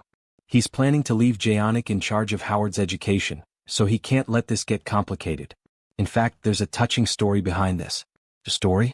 Then the author begins to narrate a story that never existed. Harley's Great Adventure 2. My comrade, F.Over.at first, everything was going well. The beast was strong, but he had already expected that. However, the area was already surrounded in multiple layers. This can't be. Even for me, how am I supposed to? He used all his strength and began slaughtering the monsters. Even so, he was gradually being overwhelmed. Damn it. From behind too. He was about to be struck by a surprise attack, and at that moment he prepared for death. And then, suddenly he just heard a sound and saw something broken on the ground. When he approached, he saw that it was the enemy's attack in Elin. She had saved him from the deadly strike. Don't die, Eliane. She will definitely be avenged. He will never, ever forget that debt. Then, with a ferocious roar looking like a super scion, he summoned a red aura around his body and scales appeared. The monsters were terrified at first. However, there wasn't even time to react. He simply obliterated every enemy in front of him. This is revenge for Elin. Meanwhile, the dwarf was sobbing uncontrollably. What a sad story. At the moment when his thirst for revenge reached its peak, he realized something, that the blood of a dragon flows within him. He only discovered that thanks to the last chance Elin had given him. In that case, it seems you had a dragonkin ancestor. Probably around 300 years ago, and the knowledge was lost after the Great War. So that's what it was. Thanks to you, my doubt has been answered. Oh, I like that past. He's going to use it. The blood of a dragon, awakened in the midst of a crisis. That's truly the stuff of heroic tales. He knew there was something extraordinary about Harley. Haha, you really think so? While everyone was talking, the knight noticed something in the distance. Everyone please look over there. Just beyond that ridge lies the Iron Fortress. But why did he stop? Please look closely. At the entrance of the city, it was a true war scene. Monster corpses were scattered all over the place. And above them all stood a creature that stood out, a mutant minotaur. It has already reached the Iron Fortress. We must hurry. At this rate, everyone inside the fortress is in danger. Right, let's hurry up and eat. No, he means let's go save them. To think it so easily took down the priests of the Holy Order and the mages of the Magic Tower. Even the mercenary company gathered from across the continent can't get close. He's here. He's here. Harley approaches the monster from the sky. Before the poor creature could even realize it, the protagonist was already on top of it, grabbing its horn. The monster of Turok. A monster, huh? In that case, he'll have to show this bull what it truly means to be a real monster. He equips the scales and, using all his strength, rips off the monster's horn without mercy. How's the taste of this monster, you monster? Oh, you want to have a contest of strength? Like bull versus human, just like in rodeos. Fine, let's do this, damn it. The two charge at each other at a speed beyond normal. Only blood can be seen flying, with a guard watching everything. In the end, the bull is seen standing. But in the next scene, in truth, it was on its knees, missing an arm and its horns falling lifeless to the ground. Well, you were pretty impressive. But you are beneath me. All the guards cheer ecstatically at his victory. We won, we managed to stop the monster. Meanwhile, Harley stores one of the enemy's horns in his inventory. This guy's horn should be useful. So big, it even looks like your friend's in real life after getting betrayed by his ex-girlfriend, ha. Maybe Howard can turn it into equipment later. And the biggest reward. Harley begins to devour the creature's body and mana gem. Meanwhile, the notification window appears. Madness Control is controlling the madness that has entered your body. When you think of Minotaur genes, it's definitely all about the lower body. The clash was over, and in the end, Harley finished devouring the monster while the others celebrated their victory. It had been an incredible performance.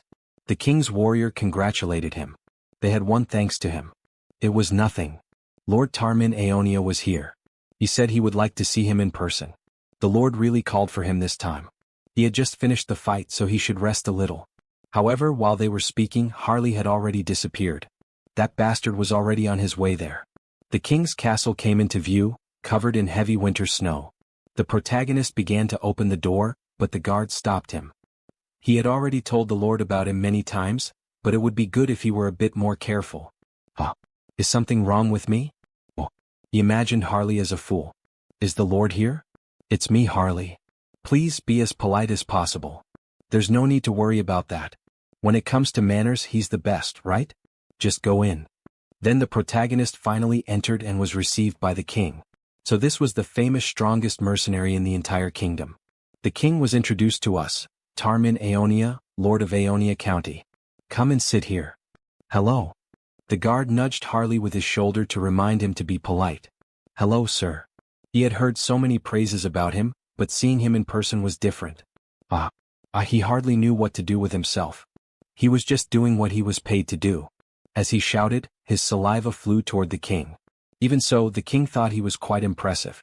Did he think that just speaking formally was enough? Anyway, besides the request, he also played a big part this time, so he should be rewarded. A reward? There's no need for that. The king's tone grew more serious. He offered him a position as an official knight of the county. He refused. Everyone in the room was surprised, even the Lord himself. You bastard. How dare you refuse the Lord's offer? And what's with that stupid look on your face? That's enough. Everyone calm down. He waved off such grand gestures. He only wanted a cool axe he could use. Right, an axe. He would have one custom made for him through Jaonic. Thank you, my lord. He was quite generous, just as one would expect from someone ruling over a great territory. That's right. I'm not stingy when it comes to giving. Refusing once is fine. He'll definitely find a way to get you. As if I'd let you have me for free. He'll just keep dragging you along and wearing you out forever. In the end, the two were simply trying to outsmart each other. Suddenly he felt a chill. Switching scenes, we return to the merchant character. Lord Merchant, they said Mr. Howard's workshop has been completed. Really? I trust they put great care into it. Of course. We prepared state-of-the-art facilities and personnel to assist him. From now on, if Howard needs anything, the Merchant Guild will provide it. Just treat him as you would treat me and Harley. Yes, Lord Merchant. As they walked through the neighborhood, there were 4 guards assigned to the merchant. However, he soon noticed something strange. What? 4 escorts? Lord Merchant. What? There was one more than usual. You have good instincts, but it's already too late. In an instant, the protagonist began to bleed and collapsed to the ground, barely clinging to life. Lord Merchant. What the hell is happening all of a sudden? Lord Merchant. What the hell is this? Why is a vampire after me? Snap out of it. He finally died and a notification appeared. You have sustained a fatal injury in a single blow. Suddenly the merchant came back to life. Lord Merchant, are you all right? Take him somewhere safe now. Another notification appeared. Instant death immunity has activated, reducing the fatal injury to critical damage. Instant death immunity will be sealed for 1 day. If it weren't for that skill, he would have died. The assailant was a vampire. Judging by his abilities, he was at least a pure blood. Such a high-level agent going after a mere merchant like him? What in the world was he after? If they find out he isn't dead, they will definitely come back to finish the job. He will leave the task of uncovering their identities to Hans. For now, he must retreat. He has a personal means of contacting Howard. Therefore, he will deliver work-related matters through him. What? But in this state, how? They are talents recommended by the 3 warriors of the South, so he should be able to trust them. He needs to get medical treatment first. Then he suddenly vanished before the guards. Sir Hubert? Hubert is unsummoned from the Oterica dimension. Later that night, in a different castle, several people were gathered with a king. He trusts that everyone is prepared. Clan Lord Visk Yup Persia. My lord, there's an update. A report has arrived stating that the job in Tarak has been completed. True blood of the Yup Persia clan, Theodore Yup Persia. Tarak? By killing the merchant who was secretly cooperating with the Brokosla clan, we managed to divert their attention. Well done, Klein. You have opened the gates of war. Finally, things are about to get more exciting in this manhwa. War is approaching. Don't miss the next chapter. See you in the next one, everyone, and don't forget to subscribe to the Absolute channel. He flatters him too much. It was a simple task. The timing is good. We also just finished cross-checking the information from the challenge oath. That is not all. The blood gate is finally complete. Does he trust that you set the coordinates correctly? Yes. We plan to stop in the city of Rapella to regroup before heading to Teleria. We should be able to reach it in half a day from there. The king begins to think. An unknown vampire has taken control of Brokosla. He is already eager to face this unknown figure. Everyone prepare yourselves. We are going to Teleria. Meanwhile, Our Lady continues searching for information for the immortal king. However, their souls seem tired. My lady, they will die from overwork at this pace. But she ignores their complaint. While tracking the challenge oath, is she also supposedly meant to find the vampire who murdered Hubert? My banshees are scouring the entire continent, and they are telling her there is not a single trace. Today she will only check up to the city of Rapella, and just when she looked, she saw something unusual. From afar, a suspicious portal appeared, filled with red energy, and suddenly, a few completely pale people came out of the portal. The souls become happy with the discovery. It seems these are the children, my lady. She must report this to the king of the undead. From a great distance, the immortal king is able to observe the situation. An invasion by another vampire clan. In that case, hitting Hubert must have been an attempt to divide our forces. Of the 3 great vampire clans, the other 2 are the Opapo of the east and the Yup Persia of the central region. The one with the strongest forces is the Yup Persia clan. Olivia also suspected the same. If that is the case, Brokoslak's current power will not be enough. He will have to send reinforcements. Meanwhile, in Heinz's castle, his servant is filling out paperwork, and then the princess calls him Mullo. She is coming in for a moment. Lady Breaky, welcome. However, she notices something strange in the air. Is something wrong? Of course, he must prepare for battle immediately. Battle? What do you mean, what is happening? Nothing has happened yet. It is just a premonition. Just prepare yourself when she tells him to. Stop chattering. Do I look like someone who is speaking nonsense? It is hard to believe, being ordered to prepare for battle so suddenly. But the premonition of sacred blood is absolute. Although she is sacred, she looks more like a demon, especially in combat. Heinz has not arrived yet, so unfortunately we cannot count on his help. We must prepare our defenses immediately. 4 true bloods, 44 pure bloods. We gathered our entire army. They are all our best elites. Brokosla will be purified in an instant. There is no need for long speeches.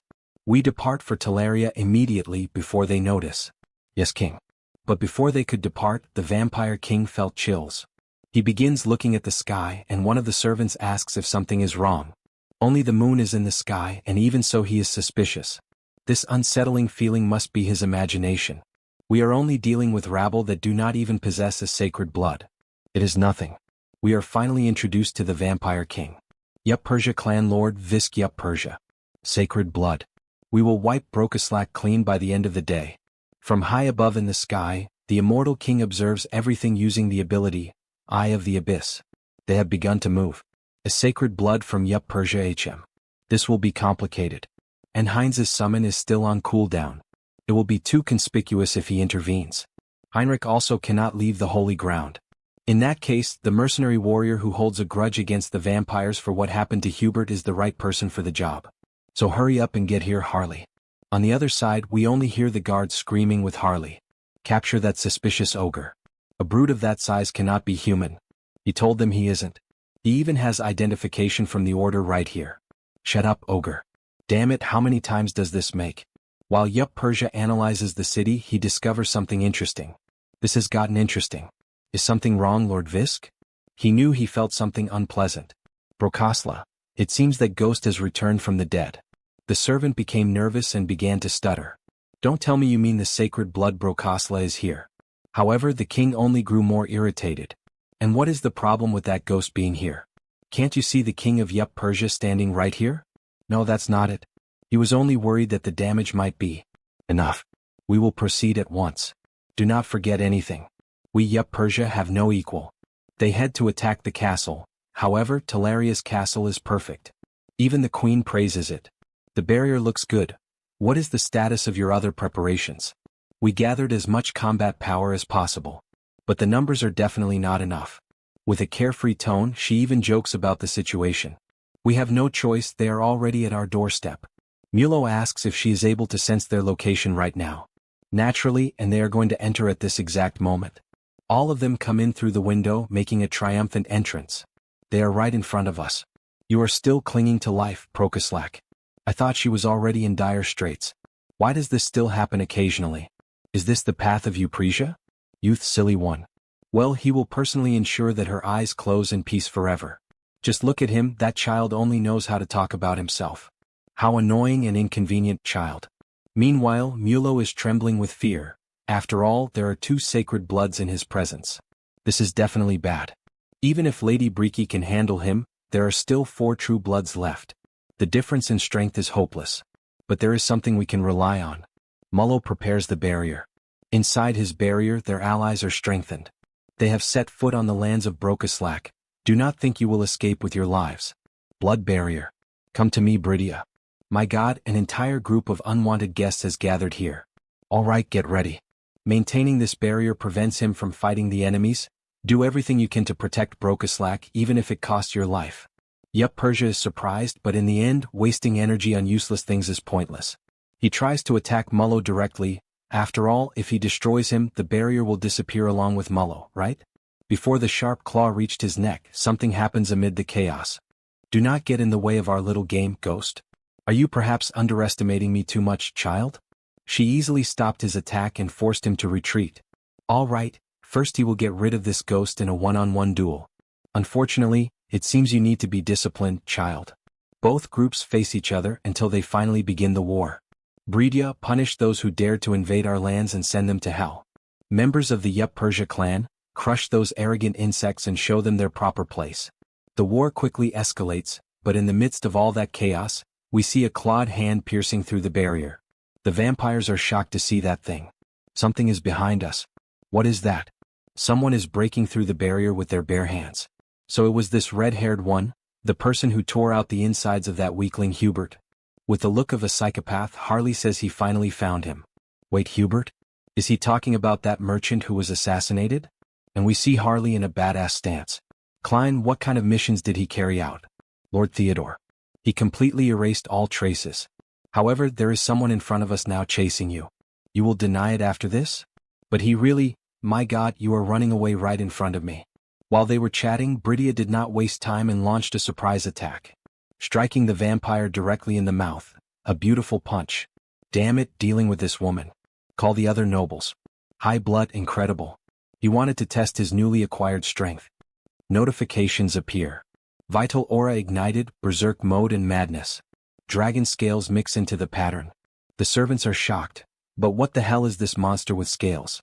No, they are all from the same damn vampire group. I'll make them taste misery because of Hubert. Harley begins hunting the vampires one by one, as if they were nothing more than common monsters.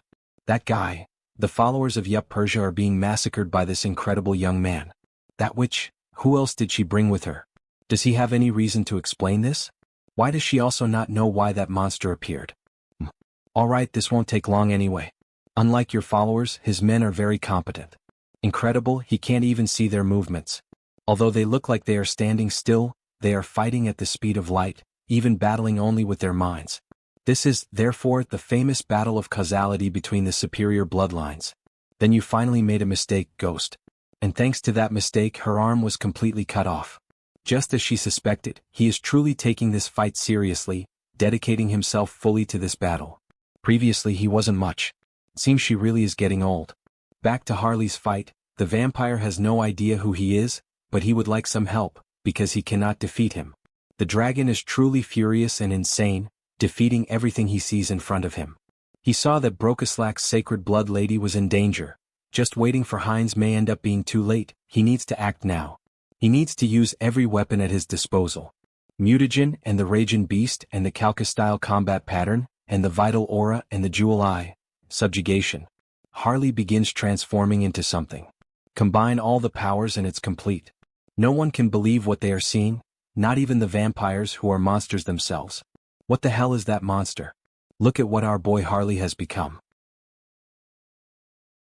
If you enjoyed this video, don't forget to give it a thumbs up, it really helps. And for more content like this, make sure to subscribe and hit the notification bell so you don't miss any updates. Let me know in the comments if you'd like to see another part. I'd love to hear your thoughts. See you next time. Bye-bye.